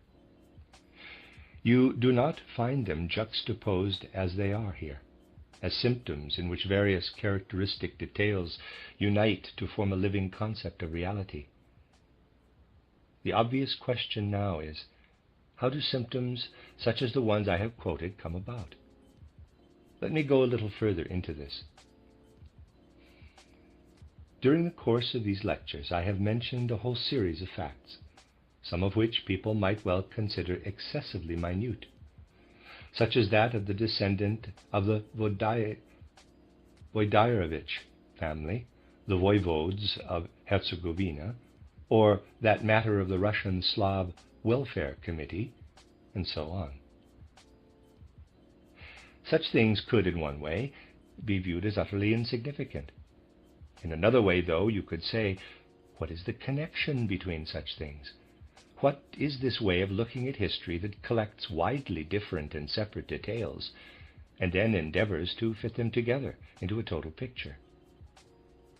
A more direct way of asking me this question could be, how has it come about that as you have gone through life you have collected and know all about just these particular events, which have to be seen as characteristic of our time? I should like to answer this question in a way which I hope will give you a living idea of how spiritual science can intervene in life. During the course of life, one comes to know about certain things if one's karma leads to them, and if one's karma is allowed to take its course honestly and truthfully. Many people believe they are giving their karma a free rein, or are surrendering themselves to their karma, but this can be a great illusion. No one can follow external events in such a way that the truth is revealed to him if he fails to surrender himself genuinely to his karma, if he fails to leave much in the subconscious realm. I'm going to read that sentence again. No one can follow external events in such a way that the truth is revealed to him if he fails to surrender himself genuinely to his karma, if he fails to leave much in the subconscious realm, if he fails to let much pass unnoticed before his soul. For every morsel of sympathy or antipathy clouds free vision. Nothing is more likely to cloud free vision than what is today called the historical method. This historical method brings specters into being, because today's historian is unable to surrender himself to his karma. Obviously, if he did so from his earliest years, he would fail every exam. He is not allowed to surrender himself to his karma, and thus learn to know those things to which his karma leads him. He has to learn to know what the exam regulations and so forth require of him. But they require all kinds of things which of course tear his karma to shreds. And he can never arrive at the actual truth if he follows the stream of those requirements. The actual truth can only be reached if these things about which spiritual science speaks are taken as seriously as life, if they are not taken as mere theories, but as seriously as life. Another way of not taking them as seriously as life is to allow one's view to be clouded by all kinds of sympathies and antipathies. You have to approach things objectively, and then the stream of the world will bring you what you need in order to reach an understanding. Now, one aspect of surrendering to one's karma with regard to present events may be found in the fact that you, my dear friends, have been brought into the Anthroposophical Society by your karma. So it really should be possible in the Anthroposophical Society to speak about the facts without being hampered by sympathies and antipathies. If not, it would mean that even within this society, karma was not being taken as seriously as life. I wanted to give you this introduction to what we still have to discuss, because I wish to show you certain important spiritual facts which cannot, however, be understood unless we can link them to life, and unless we can penetrate the really tangled undergrowth of untruths which today buzz about in the world. The world today is filled with untruthfulness, and the sense for truth must be cultivated in the anthroposophical society for as long as it exists, and regardless of how long it is likely to exist under present circumstances, if it is to have a real meaning, a real sense for life. I have, you could say, burdened you with a great variety of things recently, not simply to throw light on them in one way or another, but because I am filled with the conviction that it is important to correct certain concepts. Those who believe that I say these things from any kind of nationalistic feeling simply do not understand me. Terrible accusations are being continuously hurled at the center from what is today the periphery, all of which end in some form or other in the phrase, "Never mind, the German will be burned." Of course, people are ashamed to quote this directly. Among these insults is the fact that in the widest circles, certain personalities, whose works are of course not known or understood, are pilloried as being the despoilers, the corrupters of the German people. One of those brought to the forefront in this way is the German historian Heinrich Treitschke.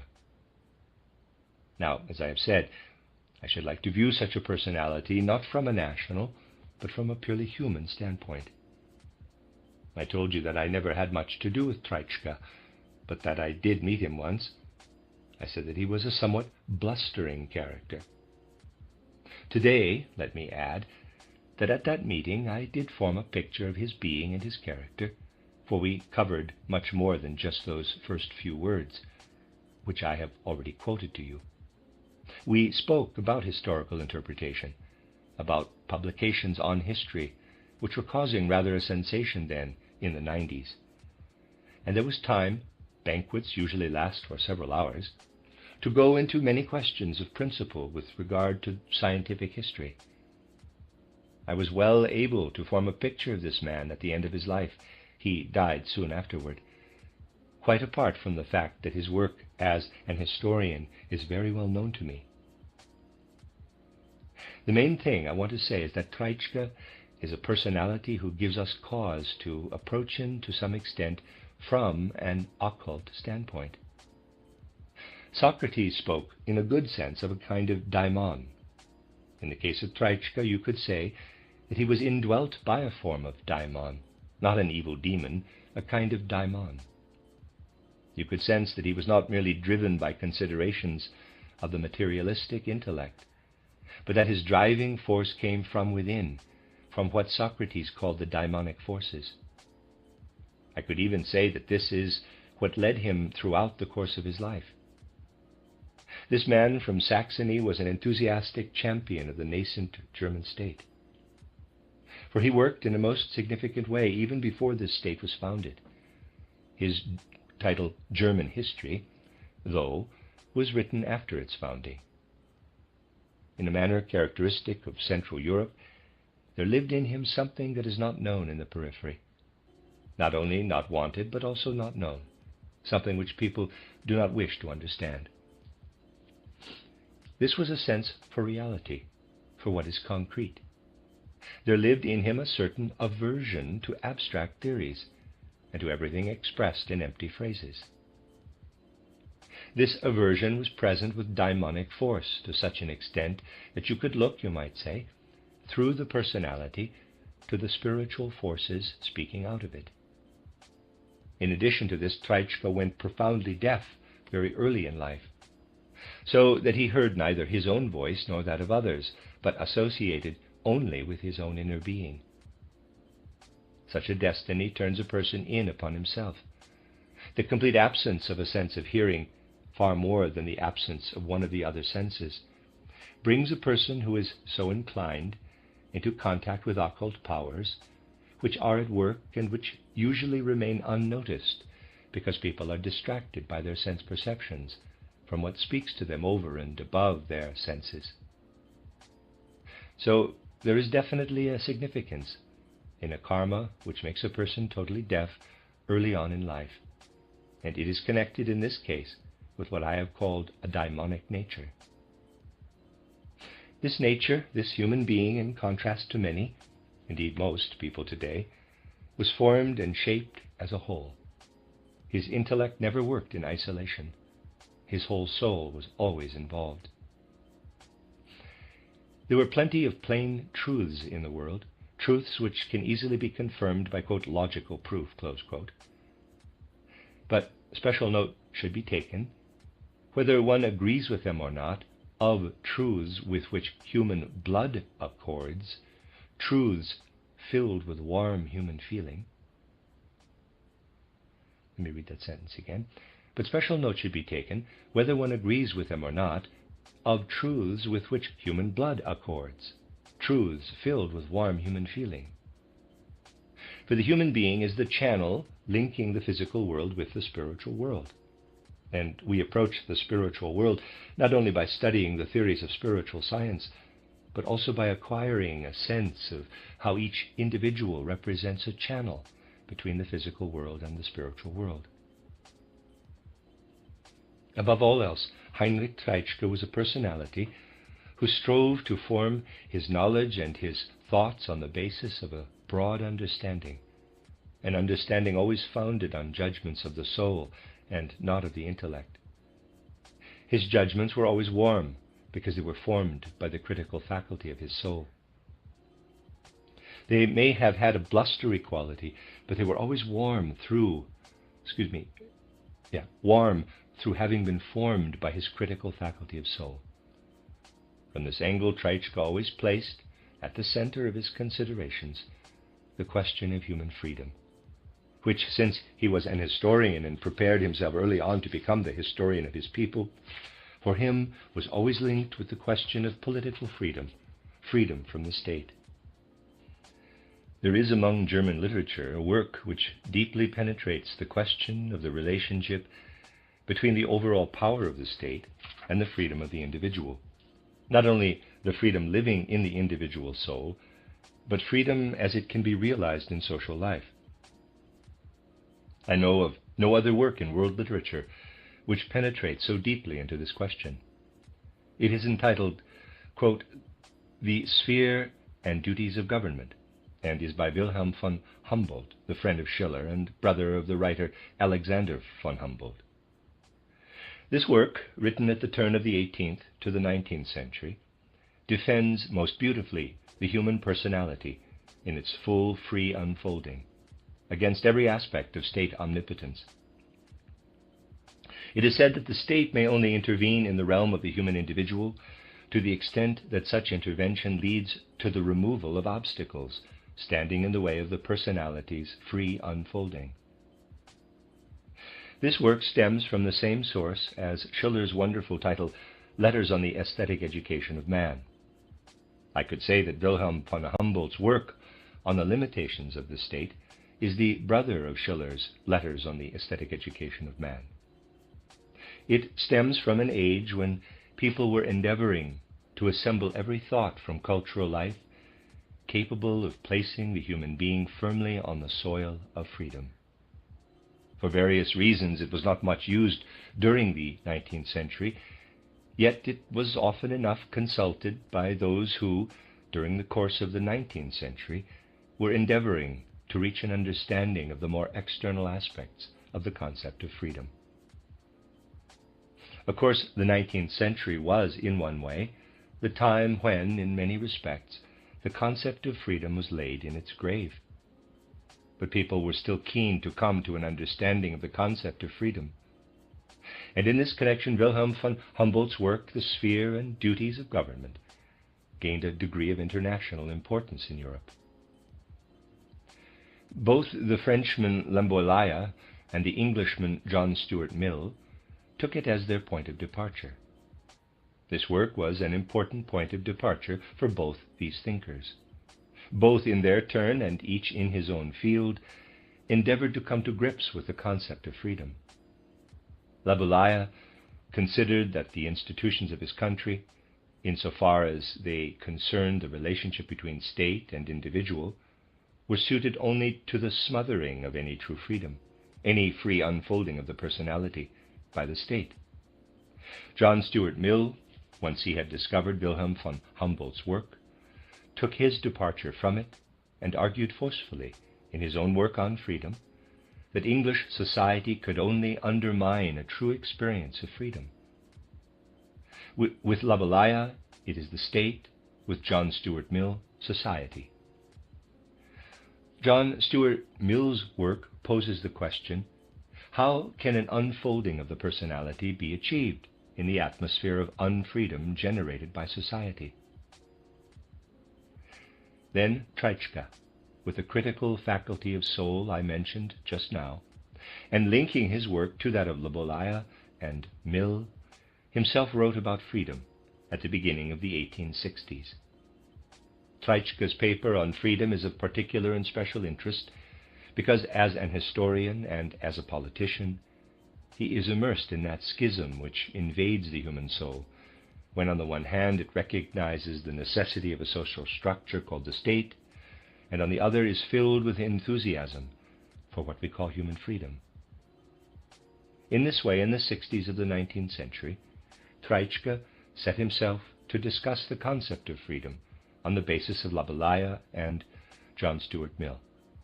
Readers aside, I'm pronouncing Labelaya probably incorrectly. It's a French word, I'm supposing, and it's spelled Laboulaye,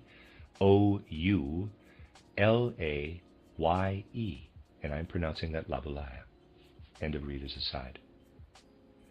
In this paper, entitled Freedom, he endeavored to work out a concept of the state which, on the one hand, does not deny the necessity of a state structure, yet on the other hand does make of the state something that is not the grave-digger of freedom, but its cultivator and guardian. A state structure that could achieve this was what he had in mind. This was the time, remember, when a German, asked to name his fatherland, might easily have replied Schwarzburg-Sondershausen, or Reichsschleiz, or something similar. I believe that is Schwarzburg-Sondershausen. Forgive me, end of aside. At the beginning of the 60s, what we now call the German Reich did not yet exist.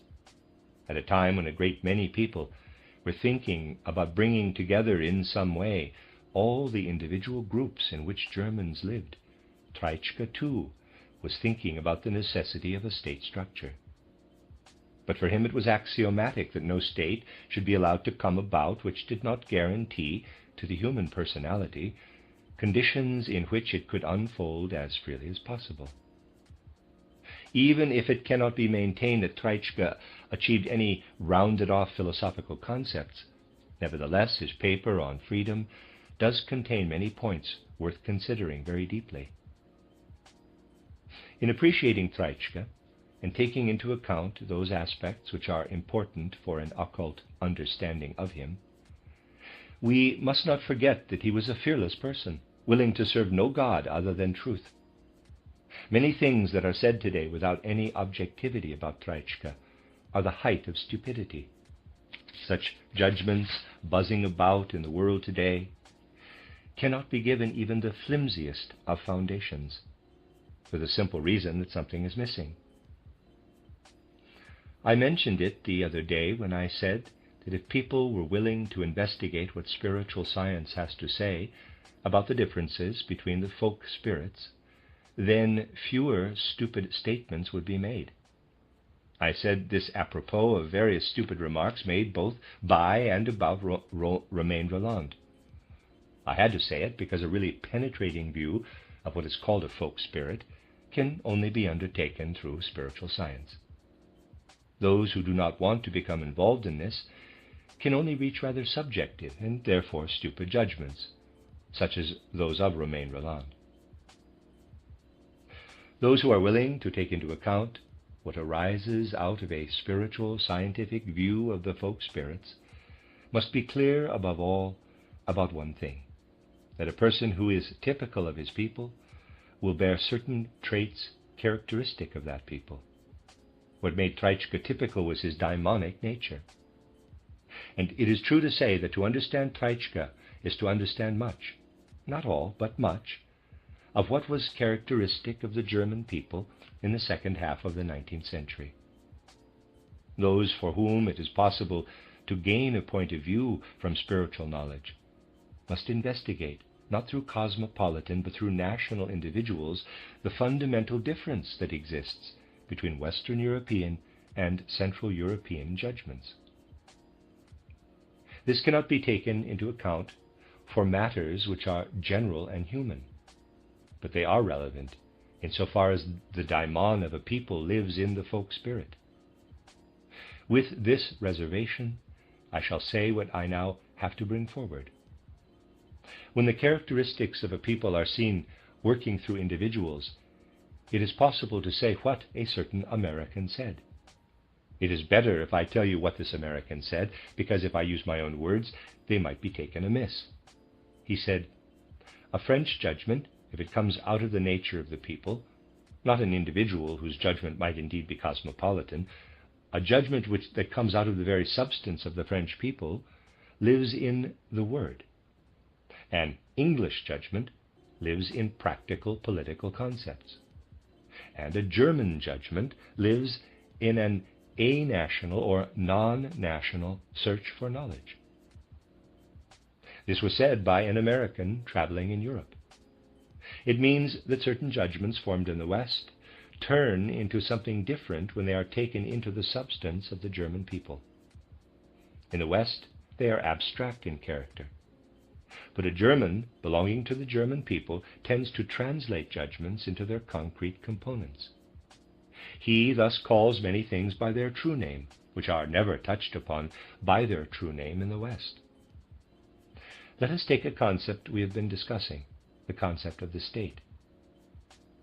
In his lectures on politics, which were later published, Treitschke spoke about the state.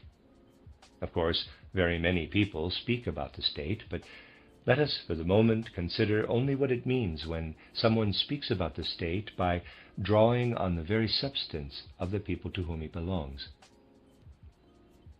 In the West, people tend to speak about it by using the state as a hook from which to suspend all sorts of concepts, which, for one reason or another, they want to link with the concept of the state.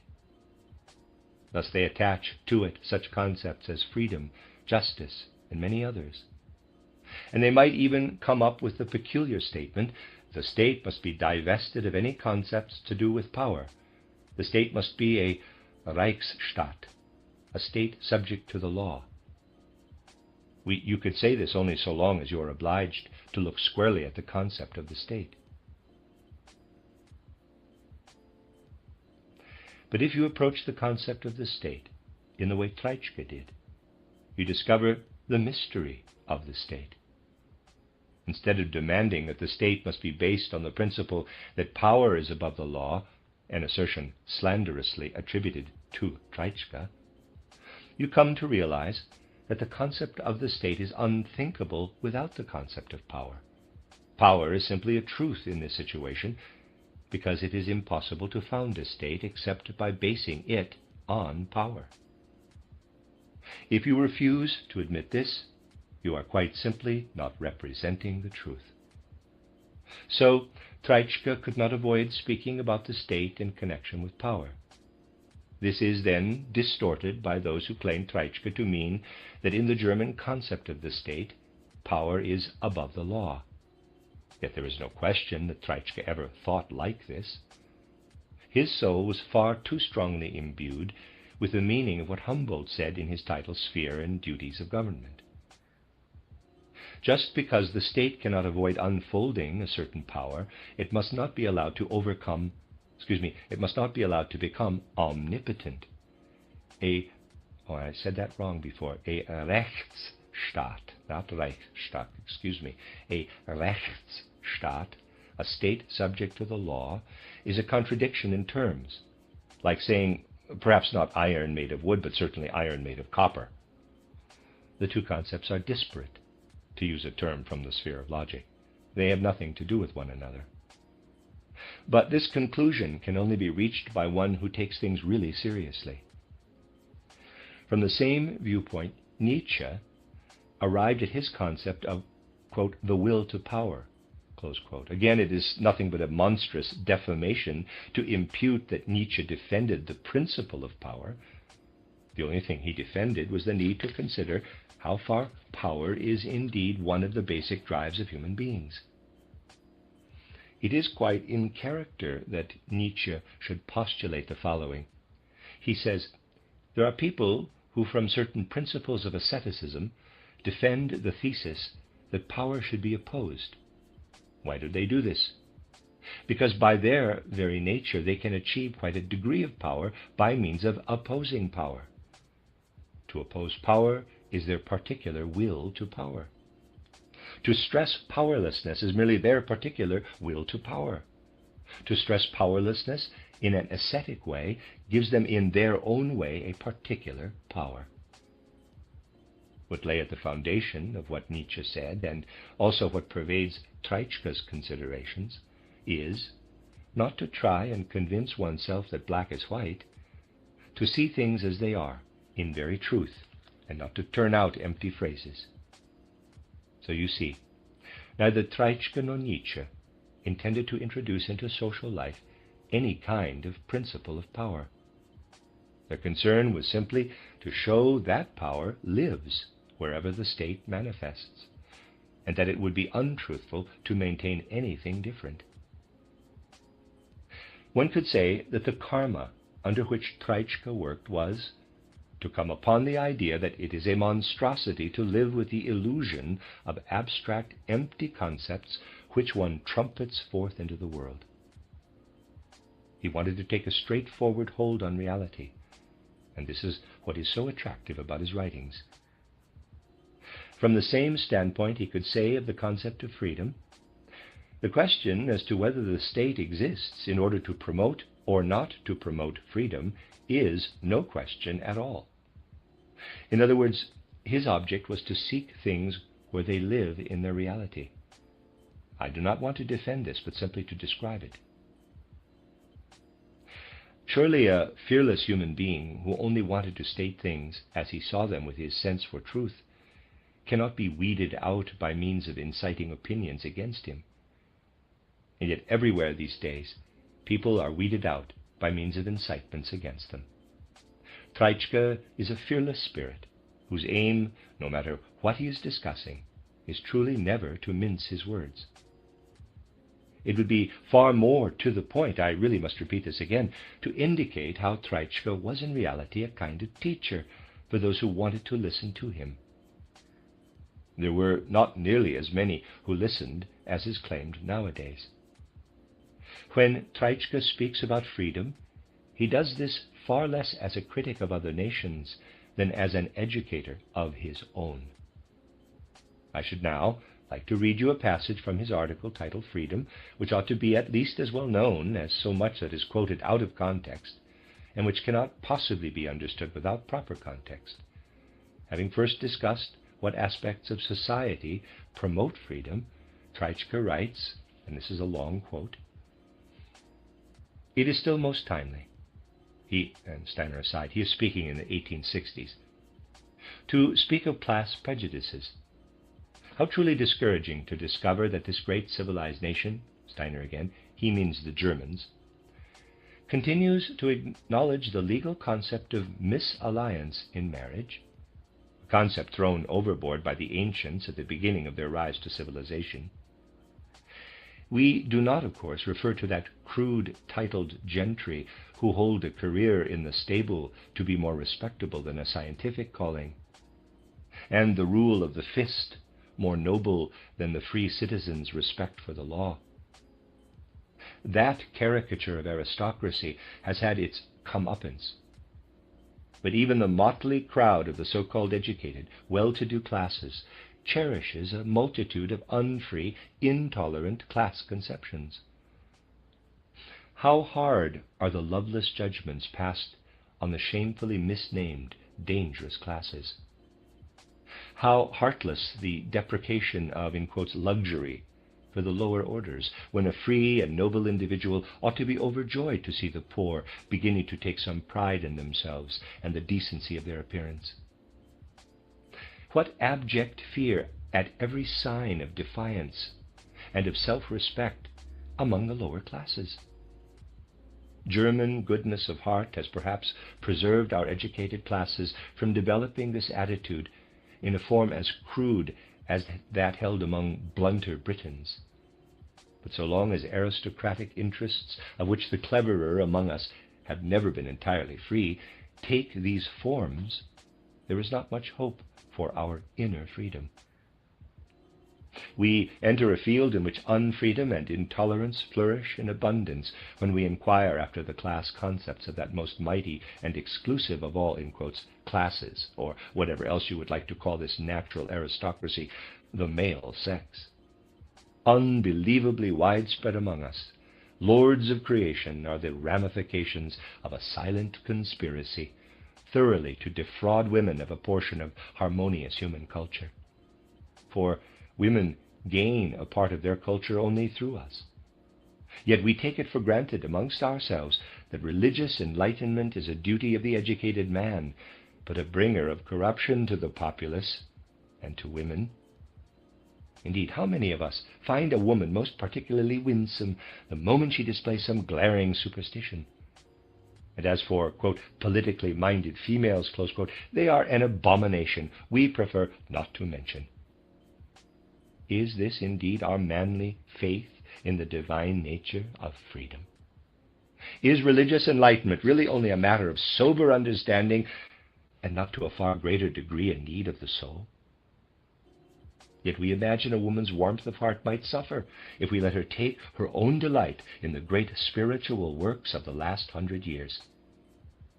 Do we truly understand German women so little as to imagine that they could ever become, in quotes, political and start to worry their heads about ground rents and commercial agreements?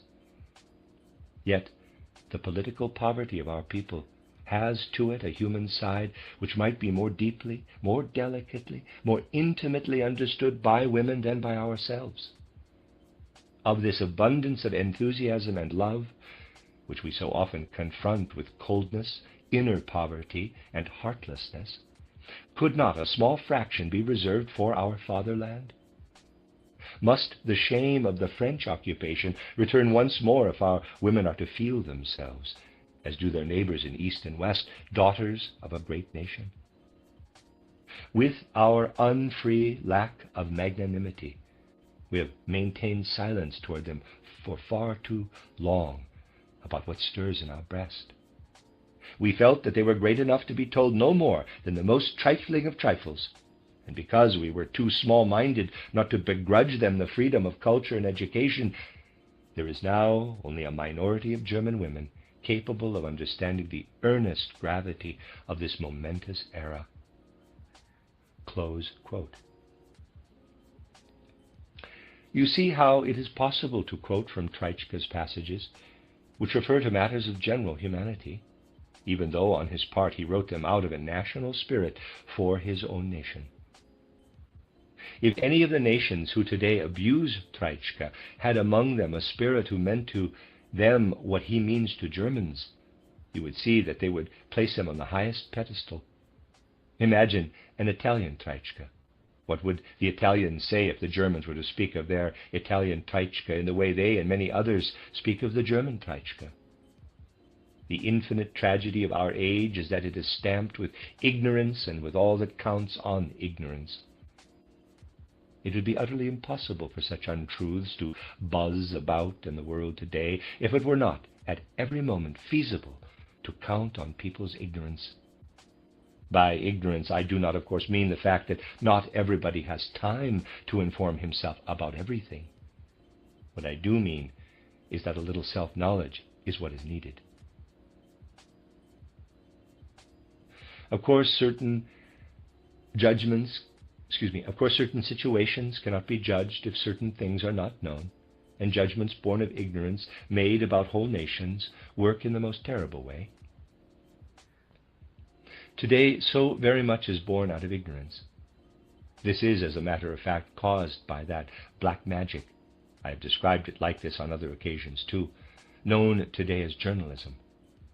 It is a kind of black magic, and there was a certain truth in the way folk legend felt the inventors of the art of printing, with all the perspectives this opens up, to be black magicians.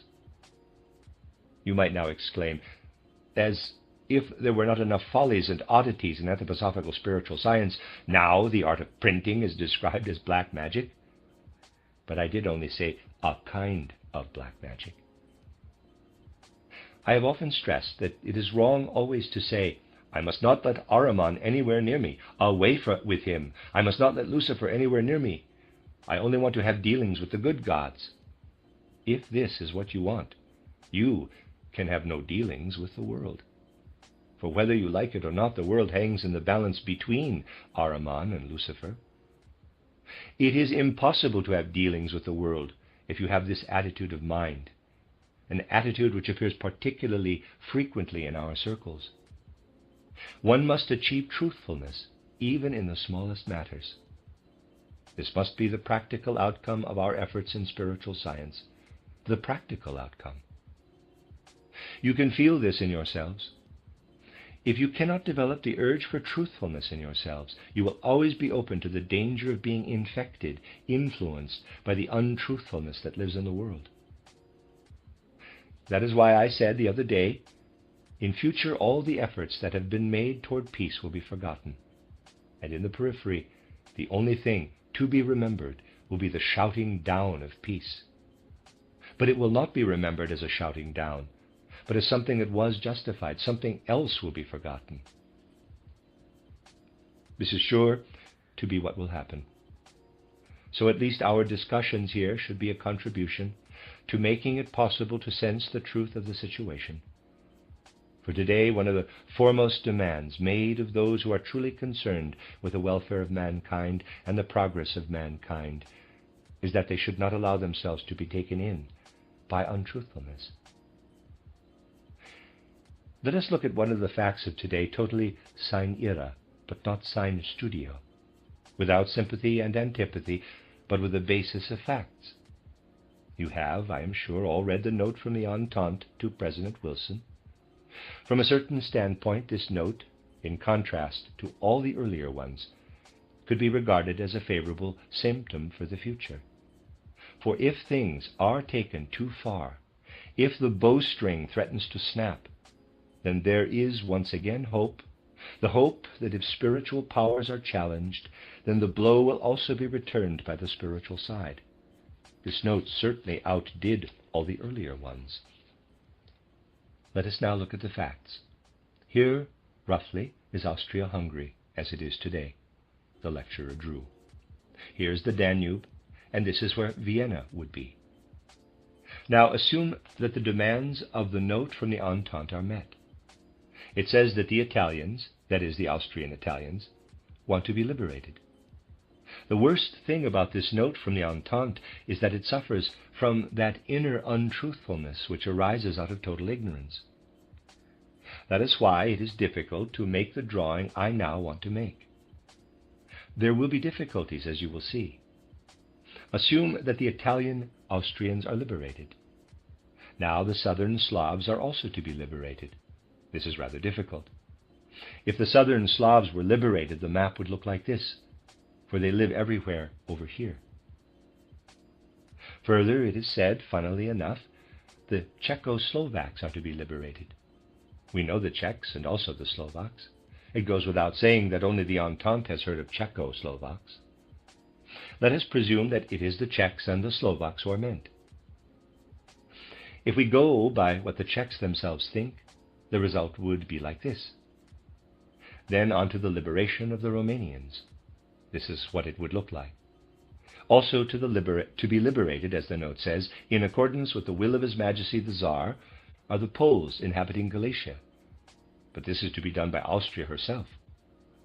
In the end, Hungary would look something like this, and Austria something like this. This map is the result of carrying out what is said about Austria in the note from the Entente. and at the same time it is said that there is no intention of doing anything to the peoples of Central Europe. The whole note demonstrates, for instance, a total lack of awareness of the difficulties of managing all this here, where the Slavs are in the majority, compared with there, where they are a tiny minority. The whole note lays bare the most arrogant, unscrupulous ignorance of the situation.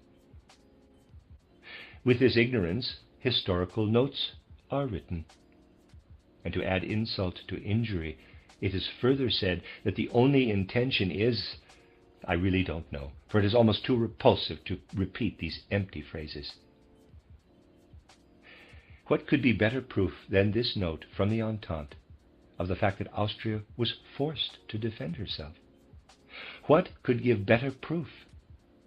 In short, this note can only be seen as something pathological. It is a challenge to truth and reality. It is taking things too far.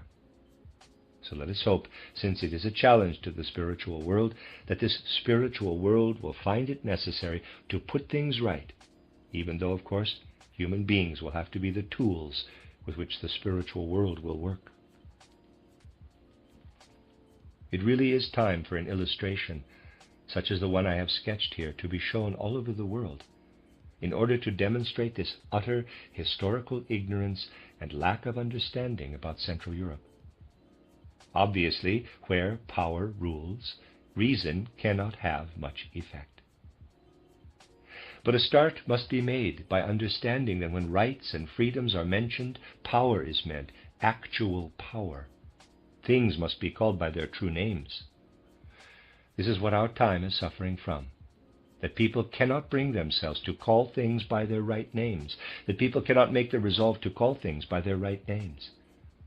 Many people fail to understand a great deal. When you come up against something like this absolutely idiotic division of the Austrian nations, it becomes perfectly obvious that this note stems from people who know nothing of what exists in Central Europe, yet who possess the arrogance to judge things about which they know nothing, and who want nothing other than to extend their power over these territories. They could not care less what the real situation is. But you do have to ask how such things could come about in the first place. For instance, in some versions it says, liberation of the Slavs, the Czechs, and the Slovaks. But the Swiss newspapers, whose translation is probably more accurate, speak about Czechoslovaks. You will agree, if someone makes a correct statement, you are not curious about the source of his information. But when someone speaks absolute balderdash, such as the description of the nations in the note from the Entente, you do begin to wonder about its source. It is indeed not uninteresting to take note when situations seem to run, in a way, parallel, though of course without basing any hypothesis on this, or drawing any conclusions. I naturally asked myself, what is the source of these nonsensical terms? I repeat, without forming any kind of hypothesis or conclusions. Let me give you an aperçu. In the last few days, I am not judging the fact, but simply telling you this, a sentence passed in Austria on the Czech leader Kramar has been made public. He was for a long time one of the most influential people in Austria. He was sentenced to death, and this sentence was then commuted to 15 years hard labor. The wording of the sentence also includes the statement that certain articles that had appeared entitled The Times, in English of course, had been found in the possession of Kramar in his own language. Now, Dr. Kramar has a friend, the university professor Masaryk, who has fled from Austria and now lives in London and Paris. So let us consider certain sentences from Kramar's program which were the basis on which he was sentenced. If you understand nothing about the situation in Austria and you read these sentences in the Times or wherever else, they also appear in Paris in Revue Czech, and play about a little with the wording, not forgetting that Kramar, of course, uses the proper terms, you arrive, curiously enough, at the sentences about the peoples of Austria as they appear in the note from the Entente. And if the term, quote, Czechoslovaks, close quote, is indeed used, you gain the strange impression that Kramar was hoping to found a state consisting of Czechs and Slovaks, which would be meaningful. But those in Western Europe who know nothing about the actual situation would make of this Czechoslovaks. It is indeed necessary today, when so many underground channels play their part, to clarify certain questions about interconnections. I do not want to build any hypotheses nor draw any conclusions in connection with what I have said, but the fact remains that a curious conformity exists between the sentence that was passed and the text of the note from the Entente. Obviously, you can have different opinions about this sentence, depending on your point of view. Kramar could be seen either as a martyr or a criminal. But I do not want to pass judgment. The important thing is to be in a position to observe this curious conformity. As I said, I simply noticed this when I was puzzling about the origin, apart from everything else, of the stupendous ignorance on which the note is based. We must certainly speak about this stupendous ignorance, for it is significant and is one of the characteristics of our time, that on a basis of this kind of reality, an opinion is expressed by those who dominate 1/2 of the habitable earth. It is a challenge indeed to the spirit of truth. Bracket. The next 2 sentences in this lecture refer to a quotation from an article dated 25 July 1914 mentioning Rasputin, which the stenographer unfortunately did not record. Since they are meaningless without the quotation, they have been omitted. Editor, close bracket. Continue. It will always be possible, if one has the power, to give the facts an impudent slap in the face, and the periphery does have this power. But you cannot slap truth in the face. Truth speaks and will, let us hope, also be an impulse which, when things are at their worst, can lead mankind to some kind of salvation. We shall continue tomorrow. The end of Lecture 18. You are listening to RudolfSteinerAudio.com. This is a reading of the 2nd volume of The Karma of Untruthfulness by Rudolf Steiner. This is the 6th lecture in the book, numbered Lecture 19 in the series, given in Dornach on the 14th of January 1917.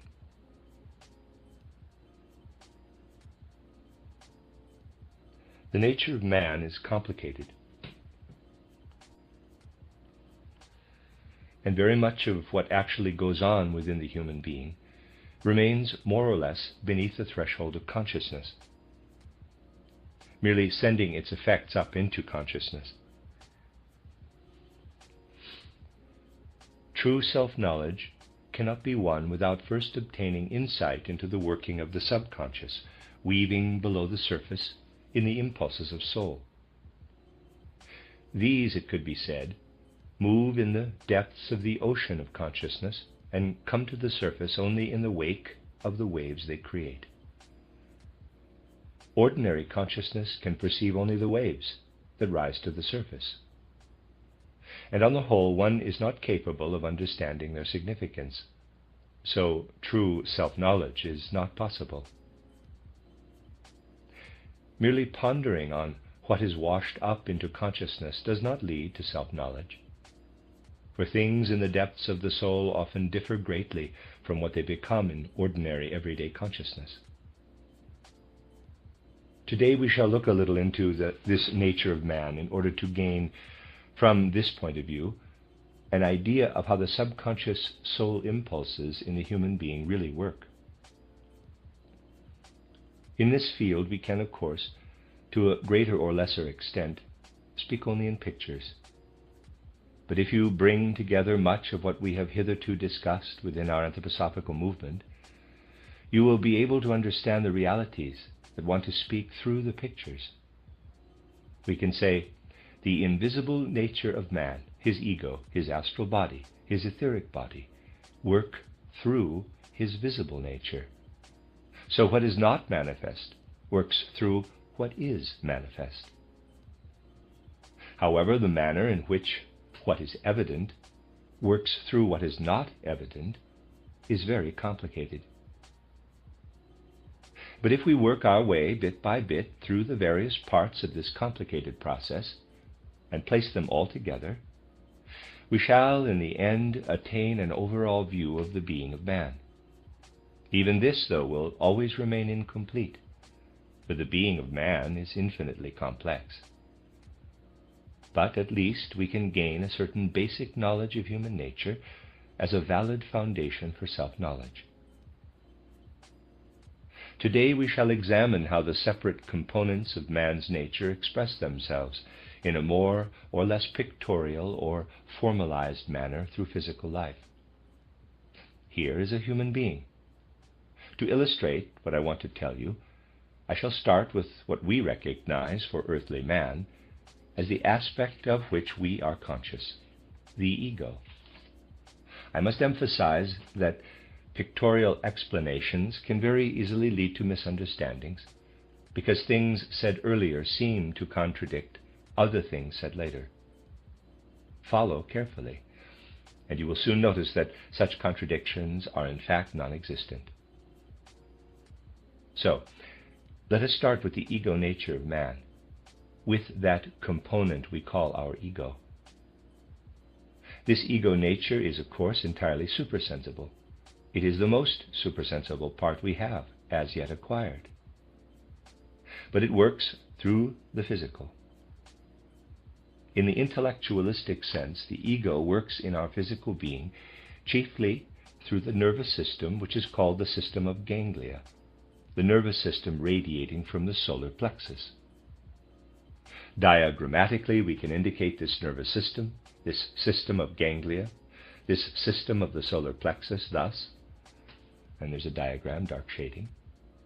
It is active in a way which at first glance does not appear to have much to do with what in a materialistic sense we could call the life of the nerves. Yet it is the actual point of contact for real ego activity. This is not a contradiction of the fact that when we begin to see ourselves spiritually, we have to seek the center of the ego in the head. Since the ego component of the human being is supersensible, the point at which we experience our ego is not the same as the point at which it chiefly works in us. We must be quite clear what we mean when we say the ego works through the point of contact of the solar plexus. What it means is this: the ego itself is equipped with only a very dull consciousness. The ego thought is not the same as the ego.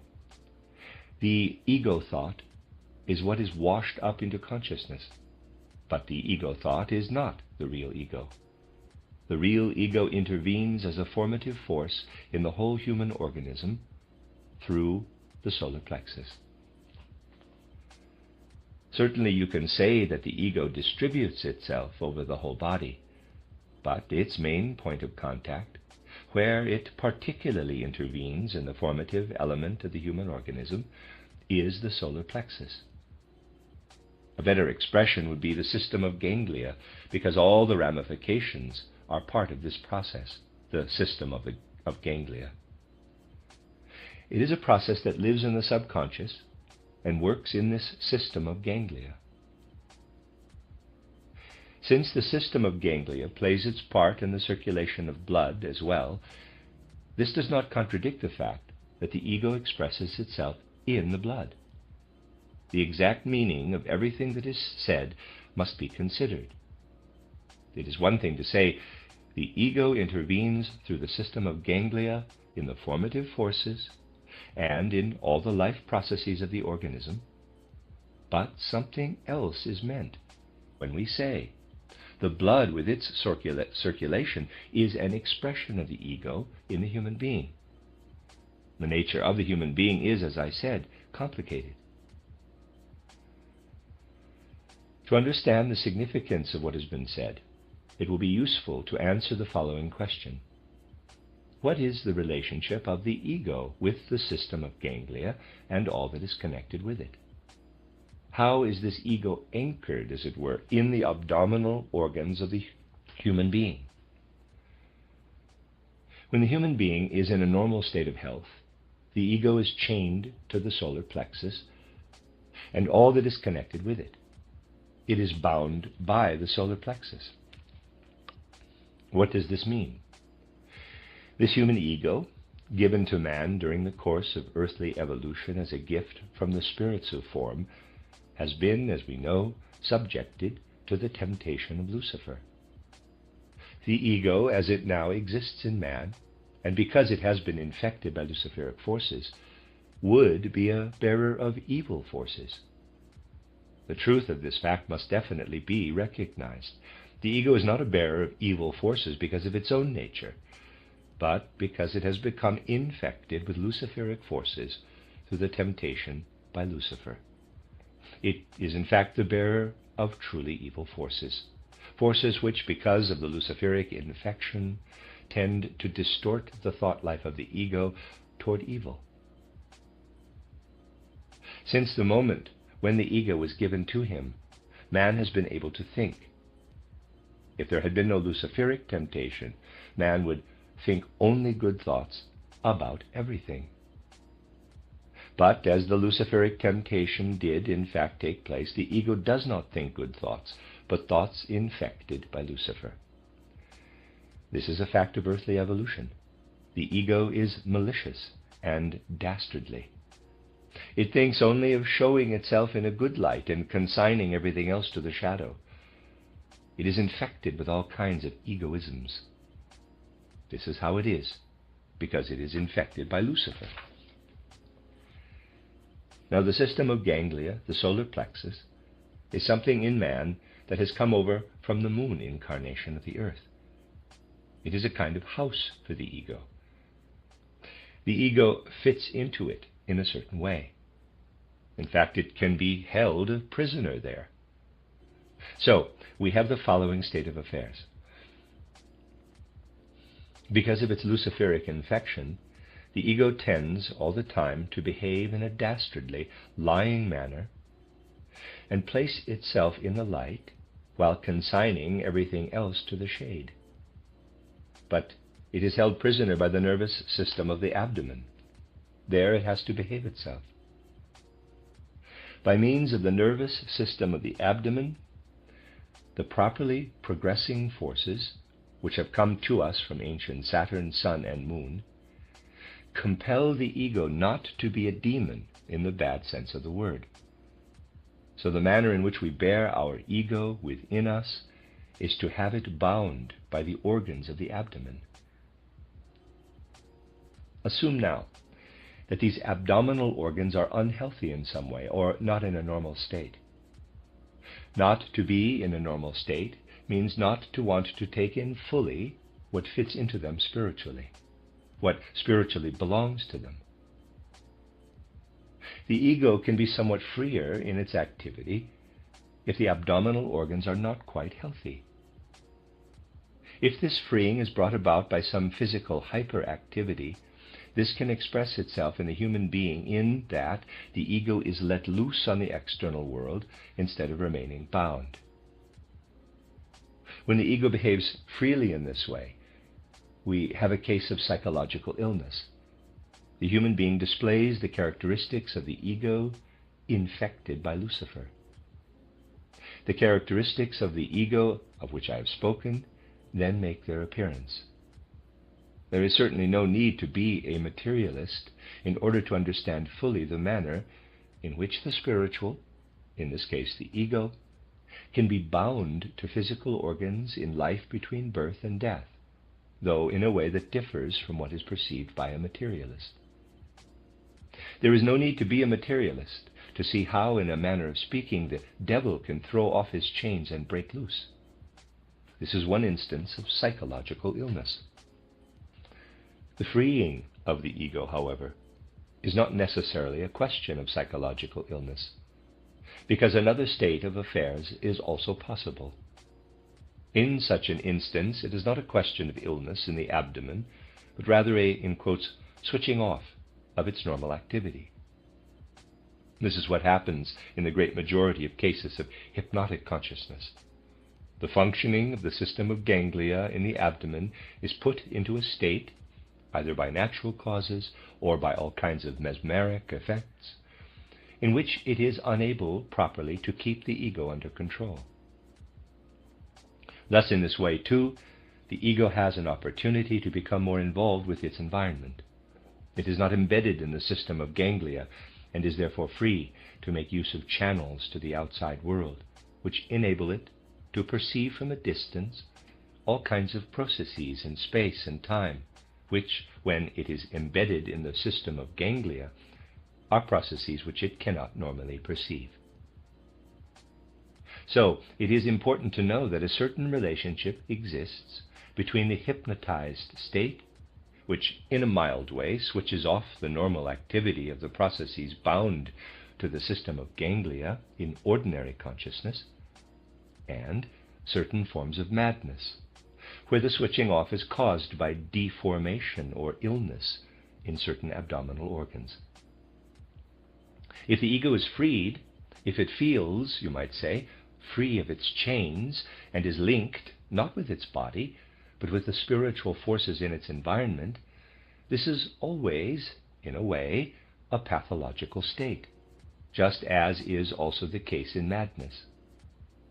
That is why some forms of madness are characterized by the appearance of spite, mendacity, cunning, and craftiness, everything that comes from luciferic infection, the urge to place oneself in the light and consign others to the shadow, and so on. Now, you will understand why a person's constitution of soul depends on the very way the shell which binds his ego is fashioned. In order not to focus too closely on the human being and perhaps offend some human souls, let us instead look for a moment at a lion, a savage carnivore, and how it compares with a bull or an ox. You can see the difference. Even though the lion has a group ego, while the human being is endowed with an individual ego, we can still use this comparison. What is the difference between the lion's nature and the ox's nature? The lion is definitely a carnivore, while the ox is for the most part a vegetarian. The difference is this. What in the lion corresponds to his group ego is less bound. The forceful activity suitable for his abdominal organs makes the ego freer, lets it loose more on its environment. Whereas in the vegetarian ox, the group ego is more bound to the abdominal organs.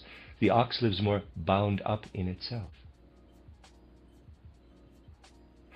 You can see why it can be good sense for human beings to become vegetarian, of course, only if they so wish. For what does a vegetarian diet bring about? It makes the abdominal organs even more capable of binding the ego, which, if this does not sound like a paradox, leads to the human being becoming more gentle. His evil demon is more internalized and lives less in the environment.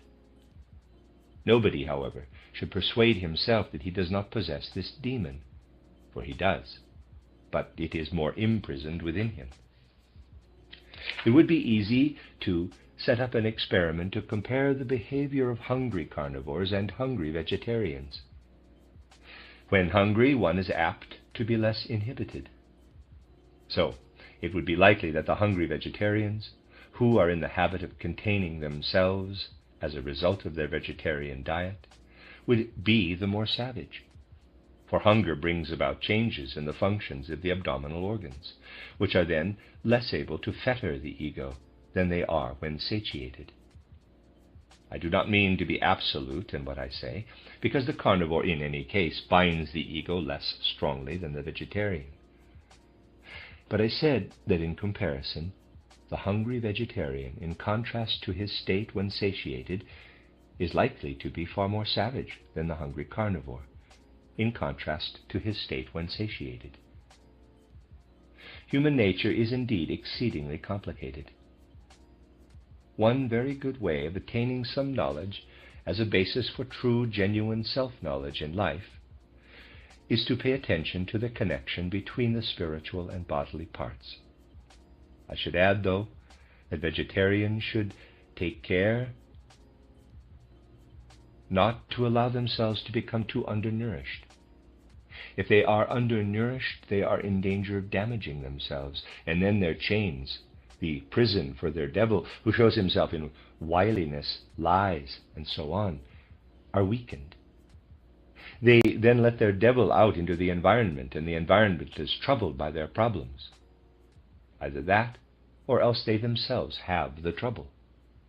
They fail to cope with themselves, for they either constantly have a mania for manifesting the various bad qualities of the ego, or, if they are well brought up, they have the urge to keep all this to themselves, in which case, too, it can happen that they fail to cope with themselves. All kinds of dissatisfactions arise in their soul. It is important to see this. Just as the ego has its point of contact in the system of ganglia, so does the astral body have its point of contact in all those processes which are linked with the nervous system of the spinal cord. Naturally, the nerves run through the whole body, but in the nervous system of the spinal cord, we have a second point of contact.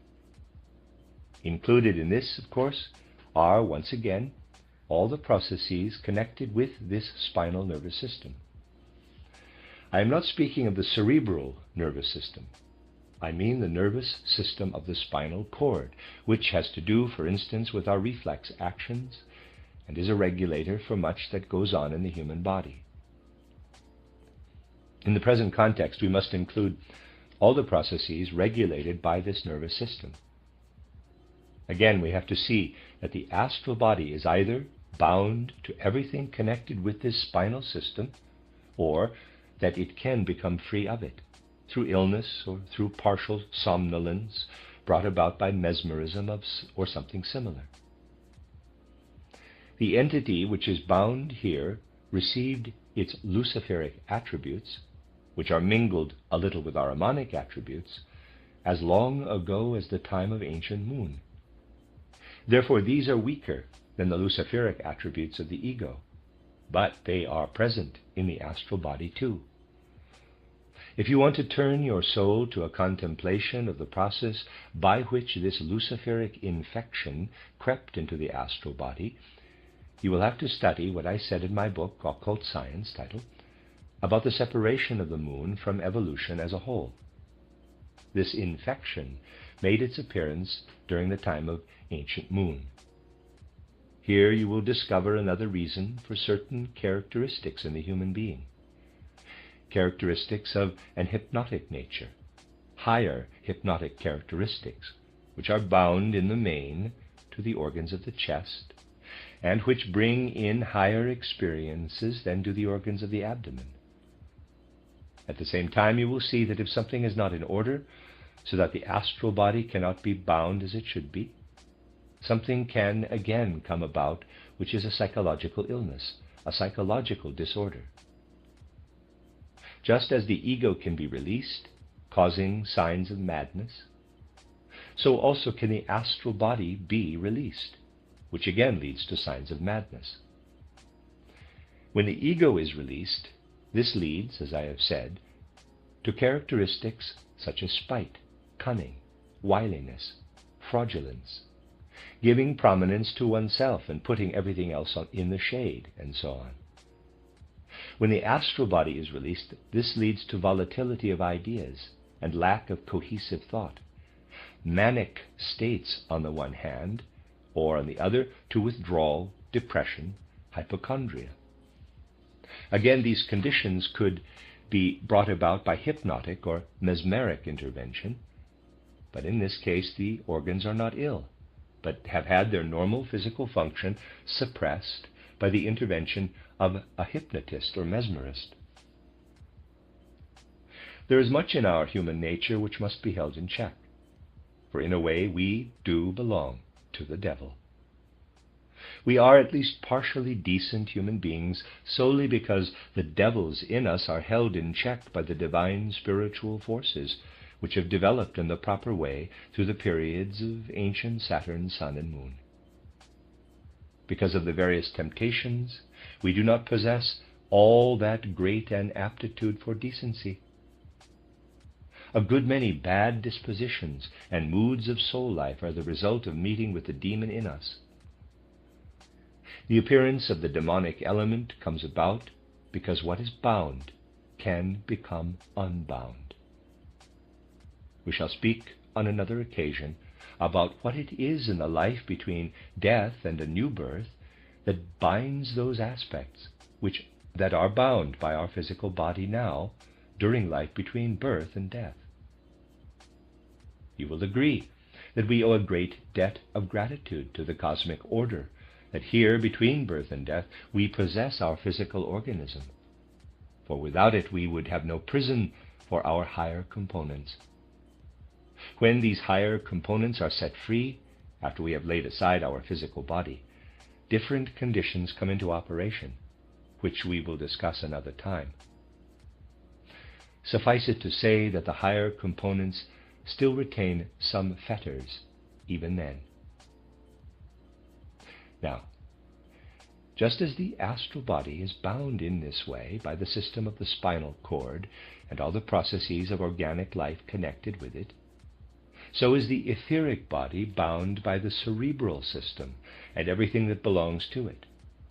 Therefore, the etheric body has its point of contact by means of the cerebral system. Similar things could be said here too. In our head there is a prison for our etheric body. Madness or hypnotic conditions come into operation if the body is not quite well, and the etheric body is let loose. Left to itself, that is not enclosed in the prison of the head, the etheric body has the tendency to reproduce itself, thus becoming a stranger to itself and spilling over into the world, carrying its life into other things. This is a description of the conditions that come about if the prison warder releases the etheric body. So we have three possibilities for psychological illness, and also three possibilities of escaping from the physical body. These three possibilities must definitely be taken into consideration, but of course in quite a different way, when a person is to become free of his physical body through initiation. What we have been speaking about is a freeing brought about by illness, when the organs of the physical body do not remain healthy and are then incapable of containing the higher components. Somnolence of the brain would result if brain activity were damped down. The etheric body would be freed and a somnolent condition would take over. But when the brain is defective, the prison can no longer hold the prisoner, that is the etheric body, which then embarks on its own adventures, endeavoring to live and create its own disordered, muddled life by opening out into the world. So you see clearly that psychological illnesses are, in the main, caused by a kind of freeing from the physical basis to which the various higher components of man belong during life between birth and death. The etheric body, when it is freed, has mainly ahrimanic characteristics. Envy, jealousy, avarice, and similar states will be pathologically exaggerated, always in connection with a kind of spreading into the environment, a kind of letting oneself go. Try to understand it like this. The only point of attraction for the ego is, more or less, the system of ganglia and whatever is connected with it. The astral body's point of contact is with the spinal system, but together with the system of ganglia, and the etheric body is linked with the cerebral system, but jointly with both the spinal system and the system of ganglia. So from this point of view, the system of ganglia also has to do with the brain, for instance, insofar as it serves all subconscious organic processes. If the system of ganglia brings about a process of illness which runs its course in the brain, then it could be the etheric body which is freed, even though the root cause lies in the system of ganglia. You see how very complicated things are. Psychiatry today has as yet no means of distinguishing between these three forms of soul sickness. Psychiatry will only achieve some degree of perfection when distinction is made between psychological abnormalities brought about by the freeing from bondage of the etheric body or the astral body or the ego. Then there will be a really significant way of distinguishing between and assessing the various symptoms of psychological abnormality. And it will be important to assess them in this way. You see from all this how self-knowledge can only be built up on a penetrating view of the complicated nature of the human being. Knowledge can certainly have disagreeable sides to it. But knowledge is not supposed to be a toy, for it is the most serious matter in the whole of human life. Someone who knows everything there is to know about human nature, if he is even only somewhat inclined to understand it in a way which is not egoistic, if he is inclined to think and feel about it in an objective way, can have in this knowledge an important healing factor at his disposal. One might be too weak to use this healing factor, but this knowledge is an important healing factor. It cannot be gained by remaining in one's subjective nature. It cannot be gained by failing to extricate oneself from this. This is a great problem for a movement such as ours. On the one hand, it is necessary to strive earnestly for the highest knowledge. But on the other hand, not everybody who decides to join such a movement is inclined to accept such knowledge with total objectivity and with full earnestness. Such knowledge brings health to personal life only if one is not constantly busy reflecting upon one's own personality. If one is not constantly wondering, how do I feel? What is going on in me? How am I getting on in the world? What is living in my soul? And so on. It brings healing only if we free ourselves from all that and concern ourselves instead with the affairs of mankind as a whole, matters which concern every human being. Difficulty arises only if one wants to concentrate on oneself, if one cannot get away from oneself. The more one is capable of turning away from oneself and toward all that concerns people in the world in general, the more can knowledge become a healing factor. How glad I would be if only you would believe this. A movement like ours gives plenty of opportunity for observing the very opposite of what I have been saying. It is of course natural and justified that people who cannot easily get away from themselves should turn to our movement for comfort and hope and confidence. But if they do not honestly strive to get away from themselves, if they continue to concern themselves with their own head and their own heart, not to mention whatever else very many people in our movement are concerned with, then knowledge cannot become for them what in truth it is. It is possible to be interested in knowledge in such a way that it becomes not only a personal but also a general human affair.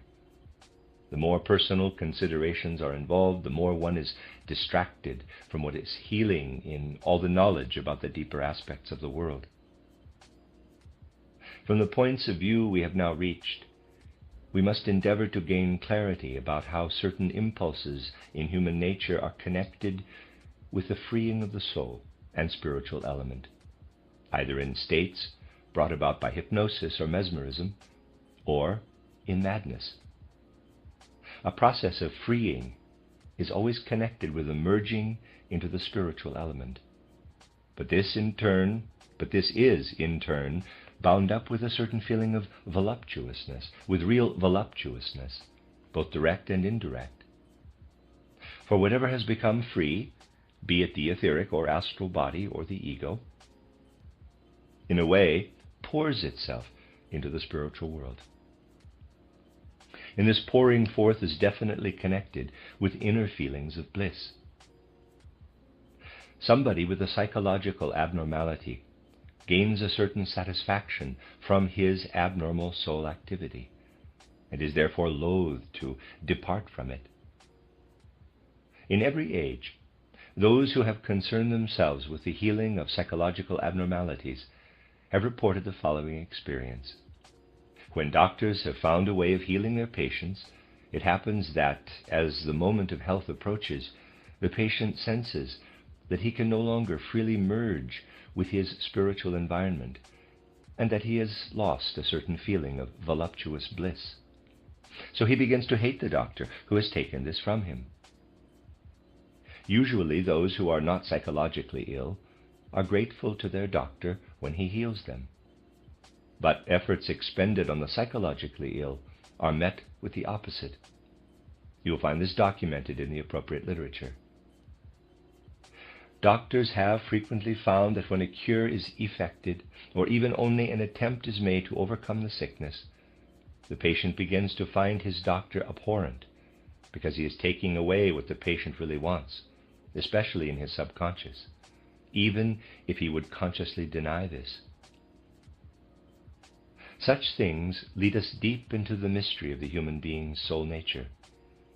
We then also understand that the ego, or the etheric, or the astral body, after endeavoring to work with the help of their physical tools, if they then become free, yet are still strong and imbued with the forms they had within their physical tools. Let me read this again.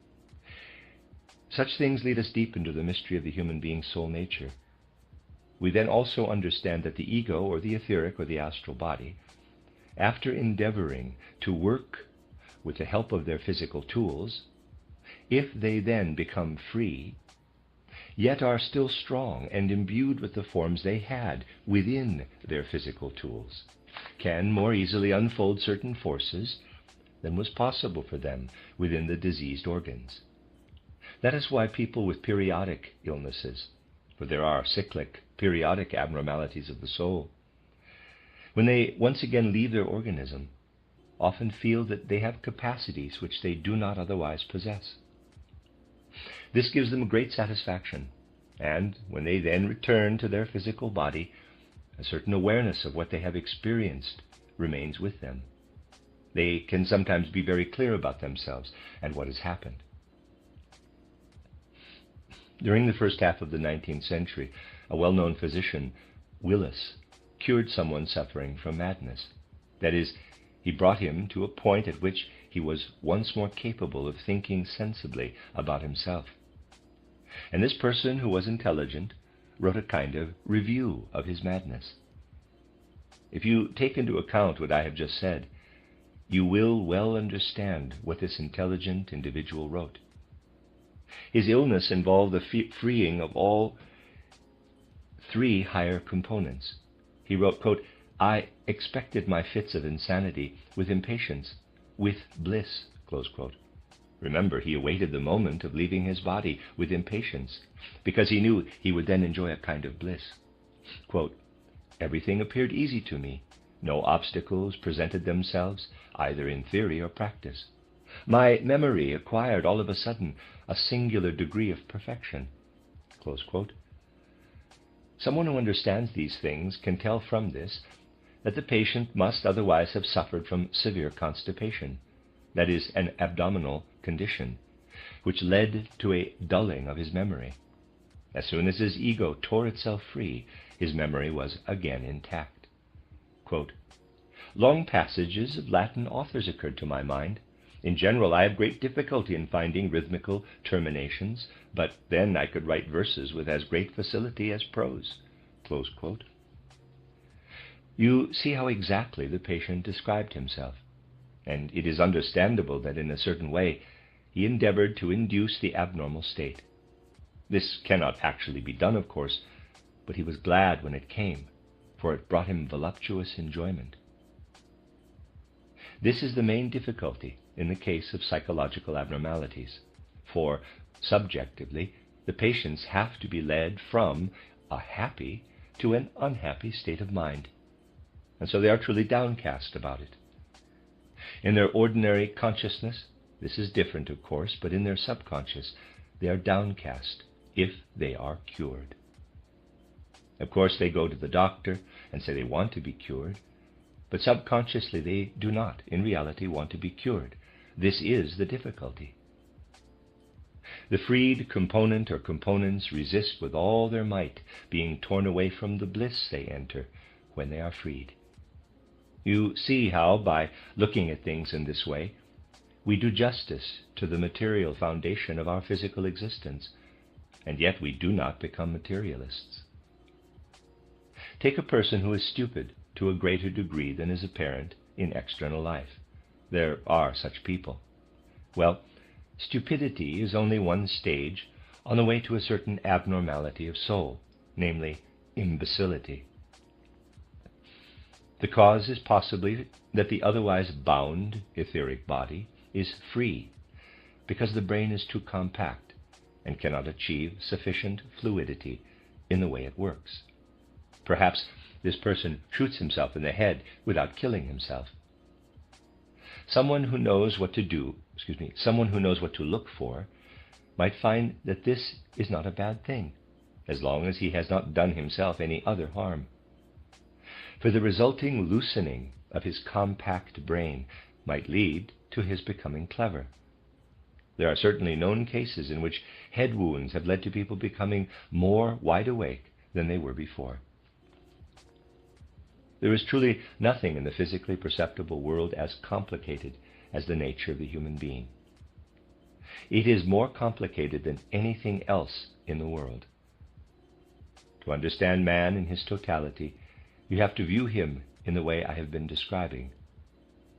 We have seen, for instance, that in the human being, as he stands before us with his head, the activity of this head depends in some degree on the etheric body connecting up in the right way to it. Abnormal activity comes about if the etheric body is freed, if it is unbound. Because of the way the human being is normally organized with regard to his sense organs and the nerves of his brain, the etheric body can have a normal relationship with the ordinary environment. What man is as a result of the special connection between his etheric body and his head makes him into a human being like all others in his existence between birth and death in the physical world. If we had nothing else about us except the normal connection of our etheric body with our head, all human beings would be the same. And there would also be no way of feeling connected with that part of our being that is immortal. For our head brings to us the experiences we have in life between birth and death through our senses, through the nerves of the brain. Consider this in connection with what I have said about the loss of the head during the course of reincarnation. What is now our head was in our previous incarnation our body, and what is now our body will become our head in our next incarnation. We know about this connection with our immortal part, which runs through all births and deaths, even though, without the wisdom of spiritual science, this knowledge can only take the form of a belief. Through our head we can understand this connection, but we can only have this knowledge because we have the system of the spinal cord as an organ of our astral body. This is where those ideas and feelings are wrought, which bring us into a mutual relationship with our immortal, our superpersonal part. Everything we possess only for this life between birth and death is given to us through the earthly solid element in our organism. On other occasions, I have pointed out that there is indeed very little of the solid element in our makeup, of which 95% consists, in fact, of fluid, of a pillar of fluid. The human being is a pillar of water containing only 5% of solid ingredients.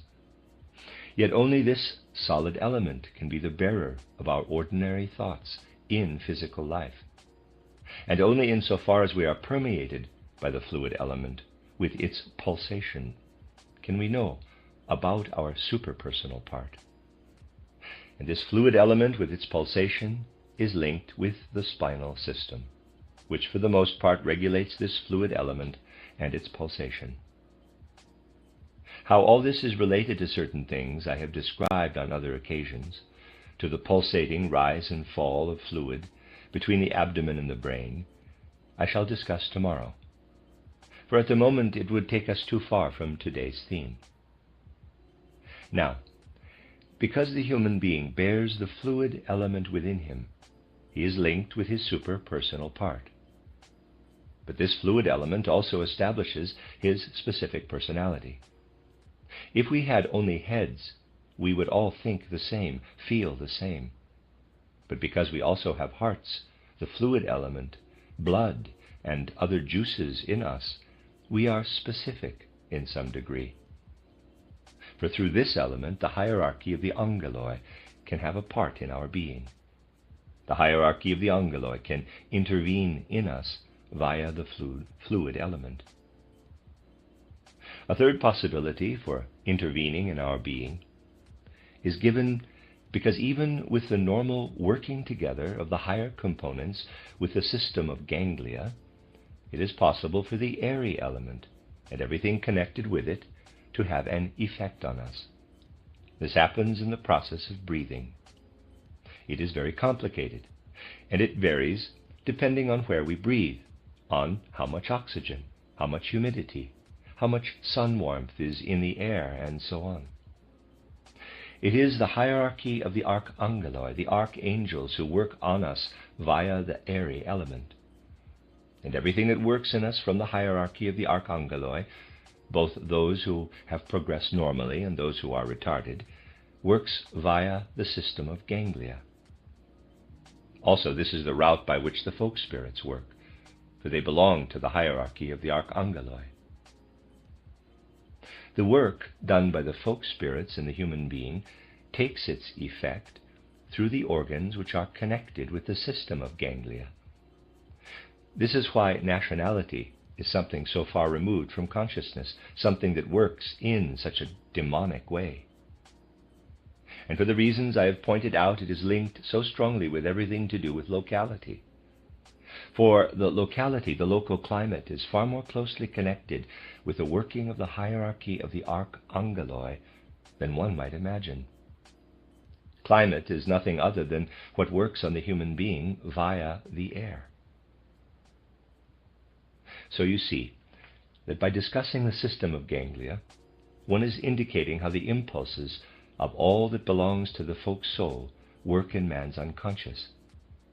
You will now also understand why, more than one might ordinarily think, belonging to a particular nation is connected with certain characteristics which are linked to the system of ganglia. More than one might think, the problem of nationality has to be seen in relation to the problem of sexuality. Belonging to a nation has the same organic foundation, the system of ganglia, as the sexual element. Quite externally, you can understand this when you remember that you belong to a nation by birth. That is, your body develops inside that of a mother who belongs to a particular nation. This of itself creates a link. So you see what subterranean soul foundations connect the problem of nationality with the problem of sexuality. That is why these two impulses in life manifest in such related ways. If your eyes are open to life, you will see a tremendous amount of similarity between the way people behave in an erotic sense and the way they show their connection to their nationality. I am not speaking either for or against either of these things, but the facts are as I have described them. Arousal of a nationalistic kind, which works particularly strongly in the unconscious if it is not brought up into the ego consciousness by making it a question of karma, as I described the other day, is very similar to sexual arousal. It is no good glossing over these things by making out that the emotional illusions and longings of national feeling are noble, while sexual feelings are rather less so. The facts are as I have described them to you. From all this you will see that a good amount of agreement can be reached amongst people in matters of the head, for in the head everyone is the same.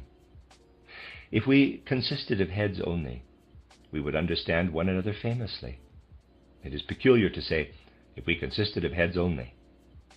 But when life has brought one together with all kinds of people, one grows accustomed to speaking in paradoxes such as this. In parenthesis, let me tell you that I once met quite an important Austrian poet who also entertained philosophical thoughts and was terribly worried about the way human beings were growing ever more and more intellectual.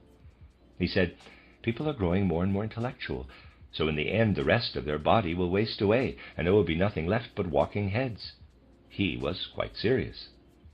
If, as I said, we were heads, it would be easy for us to reach an understanding about all kinds of things. It is less easy to reach an understanding about matters which have to be comprehended via the tool of the spinal system. That is why people are embattled with regard to their view of the world, their religion, and everything else they connect with what is superpersonal. And there is no doubt at all that today they are embattled also with regard to everything for which the system of ganglia is the organ. By this I do not mean the external war. I mean the war that speaks in the language of hate against hate. For the external war need not necessarily have anything to do with all that is unfolding in such a terrible way in the form of hate against hate. It is essential for people to become conscious of these things.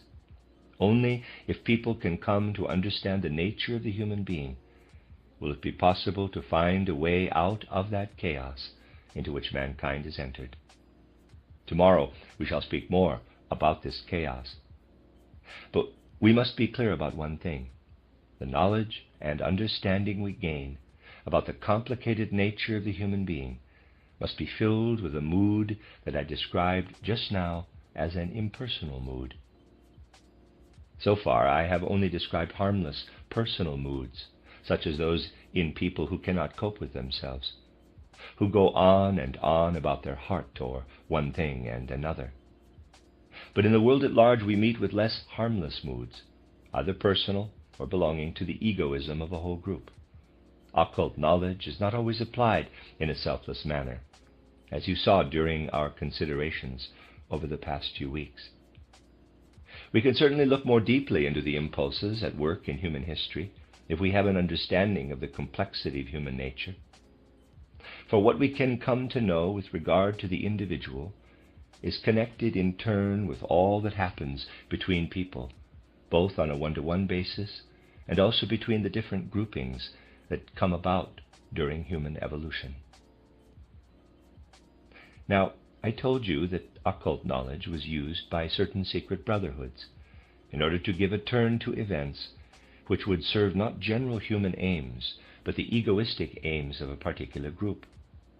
I told you that certain secret brotherhoods entertained views about how Europe ought to be structured and how they could influence that structuring. Today I want to add to what has already been made plain, something that has not yet been mentioned. I do this because it seems to me to be a good thing, that once at least, in however small a circle, something is said which will certainly be made known in the future, just as the division of Austria has been made known in the note from the Entente to President Wilson. Those who knew about these things could have sketched the division of Austria as long ago as the 90s. I do not want to go back any further, on the basis of the maps I have already mentioned. Whatever is made publicly known is only a fragment. It flows into external, exoteric affairs at a time when it is considered to be useful, but the rest, meanwhile, is held back. Truly, I say what I am now going to tell you not from the slightest political or inflammatory motive, but solely in order to let you have the facts. They do exist in the world. I am truly very far from wanting to worry anyone or persuade anyone to believe anything in particular or be anxious about anything, for I am concerned only with knowledge. So let me sketch approximately part of the future map of Europe as it was worked out in those secret brotherhoods. So as not to take too long, my sketch will only be approximate. As I said, this is the form which such secret societies thought Europe should take at some point in the future, and the lecturer draws something.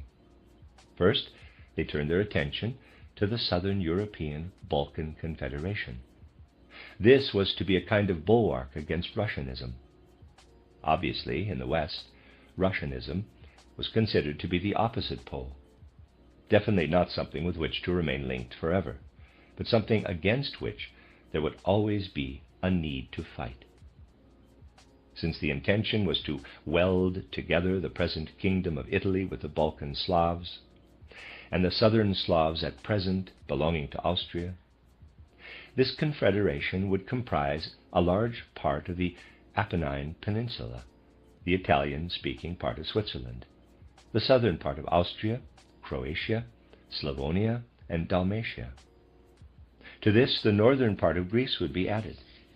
The confederation would also include Hungary and the Danube estuary. This would be the Balkan Confederation. Next to this eastward would be everything belonging to Russia in the wider sense. In the program shown in these maps, it was always, I mention this expressly, sharply stressed that however Poland might behave, it was a necessity of world history that the whole of this country should, whatever the circumstances, be returned to the Russian Empire. From the start, the program said that Poland, including the parts now belonging to Prussia, must once again be included in the Russian Empire. So, according to the program, the Russian Empire would include today's Poland, and also Galicia, reaching beyond the Slovaks.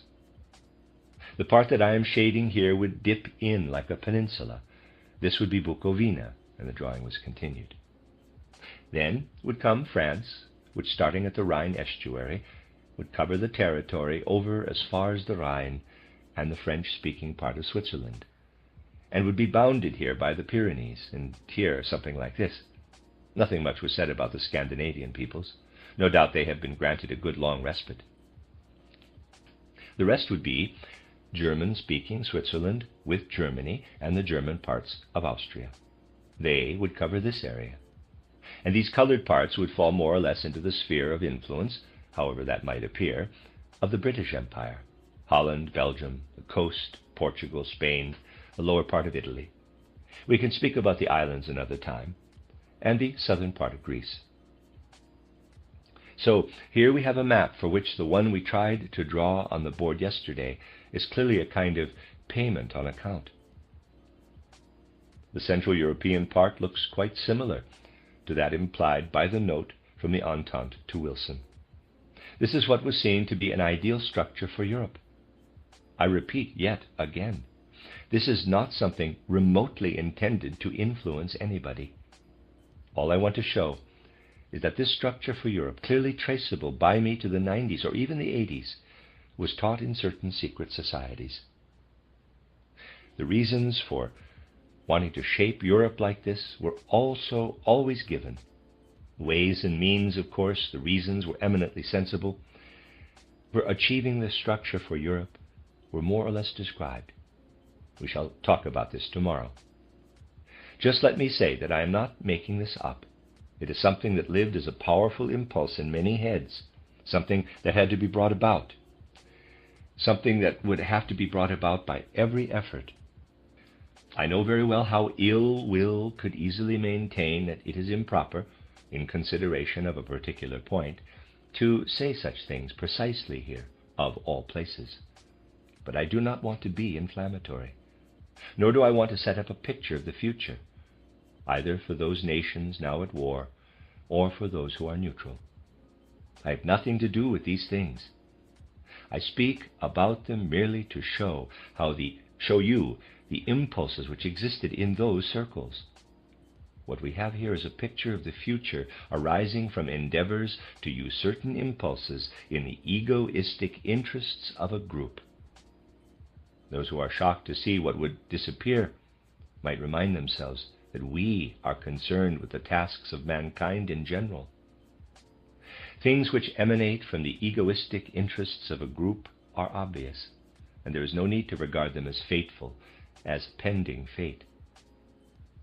What I do regard as fatal, however, is the attitude of hiding one's head in the sand, of simply refusing to recognize such facts because they are uncomfortable, with the excuse that such things ought not even to be thought, because they might cause disquiet.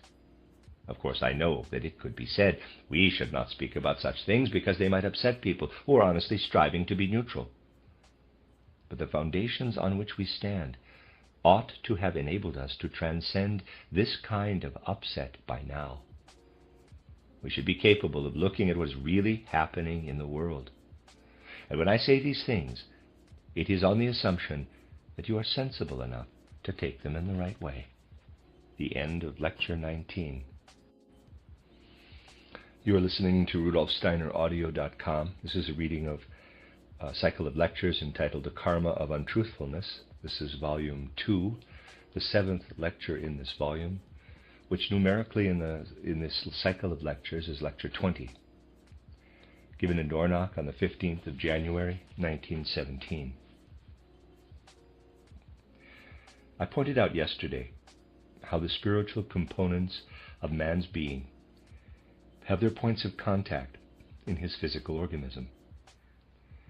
Awareness of this will have to enter into the consciousness of mankind as a whole.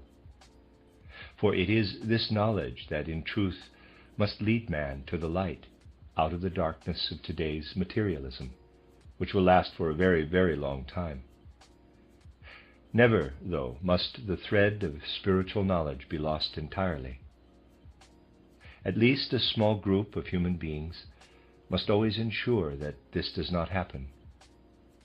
I have already shown how the true discoveries of material science, which anthroposophical spiritual science must certainly not fail to recognize, are put in the correct light when things are seen spiritually, especially the human being. The examples I started with yesterday can show you how the physical processes in the human being are fully recognized by spiritual science. Only spiritual science recognizes what is spiritual and investigates how the spiritual element is anchored in the physical element, especially, in the first instance, in the human being. Thus we avoided the pitfall of seeking the spiritual element solely in abstract concepts, which are unable to deal with something that has been created by it, namely the material world. What is spiritual must not live only in a cloud, cuckoo land floating above the material world. It must be so strong and intense that it can permeate the material element and show how spiritual it is and how it has been created by the Spirit. Thus, true spiritual knowledge must come to the possibility of understanding the material world and existence on the physical plane. It is important now, of all times, to pay attention to the interaction of spiritual and material elements in the human being, because now it is necessary, properly, to understand the intervention of something not material, namely the folk soul, in the human being. I said, those things in everyday life which we think, feel, and will, not as members of one group of people or another, but as citizens of the earth, are bound to the solid earthly element.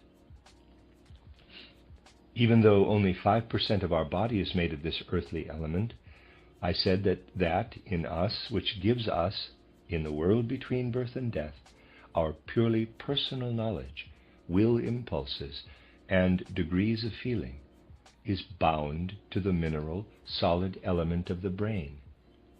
That is where it has its point of contact. As soon as we progress to what leads us into superpersonal or subpersonal realms, we can no longer count on conceptions which are brought to us by the solid element. For conceptions here are brought by the fluid element.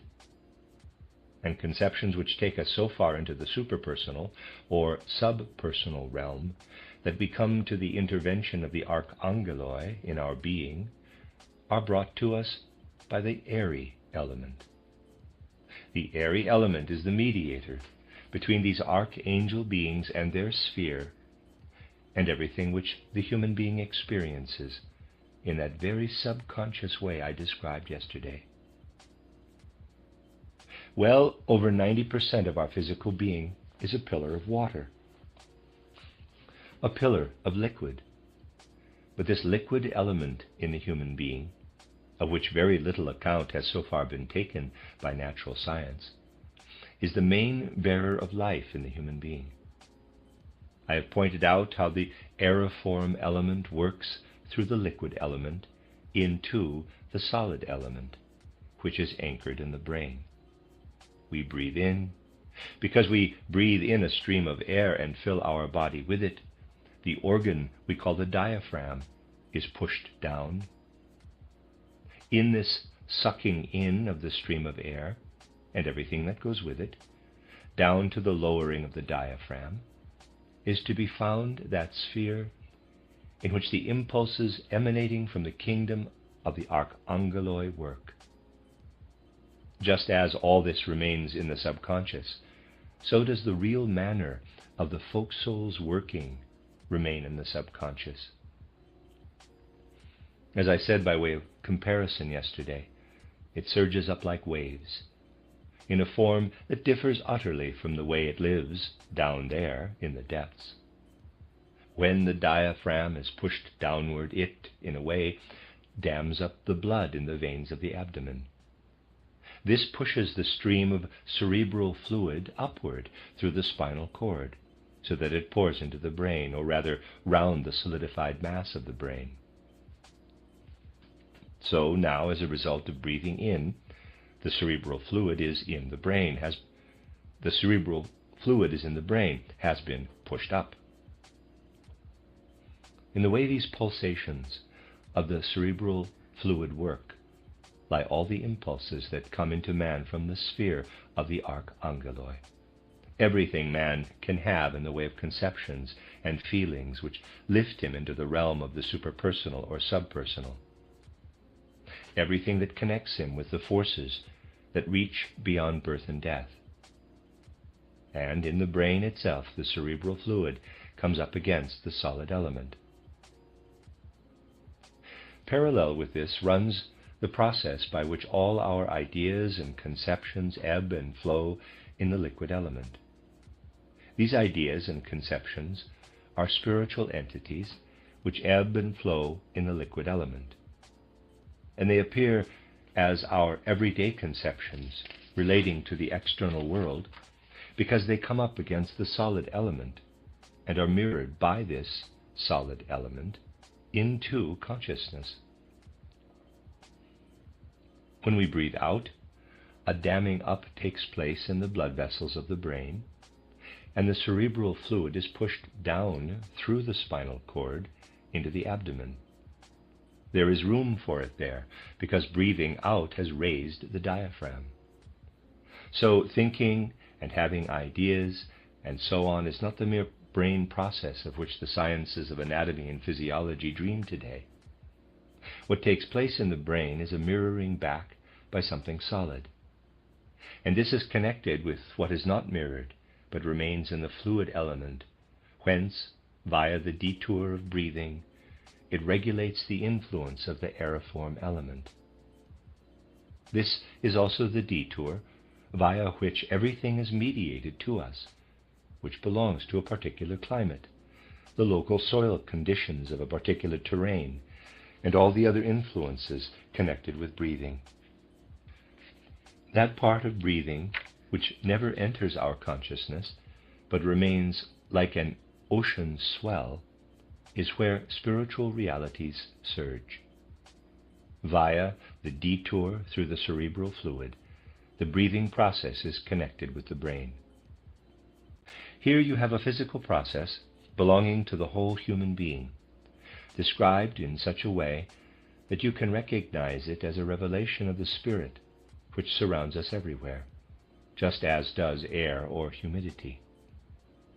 This gives you, through a true understanding of physical processes, an insight into how his earthly surroundings, together with the Spirit contained in them, work on man, and into how, as a being both spiritual and physical, man is embedded in his earthly environment, which is also spiritual and physical.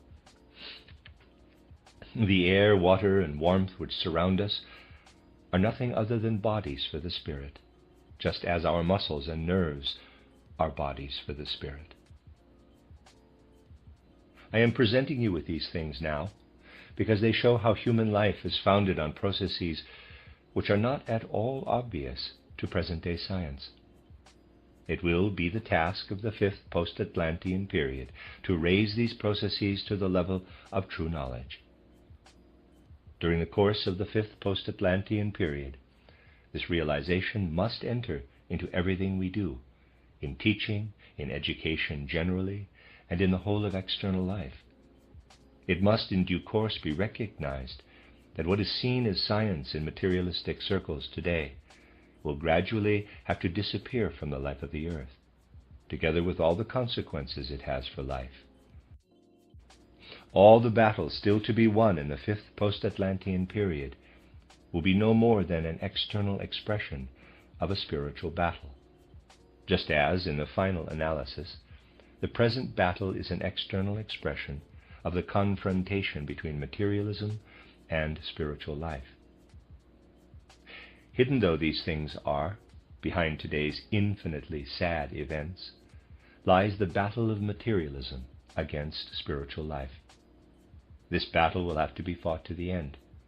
It will take various forms, but it must be fought to the end, because human beings must learn to bear everything they need to bear in order to achieve the spiritual view necessary for the sixth post-Atlantean period. It may be said that there must be much suffering, but only out of pain and suffering can arise what truly binds knowledge to ourself. For the other side of the coin is that connected with the materialistic view of the world, is the materialistic way of life, which is only beginning today, but which will take on infinitely more terrible forms.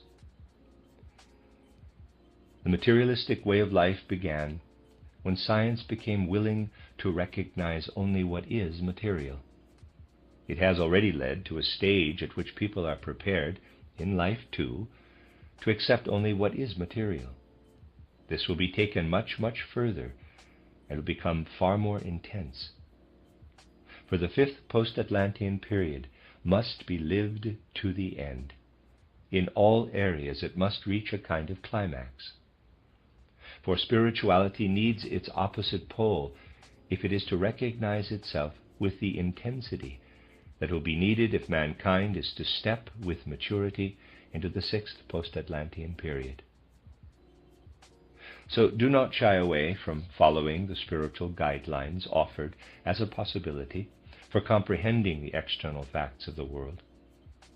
For it is the prime task and duty of all those who strive spiritually to comprehend the course of human evolution up to the present, and also to understand the likely evolution of the future in spiritual directions. We have often spoken of our inheritance from the fourth post-Atlantean period, which ended in the 15th century, and of the fact that it is the task of the fifth post-Atlantean period to develop to the full the consciousness soul. Now, it is precisely the consciousness soul which will unite man intimately with all material events and everything belonging to materialism. We have seen how in the fourth post-Atlantean period, from the 8th century BC right up to the 15th century AD, the Greco-Latin element gradually came to dominate the world, first in what is usually called the Roman Empire, and later in the Roman papacy, which reached the climax of its dominance during the 13th and the beginning of the 14th centuries. This is at the same time the beginning of the fifth post-Atlantean period. It coincided with the first breaking of Roman papal dominance. It is also the beginning of those impulses whose influence has brought about the present sad events. In the end, no one can understand what is going on today without taking a wider view. For really all the peoples of Europe have contributed their share to the sad events of today's Europe. Those who want to understand things must necessarily turn their attention to impulses which have been in preparation for a long time, and which today are being given a kind of first chance to show themselves. So, today we shall bring together what can be seen far in the future with things that are close at hand. First, let us remember the description I gave of how the southern peoples, the Italian and Spanish peoples, and the various kingdoms they have brought forth, represent a kind of after effect of the third post-Atlantean period, of course with the inclusion of the overall heritage of the fourth period. You need only follow the whole structure of Italian-Spanish development as it took place at the turn of the fourth to the fifth post-Atlantean period, in order to see that it still included what was directly justified in the third, the Egypto-Chaldean period. You can see this especially in the way in which, emanating from Rome and Spain, a religion spread which was borrowed from the cults of Egypt and Chaldea. In this you have the continued existence of what had been left behind in Egypt and Chaldea, and this reached its climax in the 13th century. Papal supremacy emanated from the south and reached its climax in the 13th century. In order to describe it in a way which is meaningful today and which fits the facts, we should have to say that this papal supremacy, which covered and dominated the whole of European culture, was essentially the ecclesiastical element of cultus and hierarchy.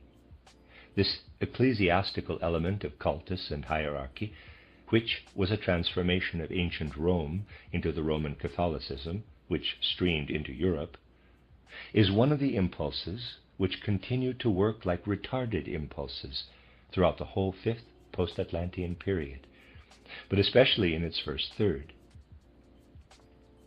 You could, I might add, work out how long this is going to last. You know that one post-Atlantean period lasts approximately 2160 years. 1/3 of this is 720 years. So starting with the year 1415, this takes the main period to the year 2135. Therefore, the last waves of hierarchical Romanism will last into the beginning of the third millennium. These are echoes in which the impulses of the fourth post-Atlantean period assert themselves in the forms of the third post-Atlantean period. Let me read that again to make sure I didn't read that wrong. These are echoes in which the impulses of the fourth post-Atlantean period assert themselves in the forms of the third post-Atlantean period. But many things work side by side at the same time. So there are other impulses working together with these. Roman Catholicism had its actual climax in the 13th and 14th centuries. Let us now see how it continues. We have to distinguish the way it worked up to the 13th century, when it was, you might say, justified, because that was still the fourth post-Atlantean period, and what then followed, when it began to assume the character of a retarded impulse. It seeks to spread, but how? For it certainly spreads significantly. We see that the form of the state, which gradually matures in the New Age, is more or less saturated with this Roman Catholicism. We see that the English state, as it begins to grow at the beginning of the fifth post-Atlantean period, is at first entirely in the hands of this Roman Catholicism. We see how France and the rest of Europe are entirely in the grip of this Roman element of hierarchy and cultus, insofar as their ideas and cultural life are concerned. To characterize this impetus, we would have to say that there is an impulse on the part of Rome to permeate, to saturate the culture of Europe with this hierarchical, ecclesiastical element right up to the bulwark it has itself created in Eastern Europe. But it is noteworthy that an impulse like this, if it is a retarded impulse, takes on an external character. It no longer has the strength to develop any inner intensity, but becomes external in character. It spreads out widely on the surface, but has no strength to go into its own depths. So we see the strange phenomenon of Roman hierarchism spreading further and further afield, yet in the countries, at its core, being unable to give any inward strength, thus depriving its own population of inwardness. See how such things start. Everywhere Romanism spreads in all shapes and forms, whereas in Italy itself, in Spain, the population is hollowed out. Just think what an extraordinary Christianity lived in Italy when the papacy was at the height of its glory. It was the Christianity against which the thunderous words of Savonarola were directed. For in isolated individuals such as Savonarola, the Christ impulse was alive. But these individuals felt impelled to grind official Christianity into the dust. A history telling of what happened at the point from which Christianity rayed forth would have to say, the power of the Roman Church element rayed forth, but the Christian souls at the point from which this happened were hollowed out. This could be proved in detail. It is an important truth. Something raying out destroys its own inner core. This is how life goes. Like a human being growing old and using up his forces, so do cultural phenomena, when they spread, use up their own being and hollow themselves out.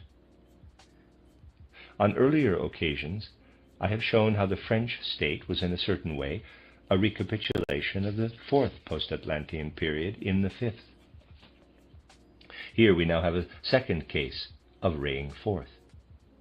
For the southern element, we used the expression, quote, ecclesiastical element of cultus and hierarchy, close quote, to describe something that strove to found a universal monarchy of the Church, a theocracy of Europe. Now we shall endeavor to find an expression to describe that cultural element which bears the culture of the intellectual or mind soul from the fourth post-Atlantean period up into the fifth. An expression encompassing all the historical elements. An expression which fits the facts and describes the reality of what is brought into the fifth post-Atlantean period, if we have the goodwill to find it, would have to be the universal diplomatic element. Everything connected with this universal diplomatic element is also connected with what grew out of the French state element. It is not for nothing that the French language is the language of diplomacy, even today. Every historical trend is illuminated in detail when you discover that just as the universal theocratic element rays out from Roman Spain, so the universal diplomatic element rays out from Paris. And it is remarkable that just as with the Spanish-Italian element, though to a lesser degree, because the element being brought forward is less ancient, so also in the case of the French element, the raying forth is accompanied at its source by a hollowing out. It is particularly interesting to view history in the light of this. Take the way in which the great French statesmen, such as Richelieu or Mazarin, inaugurate and carry on world diplomacy by translating old impulses into the diplomatic political element. The servants of Louis XIV think on a European, not a French scale, and see themselves as the obvious leaders of Europe as regards the universal diplomatic element. One element, one impulse, always absorbs the other. It is not for nothing that cardinals practiced in politics and diplomacy surround the King of France when the French state is at its zenith. Studying that time, particularly in the history of France, we find that the very concern which sends diplomacy all over Europe withdraws from its own country infinitely great forces in the realm of economics, finance, and also culture in general, hollowing it out down to the fine details. To see things this way, they must, of course, not be viewed in the light of national prejudices, but in all truth, objectively and impartially. This hollowing out is also the source of that uprising of the people into the element of revolution, which leads to the exact opposite of what would be the most suitable for the French state: monarchy. In the Spanish-Italian realm, there is no parallel to this revolution, for the reasons I have already given. Yet it is precisely this revolution which shows how strangely this contrast works in the French element, this contrast between concern for European diplomacy and a lesser concern for one's own country. For we must not forget that the fifth post-Atlantean period was accompanied by the spread of civilization and culture across the whole earth, which went with the discovery of hitherto unknown regions. We see how, as a matter of course, those states which border the ocean build up their navies. French diplomacy spreads its concern over the whole earth, and at the same time, you can follow this in the various trends of history, the French navy begins to blossom. But this has its opposite in what rages uncared for within and then comes to expression in the revolution. It is notable that the more the revolution proceeds, the more the French navy is neglected. You can observe how during the build-up to the French Revolution, France's sea power grows ever smaller as her navy is totally neglected. This has a significant consequence. When the French element withdraws once again from the revolutionary age and returns to what is more suited to it, the emperorship of Napoleon, there develops in the person of Napoleon that significant opposition to the third element, that element which is now suitable for the fifth post-Atlantean period, the opposition of France against England. This has been in preparation for a long time, but in the person of Napoleon, it took on quite a new character that differed greatly from the character it had had before. What is most remarkable in all the waves created by Napoleonism? If you investigate what lived in Europe with regard to Napoleon, you find the important opposition between Napoleon and England. When Napoleon lacked something which was missing in the heritage of the Revolution, something which had to be lacking, I speak of an historical necessity, but which he would have needed so that the second element could have asserted itself against the third, the French against the English, namely, a navy. Hypotheses are only justified in connection with history as tools for understanding, but they can indeed make a great contribution. So let us make an hypothesis. If Napoleon had had a navy which he could have joined to those of other countries with which he was allied, he would not have been defeated at sea by England, and the whole of history would have taken a different course. But the Revolution had not given him a navy. Here we see the mutual limitation of the two elements, those of the third and the fourth post-Atlantean periods, as they rise up into the fifth. Now we come to the third element, the one which corresponds to the fifth post-Atlantean period and has the task of bringing into being the culture of the consciousness soul, the English, the British element. The sentient soul element, brought into culture by the Italian-Spanish sphere, expresses itself in the theocratical element of the cultus. The sentient soul does not live in consciousness. Similarly, the political and diplomatic element corresponds to the French sphere. And now, in the British sphere, we have the commercial and industrial element, in which the human soul lives fully and entirely in the material world of the physical plane. But we must make clear an important difference. The papacy could only pretend to world dominance for one particular reason. Here, and the lecturer drew, is the fourth post-Atlantean period. Now comes the first element, A, of the fifth post-Atlantean period, the papal hierarchical element. It strives for a kind of universal monarchy, because in a certain way it is the continuation of the universal Roman Empire. Here, B is the culture of the intellectual or mind soul. It also strives for something universal, but it is something universal that is very much in the realm of ideas.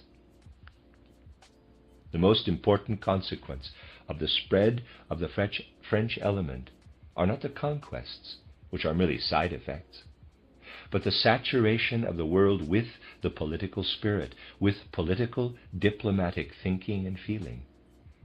That diplomatic political thinking found not only in French diplomacy and politics, but also in literature and even the other aspects of French artistic life. A universal monarchy in connection with this could only be described as a kind of universal dream. And the way in which France marched in the forefront of civilization is a very exact expression of this dream. In contrast, we now come to the third element, C. This, in harmony with the whole of the fifth post-Atlantean period, which has the task of bringing to expression the consciousness soul, is what corresponds to the British element, the special bearer of the consciousness soul in the age which is to develop especially the consciousness soul. Hence the pretension of the British element to universal commercial and industrial world dominance. Now, my dear friends, things which have their foundation in the spiritual world will run their course. They will with all certainty run their course. Do not imagine that you can moralize or theorize about this. They will run their course and become fact. Nobody need believe, therefore, that the mission of the British people will not, out of inner necessity, become fact. Namely, the mission to found a universal commercial and industrial monarchy over the whole earth. The pretensions emerge as realities. These things have to be recognized as lying in world karma. And what people express and what they think is only a revelation of spiritual forces behind the scenes. So nobody should believe that British politics will ever be morally reformed and withdraw, out of consideration for the world, from the pretension to dominate the world industrially and commercially.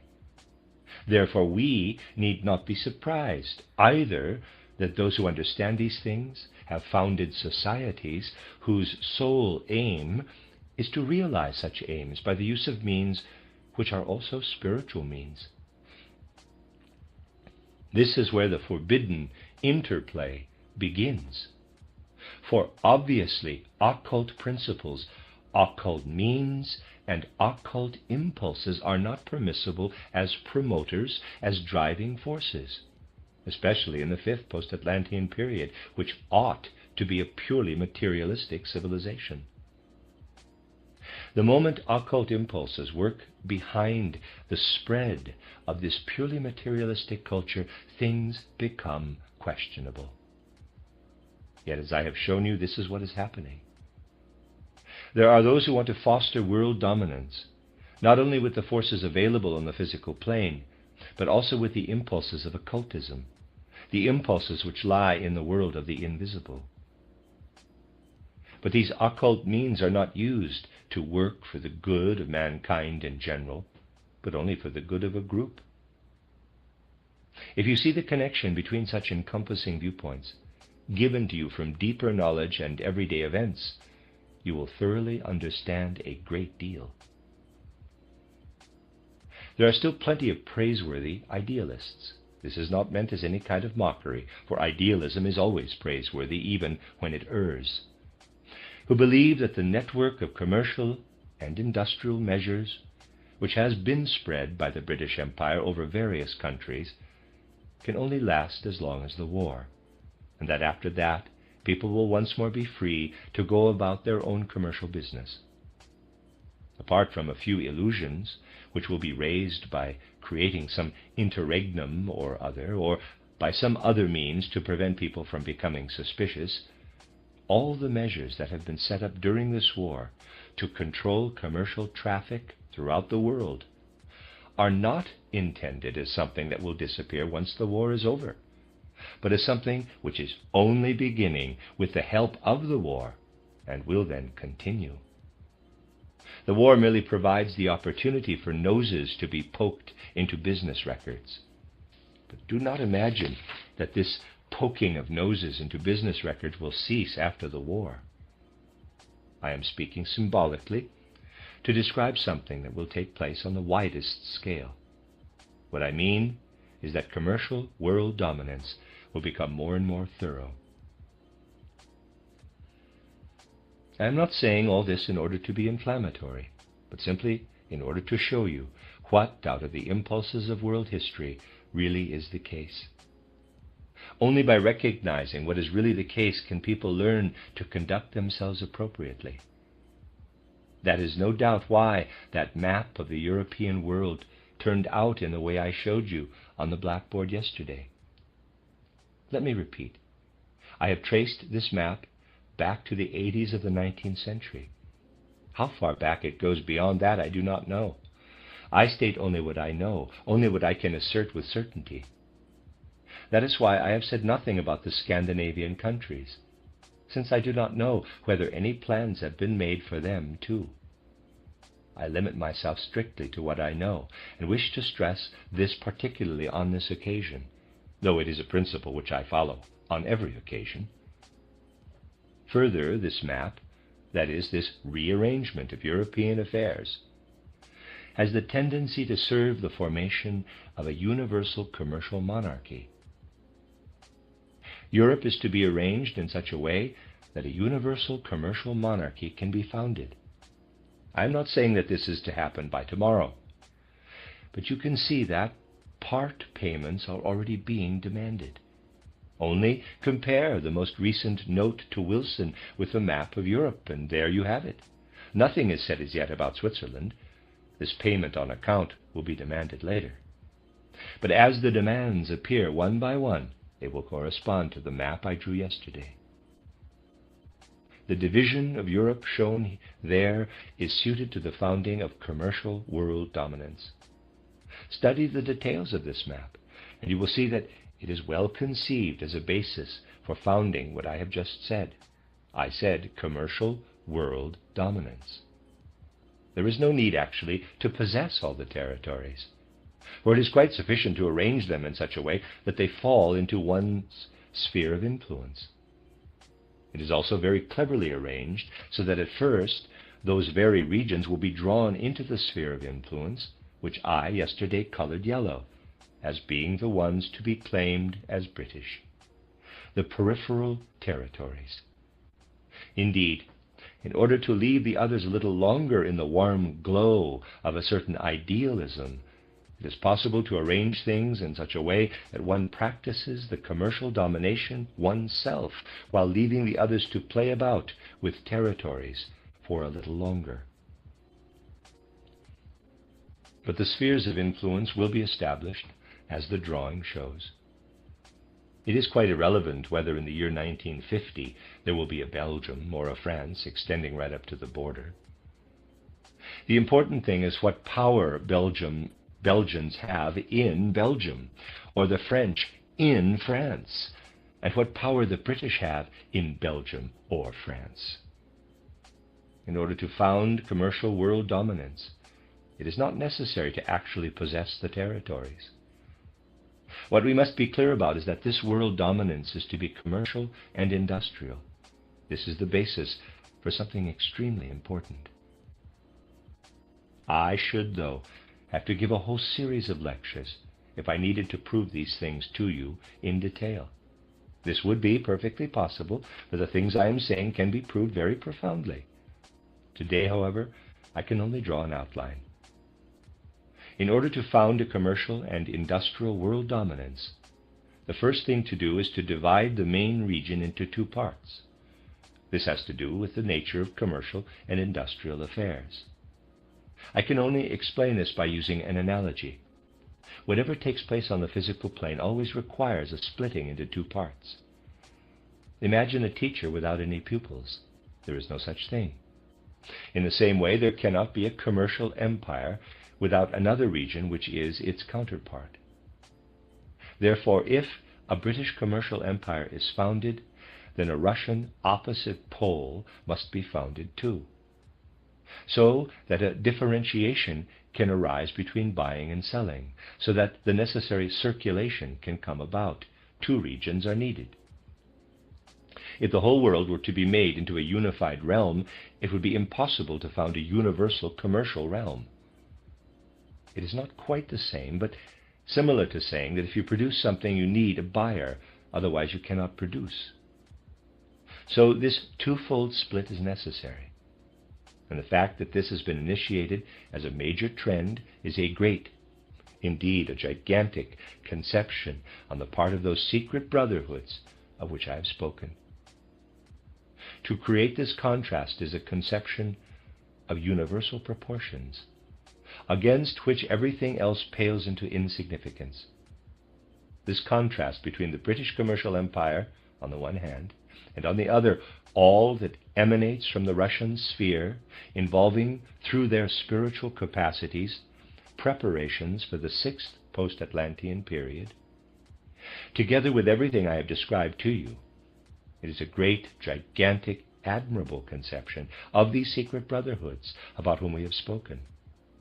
Put simply, it is hardly possible to imagine a better opposite pole for what has developed in the West, namely the supreme flowering of commercial and industrial thought, than the future Russian Slav, who in times to come is sure to be even less inclined than he is today to occupy himself professionally with commercial matters, and who, just because of this, will be an excellent polar opposite.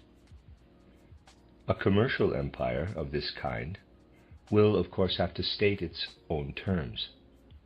Profound thought on the part of Spencer and even his predecessor led them to stress repeatedly the industrial and commercial element which suffuses a nation does not want to have anything to do with war. It is for peace. It needs peace and loves peace. It is absolutely true. There will indeed be a deep love between the element striving toward commerce and industry and the element striving toward peace in the world. Only this love for peace can sometimes adopt bizarre forms, as witness the present note to Wilson, which certainly contains something peculiar. Look at what happens to Austria in this map, which is drawn exactly in accordance with the note. Yet this note dares to express something else as well. The common political unity living in the nations of Central Europe is not to be touched in any way. Well, this too is gigantic, a gigantically frivolous game with the truth. Usually untruths are not actually put down on paper, but here we have one note which says two different things. We shall dismember the middle realm, but we shall, of course, do it no harm. There is an accompanying chorus from the newspapers, too. They write, "Let us see whether the Central Powers will agree to these acceptable terms." Everywhere we read, the Entente Powers have stated their terms. Now we shall see whether these terms, which ought to be eminently acceptable to the Central Powers, are bluntly rejected or not. Things have come a long way, have they not? For such things are there for all to read. Now let us see where the thought leads Now let us see where the thought leads us. We are dealing here with the splitting of the world into two parts. And those concerned are interested in achieving this in such a way that they can say to the world, we want peace, we stand only for peace. The recipe they are following is one which is behind much that is written today. It is like saying, I shall not touch you, I shall not harm a hair of your head, but I shall lock you in a deep dungeon and not give you anything to eat. Have I done anything to you? Could anyone maintain that I have harmed even a single hair of your head? Many things are shaped in accordance with this recipe. Even the love for peace, despite the fact that it is a reality, is shaped in accordance with it. But if this love for peace is paired with a pretension to commercial world dominance, it becomes unacceptable for the other side, and it is utterly impossible to apply it. And so the peace-loving commercial empire is sure to find itself in future somewhat disturbed in its love for peace. This is, of course, known to those who divide the world into two parts, and so they need a rampart in between. This rampart is to take the form of the great Southern European Confederation, which also comprises Hungary and everything else I mentioned yesterday. This is supposed to make for peace. Through the sphere of influence I've hinted at, the manner in which the British Empire is behaving toward the Mediterranean shows that it can quite easily give the Southern European Confederation Constantinople, as well as all kinds of other things. For they cannot go further than the Mediterranean, since the West, if it so wishes, can blockade the Mediterranean at any time. In short, you can follow in every detail the gigantic, splendid thought on which this map is based. We have not enough time today to go through everything in detail, but it is a gigantic, splendid thought to leave only the southern ports, which lead to the Mediterranean, open for France, whilst keeping the others under one's own sphere of influence. This means basically that the French Empire, which France was anyway only able to found under the protection of the others, becomes an illusion, and can also be included in one's sphere of influence. If you follow all this, you will see in how gigantic a manner is to be realized, out of what belongs to the culture of the consciousness soul, what these occult schools are striving to achieve. Those things which correspond to certain impulses do come to pass. For necessity governs world history and world evolution. These things do come to pass. But they come to pass in such a way that forces really do mutually affect one another. Just as there can never be positive without negative electricity, where opposites work on one another with varying intentions, so is it also in the events of human history. Therefore, we must be careful when we turn our attention to such things, to apply judgment that is free of moralizing. This also saves us from asking, why must such a thing happen? For in the mission of one element or another is included the fact that things develop which must develop, and the adversary, the opposite pole, must also exist, namely, something that resists whatever it is that wants to come about. This also must exist. So if we now once again take a wide view of all these things, we shall see something working in from the periphery, which we have characterized as these three elements. First, let us return to the center. Our concern here is that the adversary, the opposite pole, should be there, so that a kind of brake can always be applied. This brake is just as necessary as the other element, and I blame one as little as I praise the other. I am simply describing the impulses and the facts. I have not the least inclination to pronounce a morally disparaging judgment on something I am describing as a necessity arising out of the whole character of the fifth post-Atlantean period. There is nothing bad about giving the world a materialistic, industrial, commercial culture, for this is a necessity. But the opposite pole must exist too, for human evolution cannot proceed in a straight line. Opposing forces must clash with one another, and in this clash, reality evolves. In Central Europe, a collection of impulses has always of necessity existed, some of which worked with those streaming to the periphery in the way I have already described, while others had what was in many ways the tragic destiny of working in opposition to these. These forces certainly stream outward from Central Europe and make themselves felt elsewhere in many ways. But if you look closely, you will find also in Central Europe the forces that oppose those I have described. Consider, for instance, that the first opposition to the theocratic, cultic element of the Spanish and Italian South came from Central Europe. It reached a certain climax in Luther, and its greatest profundity in the mysticism of Central Europe. Not only German elements worked here, for mingled in the Central European stream were also Slav elements.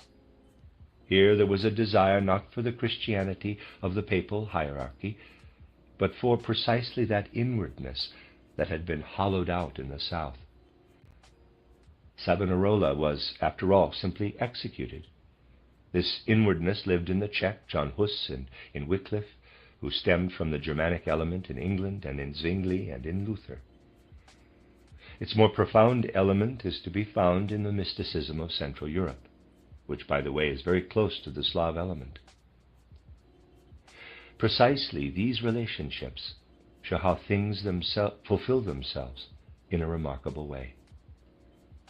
For Central Europe, backed up by the Slav element, is, in this, certainly an opponent of the periphery.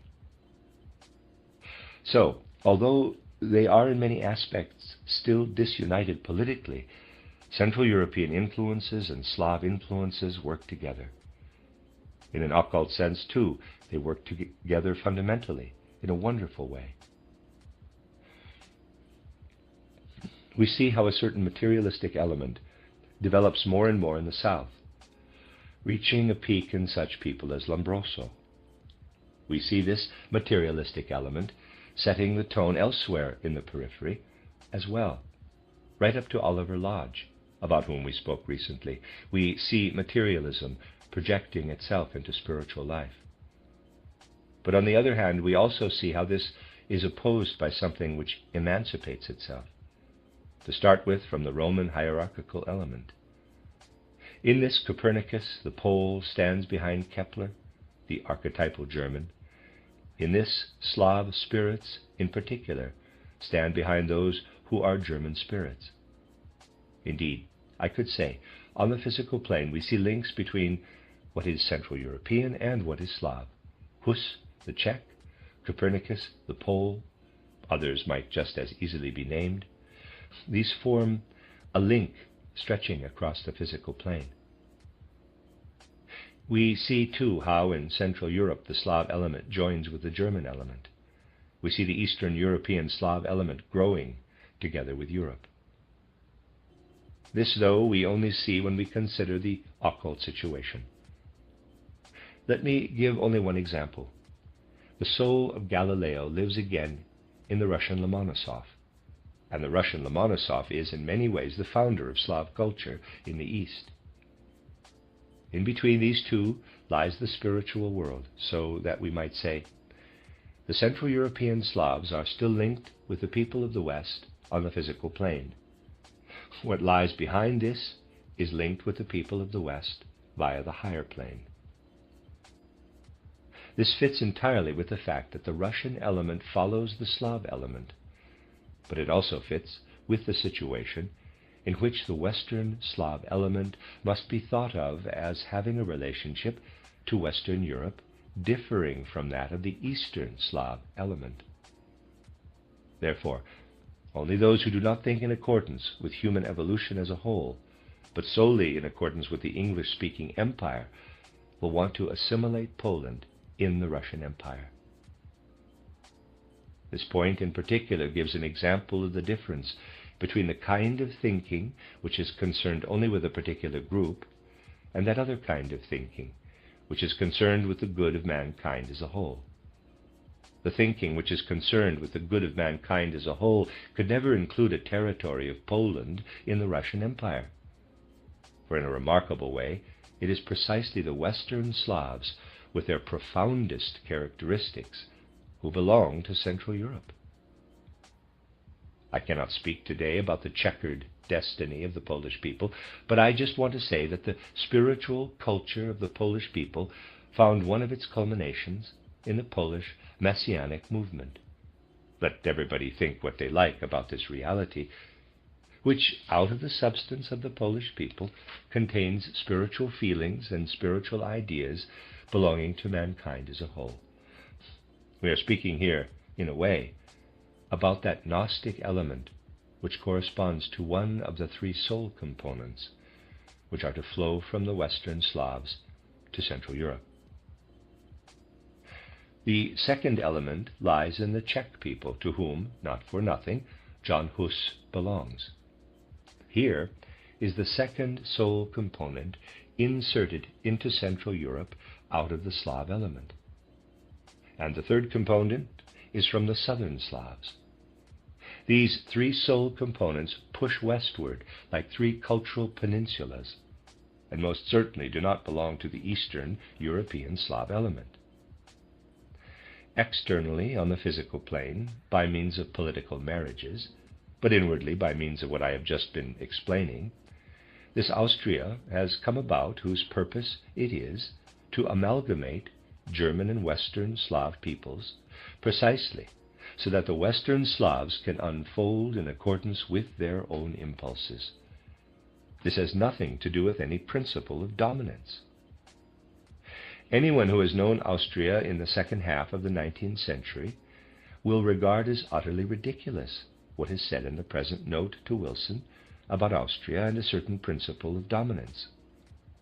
Of course, the situation is difficult, but anyone familiar with the history of Austria in the 19th century knows how possibilities were sought which would enable any Slav people, indeed any nationality whatever, to develop absolutely freely in Austria. However, all kinds of things are contained in this note. You need only glance at an elementary history textbook to see that the territories Italy is now demanding from Austria have never been under Italian rule. Yet the note says the Italians are demanding the return of territories which once belonged to them. But truth is not the concern of this note, for its aim is to say what it wants to say while counting on it that the magical power of modern journalism has persuaded people to believe everything. And you can certainly often count on this. The power of journalism is indeed one of the means on which certain societies count. Just because Austria has been preparing, as it were, beneath the surface, for the mission about which I have spoken, she has always been an opponent, an opposite pole to any Freemasonry of the kind which has developed in the West in the way I have been describing over the last few weeks. Freemasonry has never been allowed to enter Austria. Its presence begins to be felt to some extent, but merely in the way I have described, only beyond the river Leitha. Of course, there are also other impulses, which, as you have seen, are the cause for some degree of leniency, so that the peoples of Central Europe will not be utterly destroyed politically. The war aims and also the peace initiatives which are at present being made are in accordance with this. But the fact that Austria herself is being attacked so viciously is in part explained by the enmity that has always existed between Austria and Western European Freemasonry, right from the days of Maximilian I. It is disguised in various ways, of course, and what I am now saying is easily proved wrong, just because on the physical plane things are disguised, are masked. So we see how Central Europe has to put up a fight on behalf of mankind, for it is the pole which opposes the impulses coming from the West. This brings it about that the evolution of Central Europe does not proceed in a straight line. It fluctuates, for Central Europe always has to take up and bring to a certain climax, a certain intensity, whatever there is by way of opposition to any of the impulses coming from the West. Take the hierarchical theocratic impulse. While a kind of Christianity is carried into Europe on the waves of the hierarchical theocratic impulse, opposition begins to build up as early as the 12th century. Read Walter von der Vogelweide, that great Central European poet, and you will find he opposes the Roman papacy, and indeed everything Roman. What later reaches a climax in Hus, in Luther, in Zwingli, and so on, is already hinted at by Walter von der Vogelweide. Then you also find what is developing as a more inward Christianity, parallel with that of the periphery, but inwardly intimate, in Wolfram von Eschenbach's Parsifal epic. There, at the very beginning of the 5th post-Atlantean period, you have opposition against the theocratic, hierarchical Roman element emanating from Spain and Italy. This opposing pole works in such an extraordinary way that intimate inwardness is never denied. It remains. It is confiscated from the principle of power and fashioned into the opposing pole. I am neither praising the one nor blaming the other, for I am simply quoting facts. After the hierarchical, theocratic principle came the diplomatic, political principle. It is carried over in all its forms and in all its side manifestations. Here, some historical details are interesting. Something that is often said in historical textbooks is not actually correct. Namely, that the invention of gunpowder was the origin of modern military forces, in contrast to the armies of the age of chivalry in the Middle Ages. A much more important factor came into play when, at the beginning of modern times in Europe, the barter economy of the Middle Ages was replaced by a currency economy, so that those in power came to be administrators of money, which had formerly not been the case. Until then, barter had been much more to the fore, with money playing only a minor role. The currency economy led to the development of mercenary armies that were no longer compatible with the armies of the age of chivalry, which had been adapted to the barter economy of the Middle Ages. This modern military organization started in Switzerland. The Swiss were the first soldiers in the modern sense of the fifth post-Atlantean period. You can follow this in history. It was just because the Swiss became such efficient soldiers that they were able to win all those battles they had to win in order to create a Switzerland that would later be able to withstand the assaults of chivalry. I'm speaking to the Swiss amongst us. Basically, the Swiss, with their armies, are the real conquerors of chivalry. Chivalry was overcome in Switzerland. It was from Switzerland alone that the rest of Europe learned how to use their armies of infantry to overcome the armies of chivalry.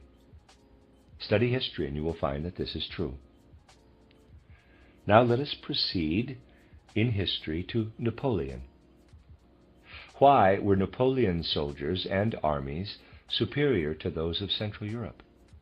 It was because Central Europe was still working at the time of Napoleon, not with Swiss soldiers, of course, but with the Swiss military principle, whereas Napoleon had under his command a real national army, born out of the French nation itself. You will appreciate this if you follow the battles between the Central Europeans and Napoleon in the right way. How the generals of the Central European armies had to keep a hold on their mercenaries, for that is what they really were, even inside their barracks.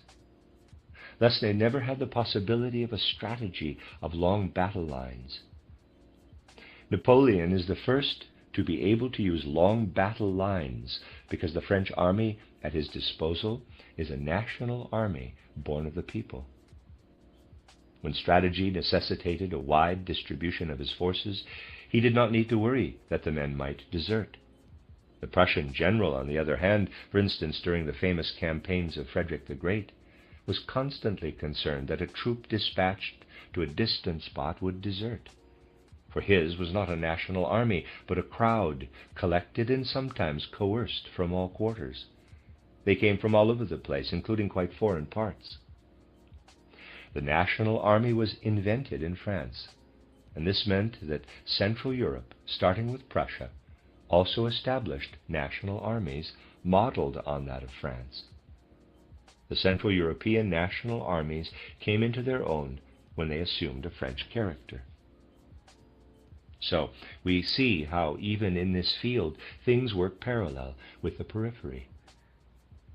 When it is a matter of armies, obviously the opposition takes the form of waging war. This is not the point I want to make, however, for I want to lead on to a similar contrast in another field.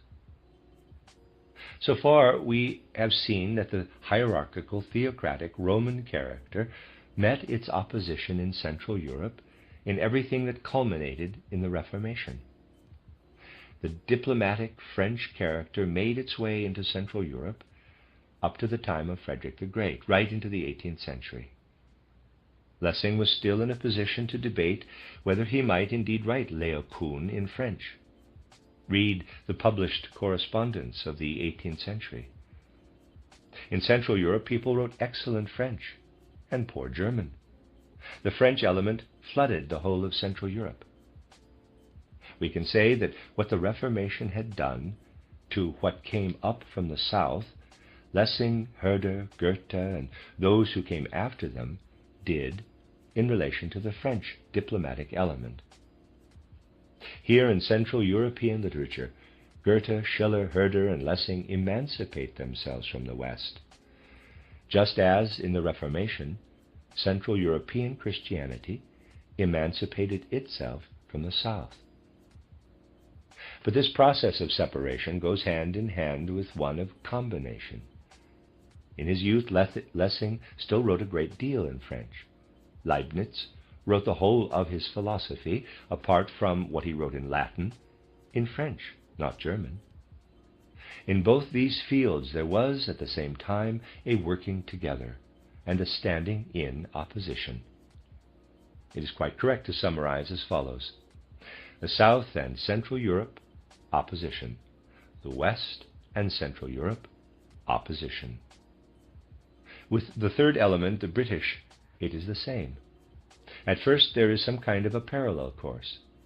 This is expressed especially in the fact that from the 18th century and during the course of the 19th century, the great Shakespeare becomes a thoroughly German poet, for he is totally absorbed into German culture. He is not really translated, he is totally assimilated and lives in the spiritual life of the German nation. For obvious reasons, I do not want to say that he still lives more in the spiritual life of the German nation than in that of the British nation.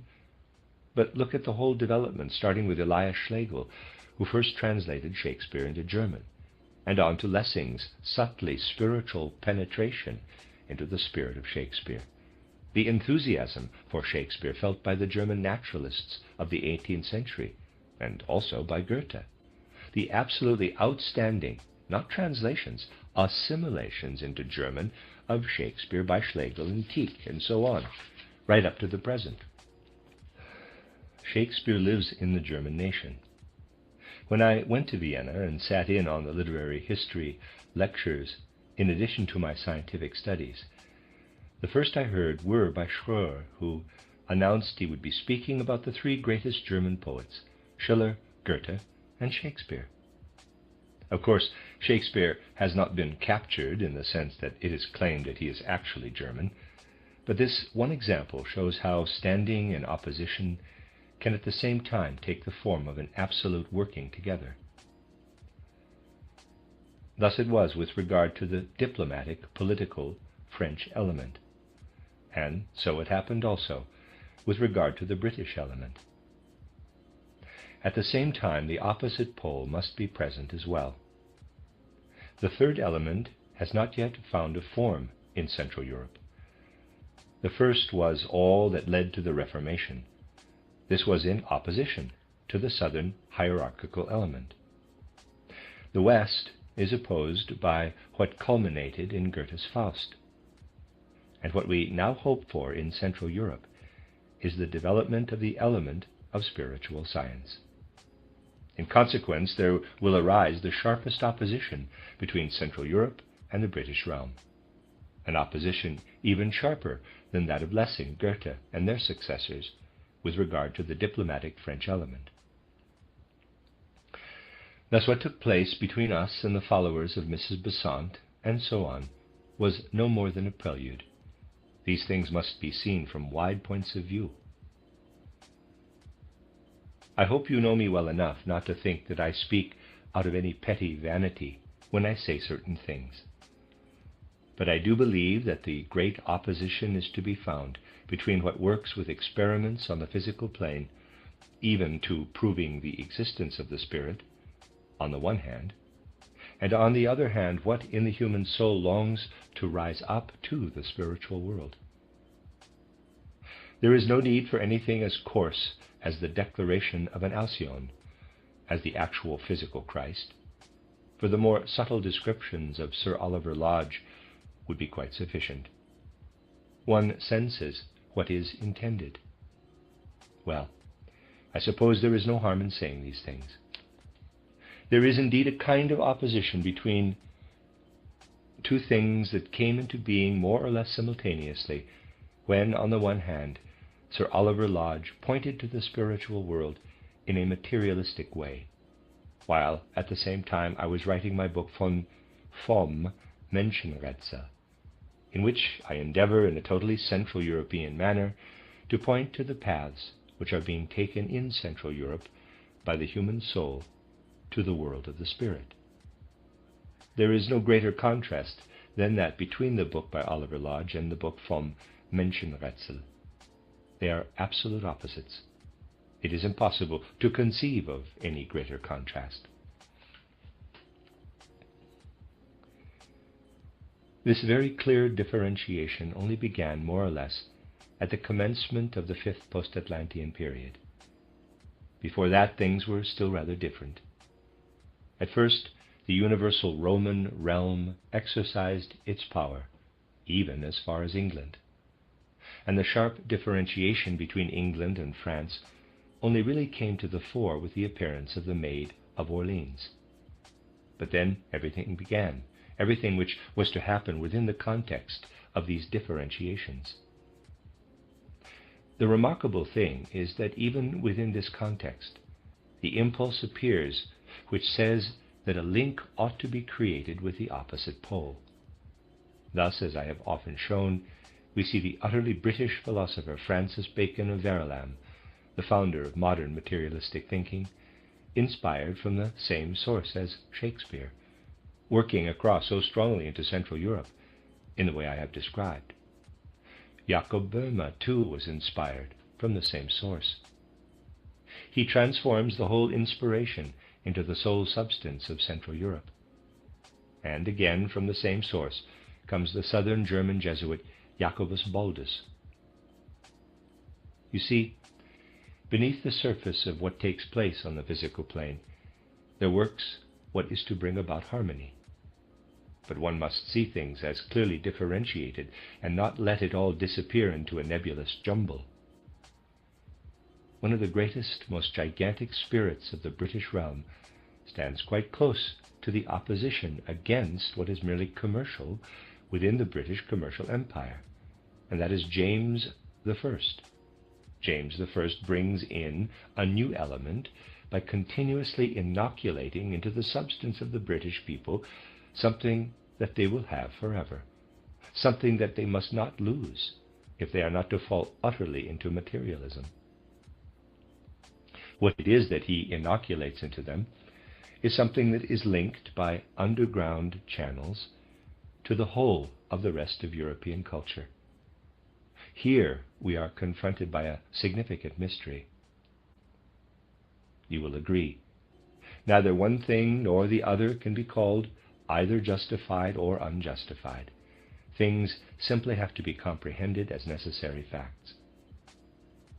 But we must be clear that we surely ought to understand these things properly. It is easy to ask the question, what can I myself do in these painful times? The first thing one can do is to endeavor to understand things, to really see through things. This brings up thoughts which are real forces, and these will have an effect. What about the question, have the good forces no power against the evil forces we see all around us? To answer this, we have to remember how difficult human freedom makes it for the spiritual world to assert itself amid the surging waves of materialistic life. This is what it is all about. Is it to be made so very easy for human beings to enter fully into the life of the Spirit? Future ages will look back to today and say, how careless these people were with regard to adopting the life of Spirit. The spiritual world is sending it down to us, but human beings resist it with all their might. Apart from all the sadness and suffering holding sway at present, the very fact that all this does hold sway is in itself a destiny signifying a trial. Above all, it should be accepted and recognized as a trial. Later, it will become apparent to what extent it is necessary for those who, so it is said, are guilty to suffer together with those who are blameless. For after all, during the course of karma, all these things are balanced out. You cannot say, "Are not the good spirits going to intervene?" They do intervene to the extent that we open ourselves to them, if we have the courage to do so. But first of all, we must be serious about understanding things. We must be deeply serious about trying to understand. As a contribution to this understanding, it is necessary that a number of people muster the strength to oppose the surging waves of materialism with their deepest personal being. For something else is going to unite with the materialism that works in the industrial, commercial impulse. Something coming from other retarded impulses, from the Chinese and Japanese element, particularly the Japanese element, will become increasingly caught up in materialism. Yesterday, somebody asked whether the societies working from the West for a particular group did not take into account that the Japanese might follow suit from the East. Indeed, the people who belong to these societies do not regard this as something terrible, for they see it as a support for materialism. For what follows suit from Asia will simply be a particular form of materialism. What we must be clear about at all costs is that we have to oppose the waves of materialism with all our strength. Every human being is capable of doing this. And the fruits of such efforts will be sure to follow. There is no need to give a name to whatever it is that must work against materialism. Don't call it Central European, don't call it German. That is not necessary. But do consider how a counter-action of forces can come about, and how this can be objectively proved. You can summarize it in two sentences, which is needed. You can summarize in two sentences what is needed to work against materialism, which after all has some justification. In the fifth post-Atlantean period, the world will become even more pervaded by the industrial and commercial element. But the opposite pole must also exist. There must be people who work on the opposite side because of their understanding of the situation. For what is the aim of these secret brotherhoods? They do not work out of any particular British patriotism, but out of the desire to bring the whole world under the yoke of pure materialism. And because, in accordance with the laws of the fifth post-Atlantean period, certain elements of the British people, as the bearer of the consciousness soul, are most suitable for this, they want, by means of grey magic, to use these elements as promoters of this materialism. This is the important point. Those who know what impulses are at work in world events can also steer them. No other national element, no other people has ever before been so usable as material for transforming the whole world into a materialistic realm. Therefore, those who know want to set their foot on the neck of this national element and strip it of all spiritual endeavor, which of course lives equally in all human beings. Just because karma has ordained that the consciousness soul should work here particularly strongly, the secret brotherhoods have sought out elements in a British national character. Their aim is to send a wave of materialism over the earth and make the physical plane the only valid one. A spiritual world is only to be recognized in terms of what the physical plane has to offer. This must be opposed by the endeavors of those who understand the necessity of a spiritual life on earth. Looked at from this point of view, you can express this counter-force in two sentences.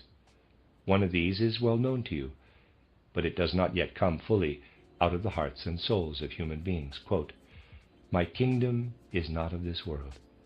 Close quote. The sentence, "My kingdom is not of this world," must sound forth against that kingdom which is to be spread over the physical plane. that kingdom which is only of this world, that kingdom of commercial and industrial materialism. There is not enough time today to explain to you how the words "my kingdom is not of this world" link up with the cultivation of what belongs to mankind as a whole, not to what is German, but to what belongs to mankind as a whole. In ancient India there were 4 castes. In ancient Greece, 4 estates. They came into being one after the other during the course of the 2nd, 3rd, and 4th post-Atlantean periods. In the 5th post-Atlantean period, the 4th estate, the social life, that which belongs to mankind as a whole, must come into being. Not everyone can be a priest, but the priestly element can strive to become the powerful, the dominant estate. We see it doing this in the 3rd post-Atlantean period. There we see it coming to life again in the hierarchical, theocratic Roman force. And we can see the 2nd caste, the kingly estate in ancient Greece and Rome, coming to life again in the 2nd post-Atlantean element, where the diplomatic, political element is particularly active. For the Republican element in France is only the opposite pole of this, just as everything generates its own counterpart. The actual character of the French state corresponds solely to the monarchic principle, so that even now France is a republic in name only.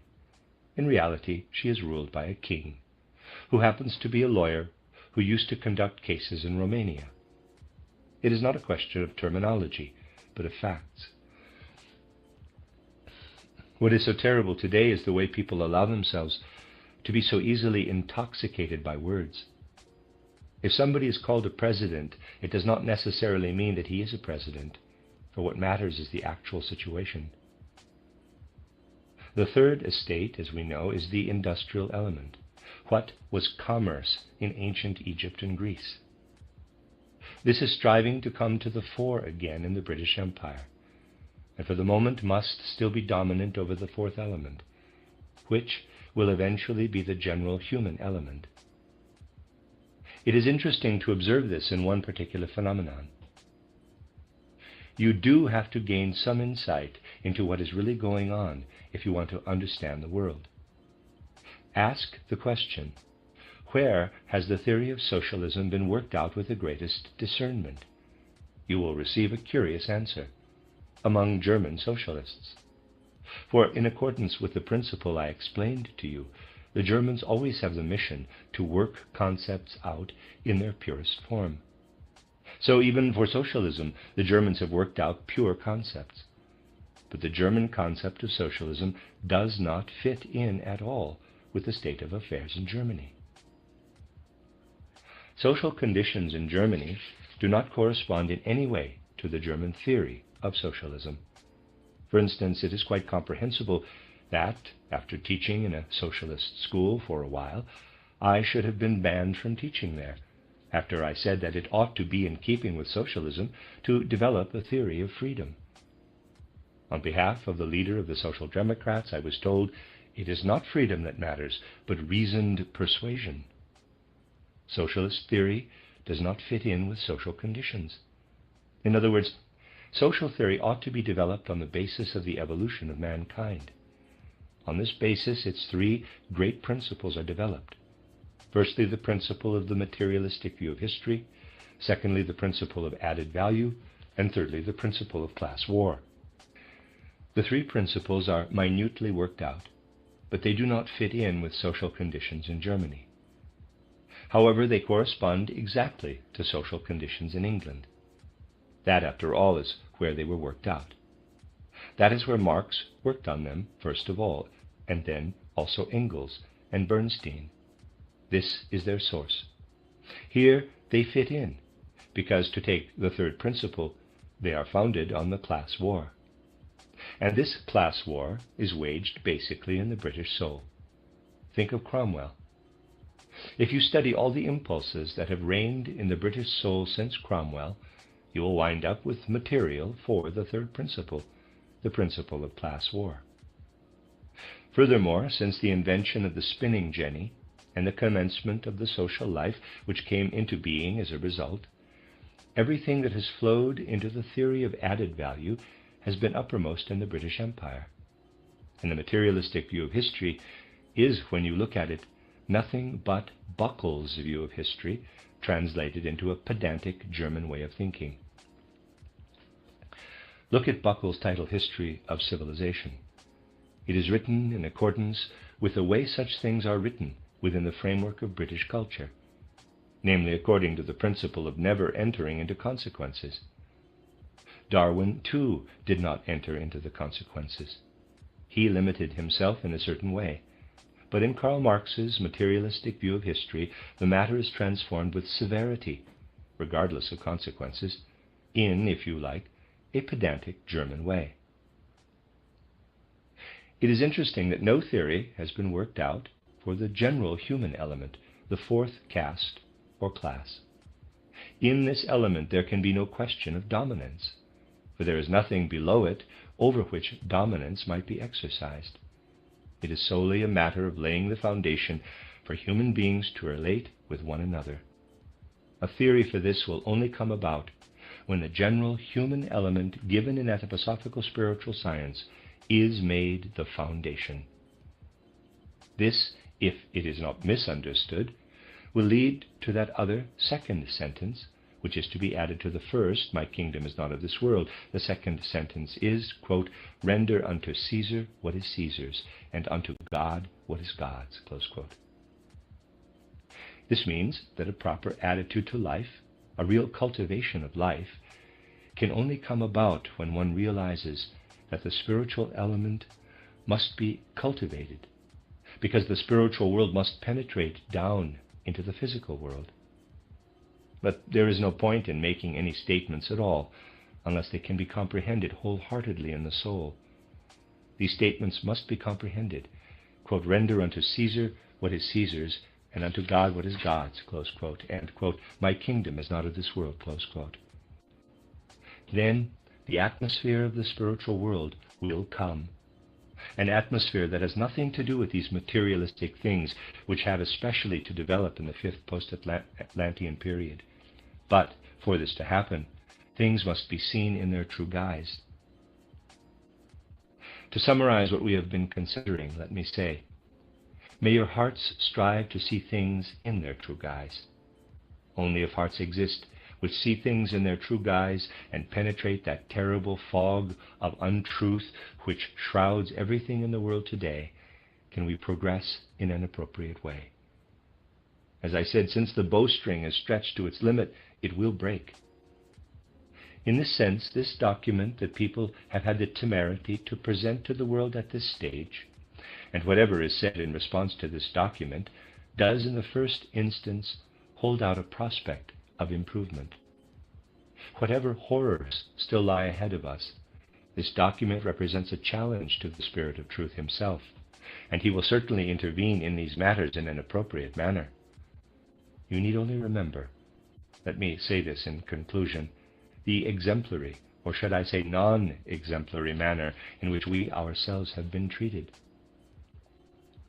We have endeavored to be as cosmopolitan as possible over the years. We have tried in the most conscientious way to preserve this archetypal German trait of cosmopolitanism. And what is the consequence? Read the slanderous things said about us in Britain.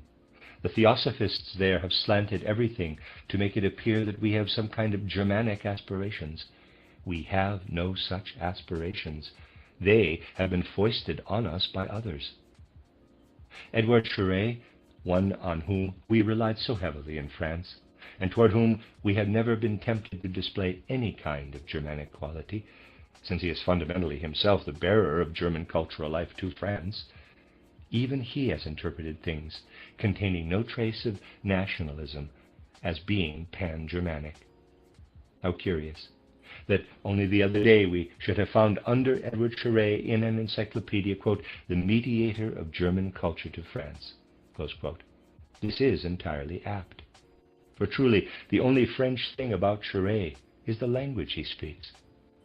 Of course, if language is taken to be paramount, then naturally the whole man can be considered French.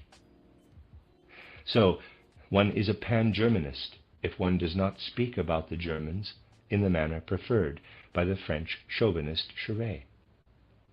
And one is a German agent if one does not speak about the Germans in the way required by Mrs. Besant. Similar things are beginning to appear in Italy, too, among our former friends. So it became necessary to defend ourselves. And the present time is proving most opportune for those who want to point fingers at us and say, "See what attacks they are making? That shows who is the aggressor." There is the Vorrat method, and there is the Goethe method. We see it everywhere, and we know it from within our own circles. First you force the other fellow to defend himself, and then you treat him as the aggressor. It is a very effective method, and one that plays an enormously strong role in the world today. The attacker hides behind the clamor he raises after he has forced the other to defend himself by labeling him the aggressor. Yet we have no other purpose than to serve the mission of furthering spiritual life and gaining recognition for spiritual life. This is linked on the one hand with the principle, "My kingdom is not of this world," and on the other with the principle, "Render unto Caesar what is Caesar's, and unto God what is God's." Both are also, as you know, good Christianity. But it will be a long time before such things are understood in every detail. Nowadays, strange things are once again being said. Let me just mention this as my very last point. It is said, the Entente has stated its aims with regard to the war. Now, let the Central Powers state their aims, so that like can be compared with like. Indeed, this clamor for the war aims of the Central Powers has been heard for some time.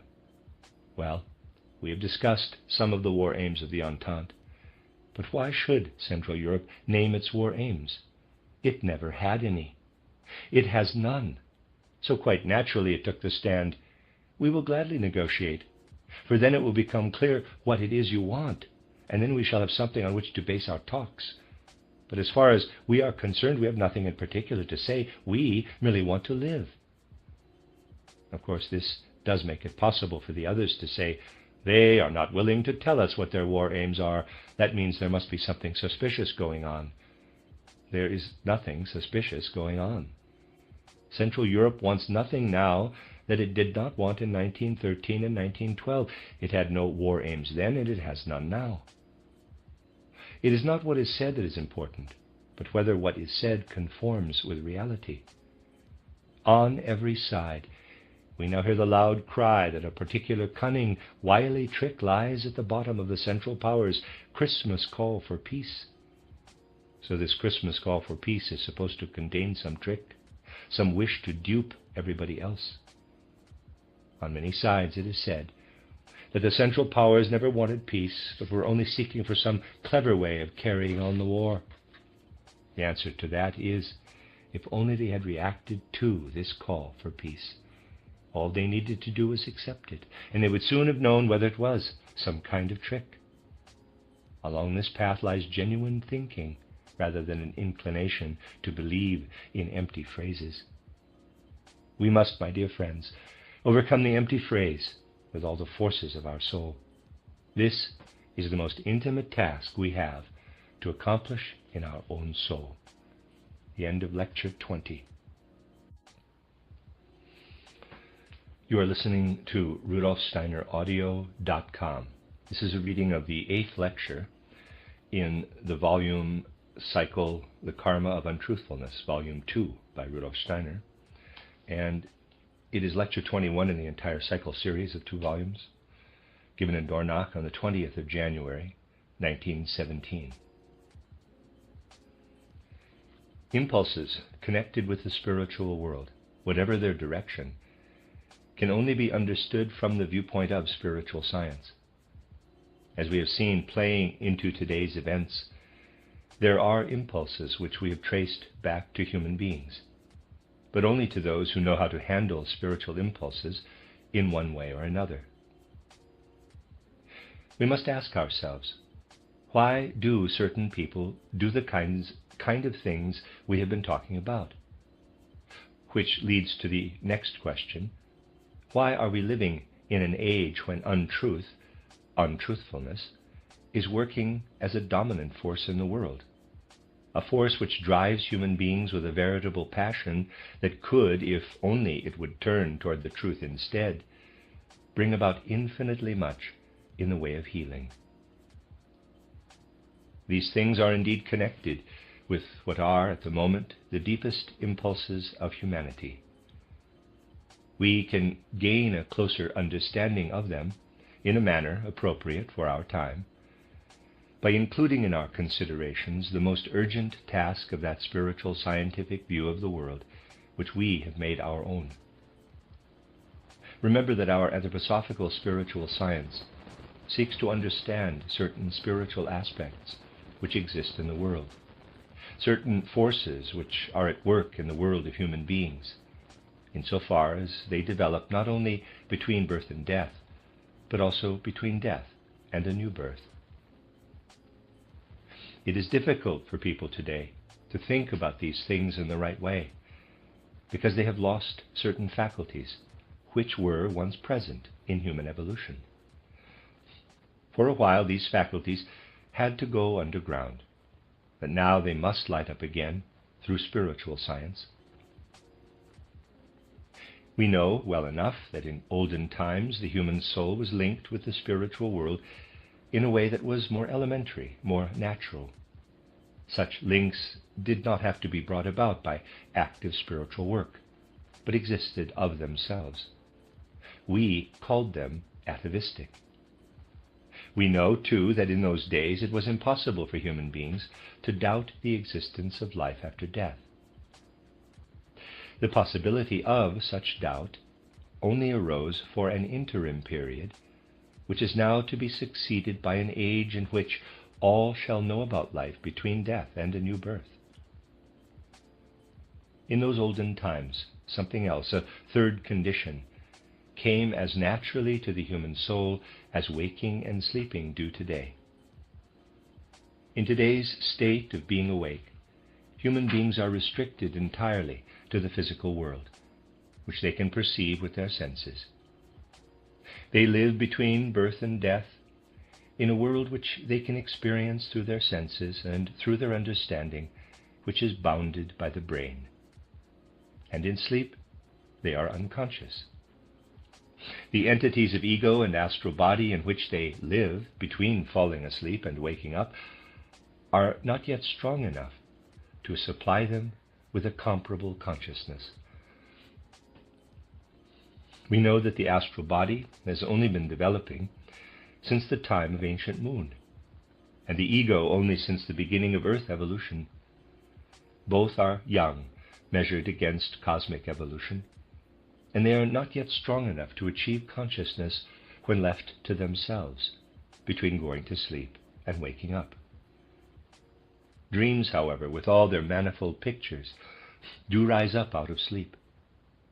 These dreams can contain a great deal that belongs to the spiritual world. There is a great deal in dreams which belongs to the spiritual world, but the human soul, as it is today, is not capable of seeing beyond the dreams in order to discover what it is that lives in these dreams. Dreams are deceptive pictures woven out of a veil of Maya. When they are rightly interpreted, they yield experiences of earlier times or prophetic indications for the future. They also reveal the interplay which takes place between the living and the dead during sleep. Everything can come to us through dreams. But at the present stage of their evolution, human beings do not understand the strange language of dreams. Dream pictures remain incomprehensible, and this is quite natural. Just as Europeans cannot interpret the sounds spoken by the Chinese, so people today cannot interpret the picture language of dreams. Thus, during this interim period, the human being is totally restricted in consciousness to whatever he can discover through those older instruments, the physical body and also the etheric body. which have been developing since the time of ancient Sun and ancient Saturn, and are therefore so constituted that they can offer him consciousness as long as he is in them, that is, between waking up and going to sleep. Now, the spiritual science for which we are striving gives us concepts of the supersensible world working in and behind the sense-perceptible world. The concepts and ideas given to us by spiritual science and which we make our own are related to nothing that can be perceived by the senses. They relate either to what lies between death and a new birth, or to the supersensible world, which lies beyond the world of the senses. Comprehension of these is not, or ought not to be, a mere comprehension of certain theories. We are not concerned with knowing one thing or another, but with achieving a certain inner mood of soul when we take in truths relating to the supersensible world. It is difficult to describe these things in words, because our language has been coined for the external physical plane. So we have to exert ourselves when applying it to supersensible conditions. You could say that everything to which we ordinarily apply our understanding lives coarsely, densely in our soul, because our brain is always at our disposal and is trained to deal with ideas and concepts relating to the physical plane. But to explain things which do not relate to the physical plane, we have to exert our soul to such an extent that when we study spiritual science, our brain plays an ever-decreasing part. When we experience difficulties in understanding what spiritual science gives us, this is only because our brain impedes our understanding. Our brain is adjusted and adapted to the coarse concepts of the physical plane, and we have to exert ourselves to acquire the subtler concepts, subtler only insofar as human comprehension is concerned, of the spiritual world. This exertion is entirely healthy. It is certainly good, because with spiritual science we then live in our soul in a new way, quite different from that required by physical knowledge and understanding and ideas. We transport ourselves into a world of mobile, subtle pictures and ideas, and that is significant. It is possible for all of you to be aware of the point at which you are sufficiently within the sphere where the etheric body more or less lives on its own, using the brain only in faint vibrations. It is the point at which you begin to feel that you no longer have to exert yourself to think the thoughts given by spiritual science, in the way in which you have to exert yourself to think everyday thoughts. You know very well that you yourself make the thoughts which you think about everyday matters on the physical plane. You develop the concepts in accordance with the daily requirements and conditions of life, in accordance with sympathies and antipathies, and with whatever is prepared by your senses and by your brain-bound understanding. With spiritual science, however, once you really enter into it, you will begin to sense, I have not thought all this myself. It has already been thought before I think it. It is floating there as a thought, and merely enters into me. When you begin to feel this is floating in the objective thinking of the universe and merely enters into me, then you will have won a great deal. You will have experienced a relationship to that delicate etheric, floating and weaving world in which your soul lives. After that, it is really only a matter of time, though it might be quite a long time, before you gradually enter that sphere which we share with those among the dead with whom we are karmically linked. I said that in olden times there was no question of discussing whether immortality existed or not. People then had a third condition, apart from sleeping and waking, an in-between condition, which was not merely a state of dreaming. It was an elementary and natural condition in which human beings saw their dead spiritually face to face. They were there, and they lived together with them. In those earlier times when people did something, or when something happened to them which was a little out of the ordinary, and this of course happened and still happens all the time, for we are not only creatures of habit, they then felt beside them one or another of those who had gone through death before them, either long or not so long ago. They felt as though the dead person acted with them or joined in their counsel. So when the soul of a person living on the earth decided to do something, or when something happened to that person, this soul felt that there was one who had died, who joined in the action or the suffering. The dead were present. So there was no discussion about immortality or the lack of it. It would have been as pointless as questioning whether someone with whom we are speaking is actually there or not. Whatever we experience is a reality, and in olden times people experienced how the dead shared in all that happened. We know the reasons why those times had to go into the underground of existence, but they will return, though in a different form. The manner of their return will be brought about by human beings who achieve the mood of soul which can be achieved through spiritual science, through actively living in the pictures of the spiritual world given by spiritual science. This will enable the soul to attain a delicate attuning, and then into this delicate attuning the souls of the so-called dead will enter. Of course, they are always present, but what matters now is that we should be aware of how they enter into our soul sphere. Of course, the dead always surround those of us with whom they were karmically linked during life. But to enable them to enter our consciousness, we must go to meet them with the fine attuning I have just described. For you see, it is always possible for the dead to gain entry into human souls if these souls lead their life in a mood such as that described just now, where the concepts and ideas formed by these souls live somehow in a supersensible sphere.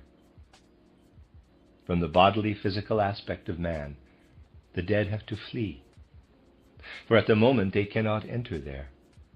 Neither can they enter those thoughts which only rise up from the brain, after the manner of the physical world. And because today human beings mostly entertain only thoughts that rise up from the brain, it is so very difficult for the dead to make contact with the living.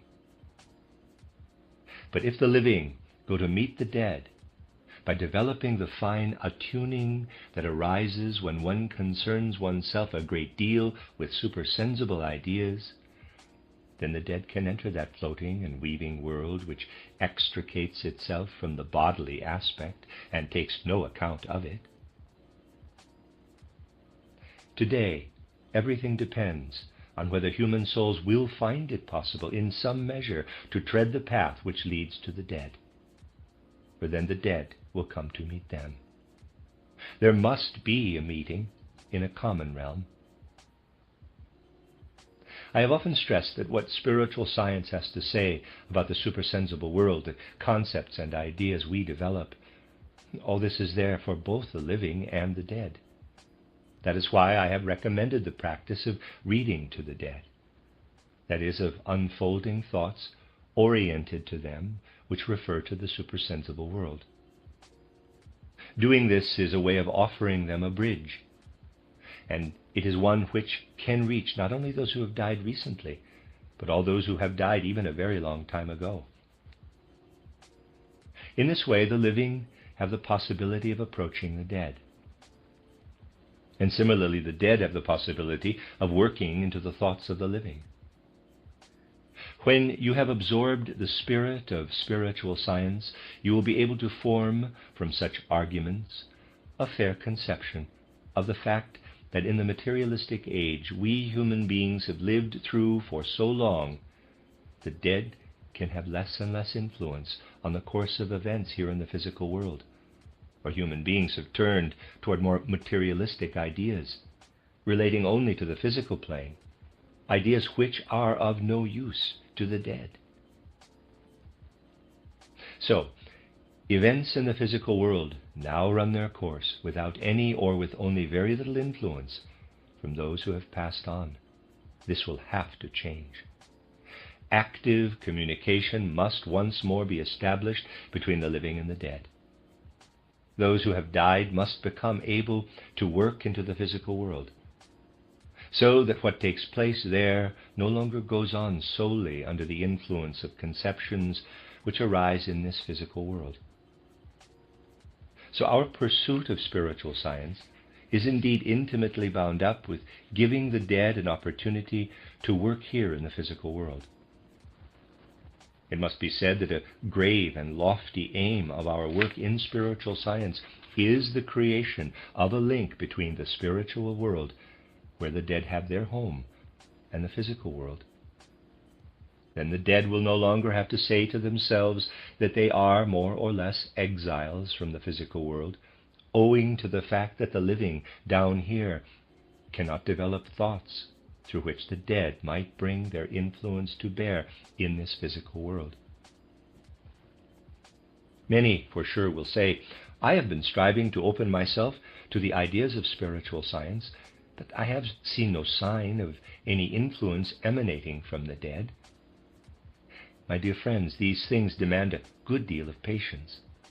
You must take into account the degree to which, for centuries, the life of mankind on the physical plane has tended toward materialism, and against anything that might make it possible for the dead to work here in a suitable way.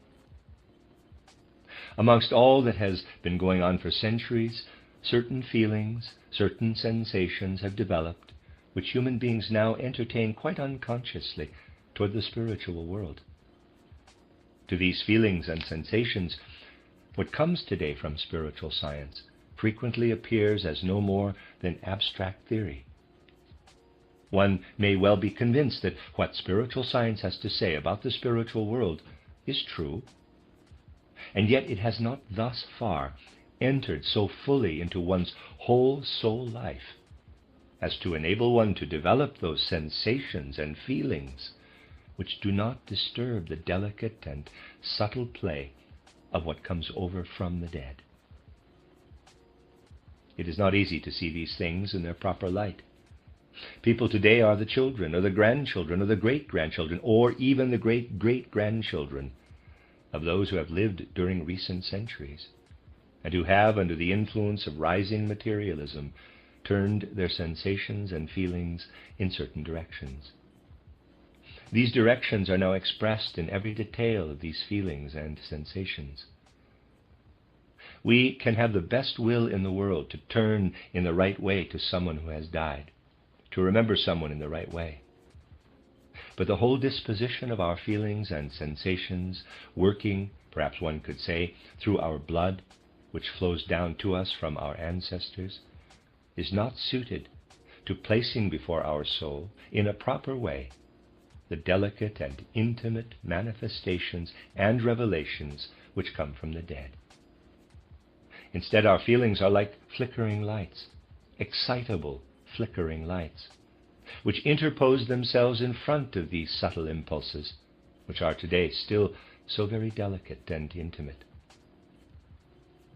But though this may be the case, we need not be discouraged, but should always cling to the positive aspect. And the positive aspect is that we genuinely strive for that condition which in certain moments of life, as the fruit of studying spiritual science, can give us a peacefulness of soul.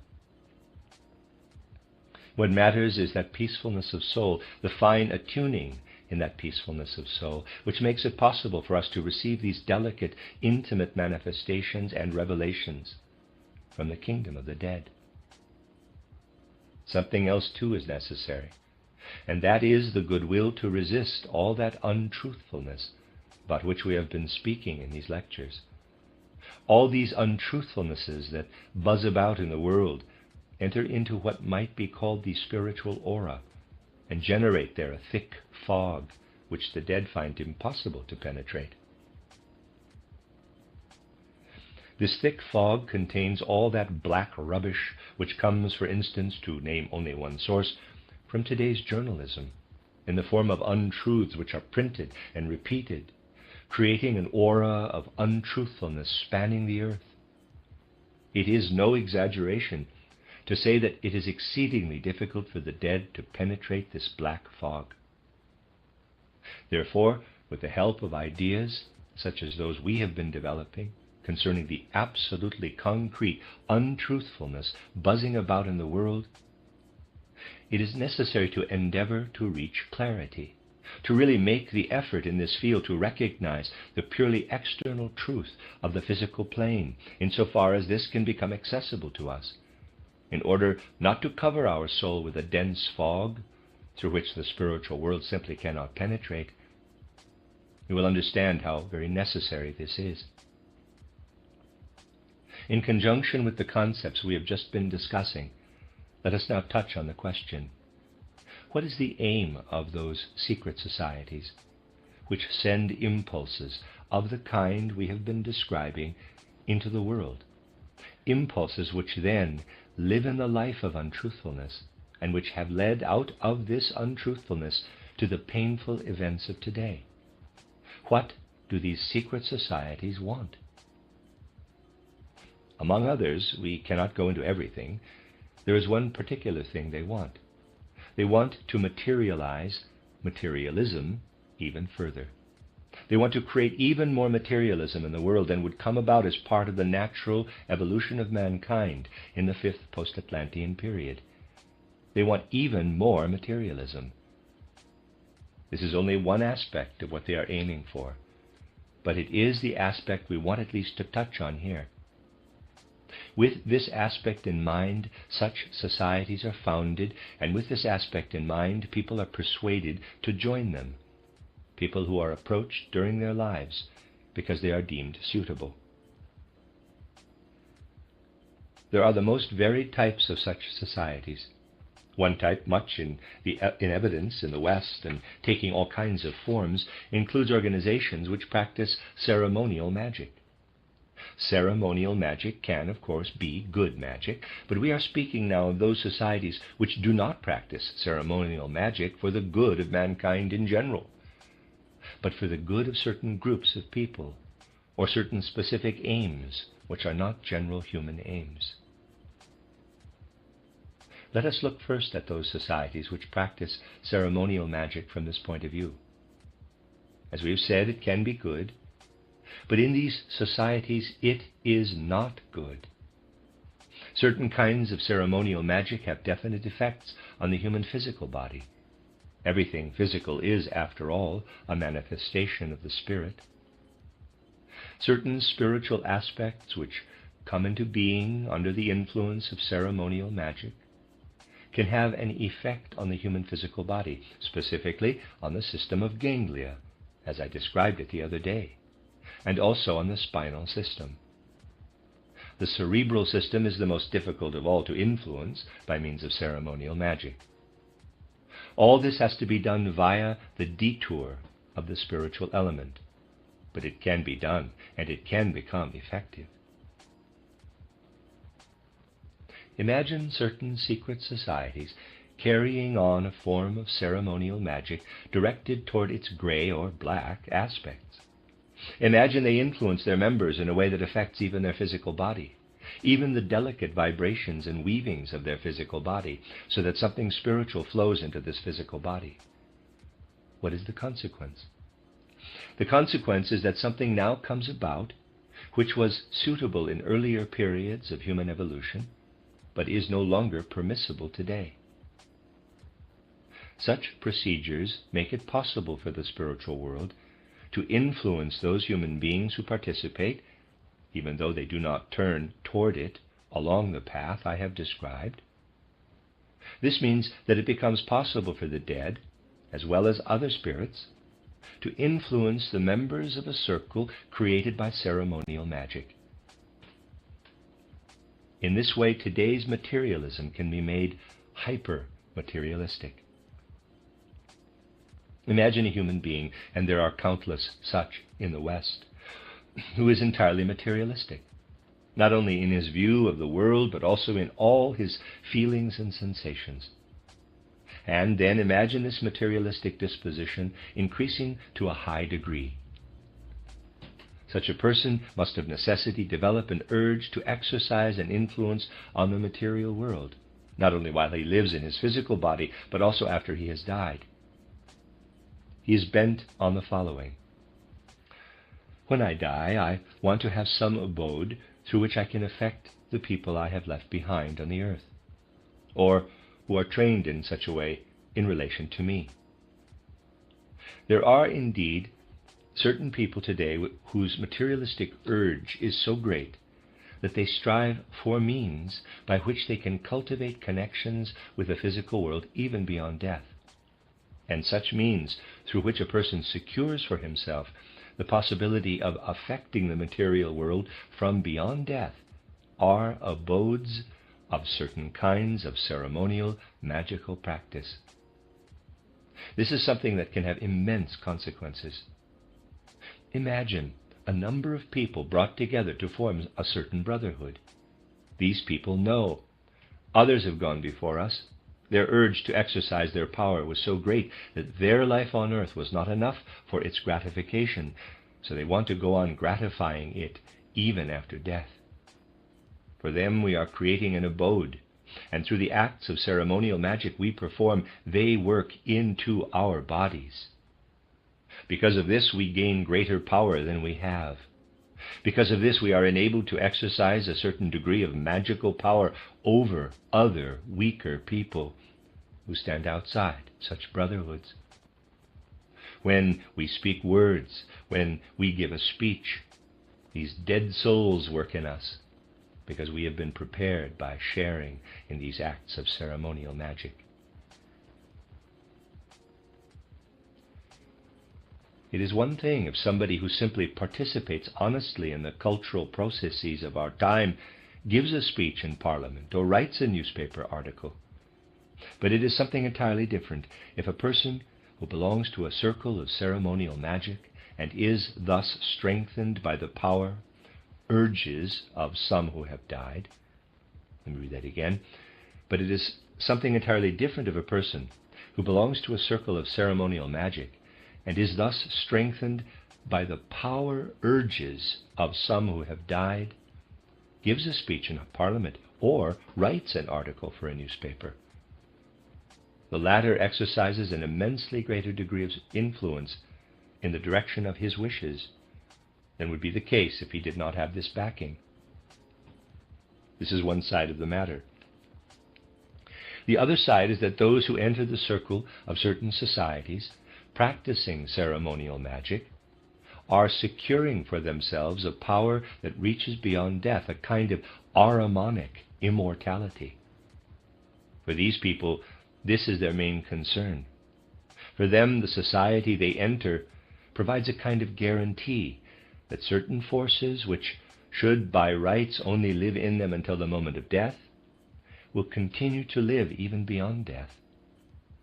More people than you might think are nowadays filled with this idea of guaranteeing for themselves an ahrimanic immortality, which consists in exercising influence not only as an individual human being, but also through the instrument of a society of this kind.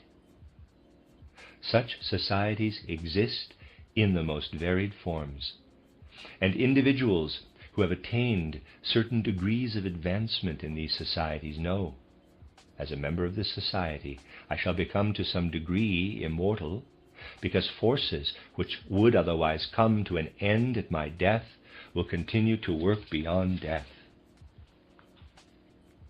What these people then experience through this ceremonial magic makes them quite oblivious to a thought which would concern someone who takes such things truly seriously and in a genuinely dignified way. This is that the more a person gains by way of materialistic immortality, or rather ahrimanic immortality, the more he loses of the consciousness of true, genuine immortality. Yet materialism has taken such a hold on many souls today that they remain unconcerned about this and are tricked into striving for ahrimanic immortality. It could indeed be said that societies exist today which from a spiritual or occult point of view could be called, quote, insurance companies for Ahrimanic immortality, close quote, exclamation mark. It is only a small number of people in each case who understand all these things. For as a rule, these societies are organized in such a way that the ceremonial magic they practice influences only those who are unaware of the implications, merely desiring to make contact with the spiritual worlds by means of symbolic ceremonies. There are many such people. And those who have this desire are by no means necessarily the worst. They are accepted as members of the circle of ceremonial magic, among whom there are then a few who simply use the rest of the members as instruments. Therefore one should beware of all secret societies administered by so-called higher grades, whose aims are kept hidden from the lower grades. These administrative grades usually comprise those who have been initiated to a stage at which they only have a vague idea of what I have just been explaining to you. They comprise those who are at work positively in connection with certain souls and aims, which are then realized by the wider group of those who have been merely inveigled into the circle of ceremonial magic. Everything these people do is done in such a way that it leads in the direction required by the higher grades, but is strengthened by the forces which come from ceremonial magic. Those who know how huge a number of such societies exist in the West can begin to gain an idea of what immensely effective tools such societies of ceremonial magic can be for certain far-reaching plans for the world. As you have seen, the chief aim is to prolong into our time a way of proceeding in which the spiritual world works into the sense-perceptible physical world in a manner that was right in earlier times. For our times, however, the right procedure is for human beings to go toward the dead and meet them halfway. In the mood we have just been discussing, however, a path is sought which was appropriate in earlier atavistic times, but which today is brought about through the medium of ceremonial magic. This should give you an idea of the disproportionate lengths to which exaggerated materialism that is hyper-materialistic, is prepared to go in order to cross the border to the spiritual world. A border which today should only be crossed by means of attuning the soul to that mood which can be achieved through contemplating supersensible concepts. An attitude appropriate for today is one that never accepts things which are given out by many secret societies and which are not understood. For indeed, a great deal that has not been understood is today both given out and accepted. Today it is appropriate to treat what these societies give out as something that is at most a failure to give the spoken word its true value, that is, something that uses words as mere concepts. In much that today buzzes about in the world by way of untruthfulness and by way of egoism, in much that has even led to the canonization of egoism, not by the Pope, of course, in much that has led to the coming of the phrase sacro egoismo, which has become a new saint, though not canonized by the Pope, in much that today buzzes about in the world by way of egoisms and untruthfulnesses, influences and impulses are at work which gain extra strength from the world of the dead in the manner described.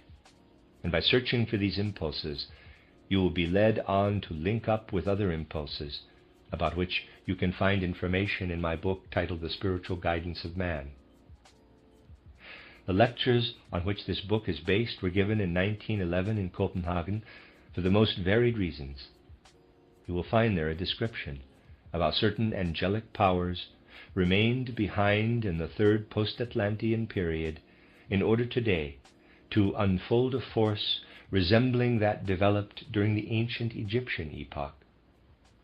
In those lectures I said, quote, Anything wonderful can become a tempter and seducer of mankind if people follow it one-sidedly. And then, if this one-sidedness starts to take a hold, the great danger arises that all kinds of good endeavors begin to manifest as fanaticism.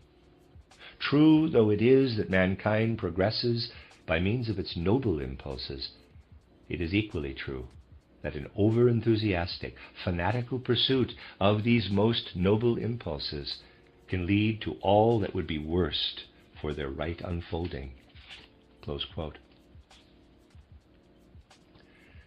The lecture then goes on to describe how certain forces, which had their proper place in the third post-Atlantean period, are now starting to work in our time. One may now add that just as an individual, quite rightly, finds a connection with his proper angel, so is it also possible for him to find a connection to those retarded spirits of the Egypto-Chaldean period, those retarded angels, if he seeks those forces and impulses which in fact are exaggerated, ahrimanic forces, coming in the manner described from the realm of the dead. These retarded angels play an important role in the secret societies I have been describing to you. There are important helpers and leading spirits. A great deal that goes on in such secret societies is aimed at bringing Egypto-Chaldean elements in the old way into the present time. When these matters are no mere tomfoolery, but stand fully in occult life, this takes place under the influence of retarded beings from the hierarchy of the angels who become leaders there. These are the beings from the hierarchy next above man who are sought by these societies. This points to something exceedingly important. When we understand how the living testaments of these societies, not written testaments left over for those still alive, but testaments which are forces going beyond death, when we understand how these work and are preserved, which is something that ought not to happen, then we understand something of the magical power wielded by such societies, which often enables them to impress the stamp of truthfulness onto something untrue. And indeed, one of their important magical functions is to spread untruth in the world in such a way that it gives the effect of being the truth. For in this working of the, quote, untruth in what is true, close quote, lies one of the mighty strengths of evil. This strength of evil is then put to considerable use in all kinds of quarters. This I wanted to say today, in order to give you the esoteric background to the more exoteric matters I have been describing. Tomorrow we shall continue with this and endeavor to enter even more deeply into certain aspects. The end of Lecture 21. You are listening to RudolfSteinerAudio.com. This is a reading of The Karma of Untruthfulness, Volume 2 by Rudolf Steiner, a cycle of lectures. This is the 9th lecture in the second book. Numerically, it is Lecture 22 in the cycle, given in Dornach on the 21st of January, 1917. Let me start by drawing your attention to a number of things which might be of interest to you, beginning with an article in yesterday's issue titled Schweizerische Bauzeitung, reporting on the Johannesbau in Dornach, near Basel. This is the result of a recent visit of a group of Swiss engineers and architects. The article is most gratifying and fair. Indeed, it is like an oasis in the midst of other things which have recently appeared in print about our efforts, which had their source in our very midst. It is most satisfying to find such a fair discussion that gives the building its due, especially since it comes from specialist, objective quarters outside our own circle. Do read it. Herr Englert, who acted as guide for that group of Swiss engineers and architects, who showed such genuine interest in our building from the technical and also the aesthetic point of view, has just reported that the article is also due to be published in French in the Geneva journal titled Bulletin des Techniques. Further, I should like to draw your attention to a book. You will excuse my inability to tell you the title in the original language, just published by our friend Bugayev under his pen name of André Bellier. The book is in Russian and gives a very detailed account in great depth of the relationship between spiritual science and Goethe's view of the world. In particular, it goes into the connections between Goethe's views and what I said in Berlin in the lecture cycle Human and Cosmic Thought about various worldviews. But it also discusses a good deal that is contained in spiritual science. Its connections to Goethe's views are discussed in depth and in detail, and it is much appreciated that our friend Bugiev has published a revelation of our spiritual scientific view in Russian. Herr Maybold, too, has just published a book in Munich, to which I should also like to draw your attention. The title is The Path to the Spirit, Biography of a Soul. You will find it interesting because Herr Maybold describes in it a number of experiences he had in connection with the Theosophical Society. These are the oases in the desert of attacks. It seems that another has just appeared, written by one of our long-standing older members. It is said to be particularly scandalous, but I have not yet seen it. These attacks from among our members are particularly unwelcome because we realize that it is precisely these long-standing older members who ought to know better. Yesterday we spoke about aspects of the human being's connections with the supersensible world, particularly with regard to the fact that our dead, and indeed all those who have left their bodies and gone through the gate of death, must be thought of as being in that world. In our present context, it is particularly important to understand that in the world through which man passes between death and a new birth, an evolution, a development is taking place, just as much as is the case here on the physical plane. Here on the physical plane, taking a shorter span to start with, such as the post-Atlantean time, we speak of the Indian, the Persian, the Egypto-Chaldean, the Greco-Latin, and the modern period, and so on. And we consider that during the course of these periods, an evolutionary process takes place.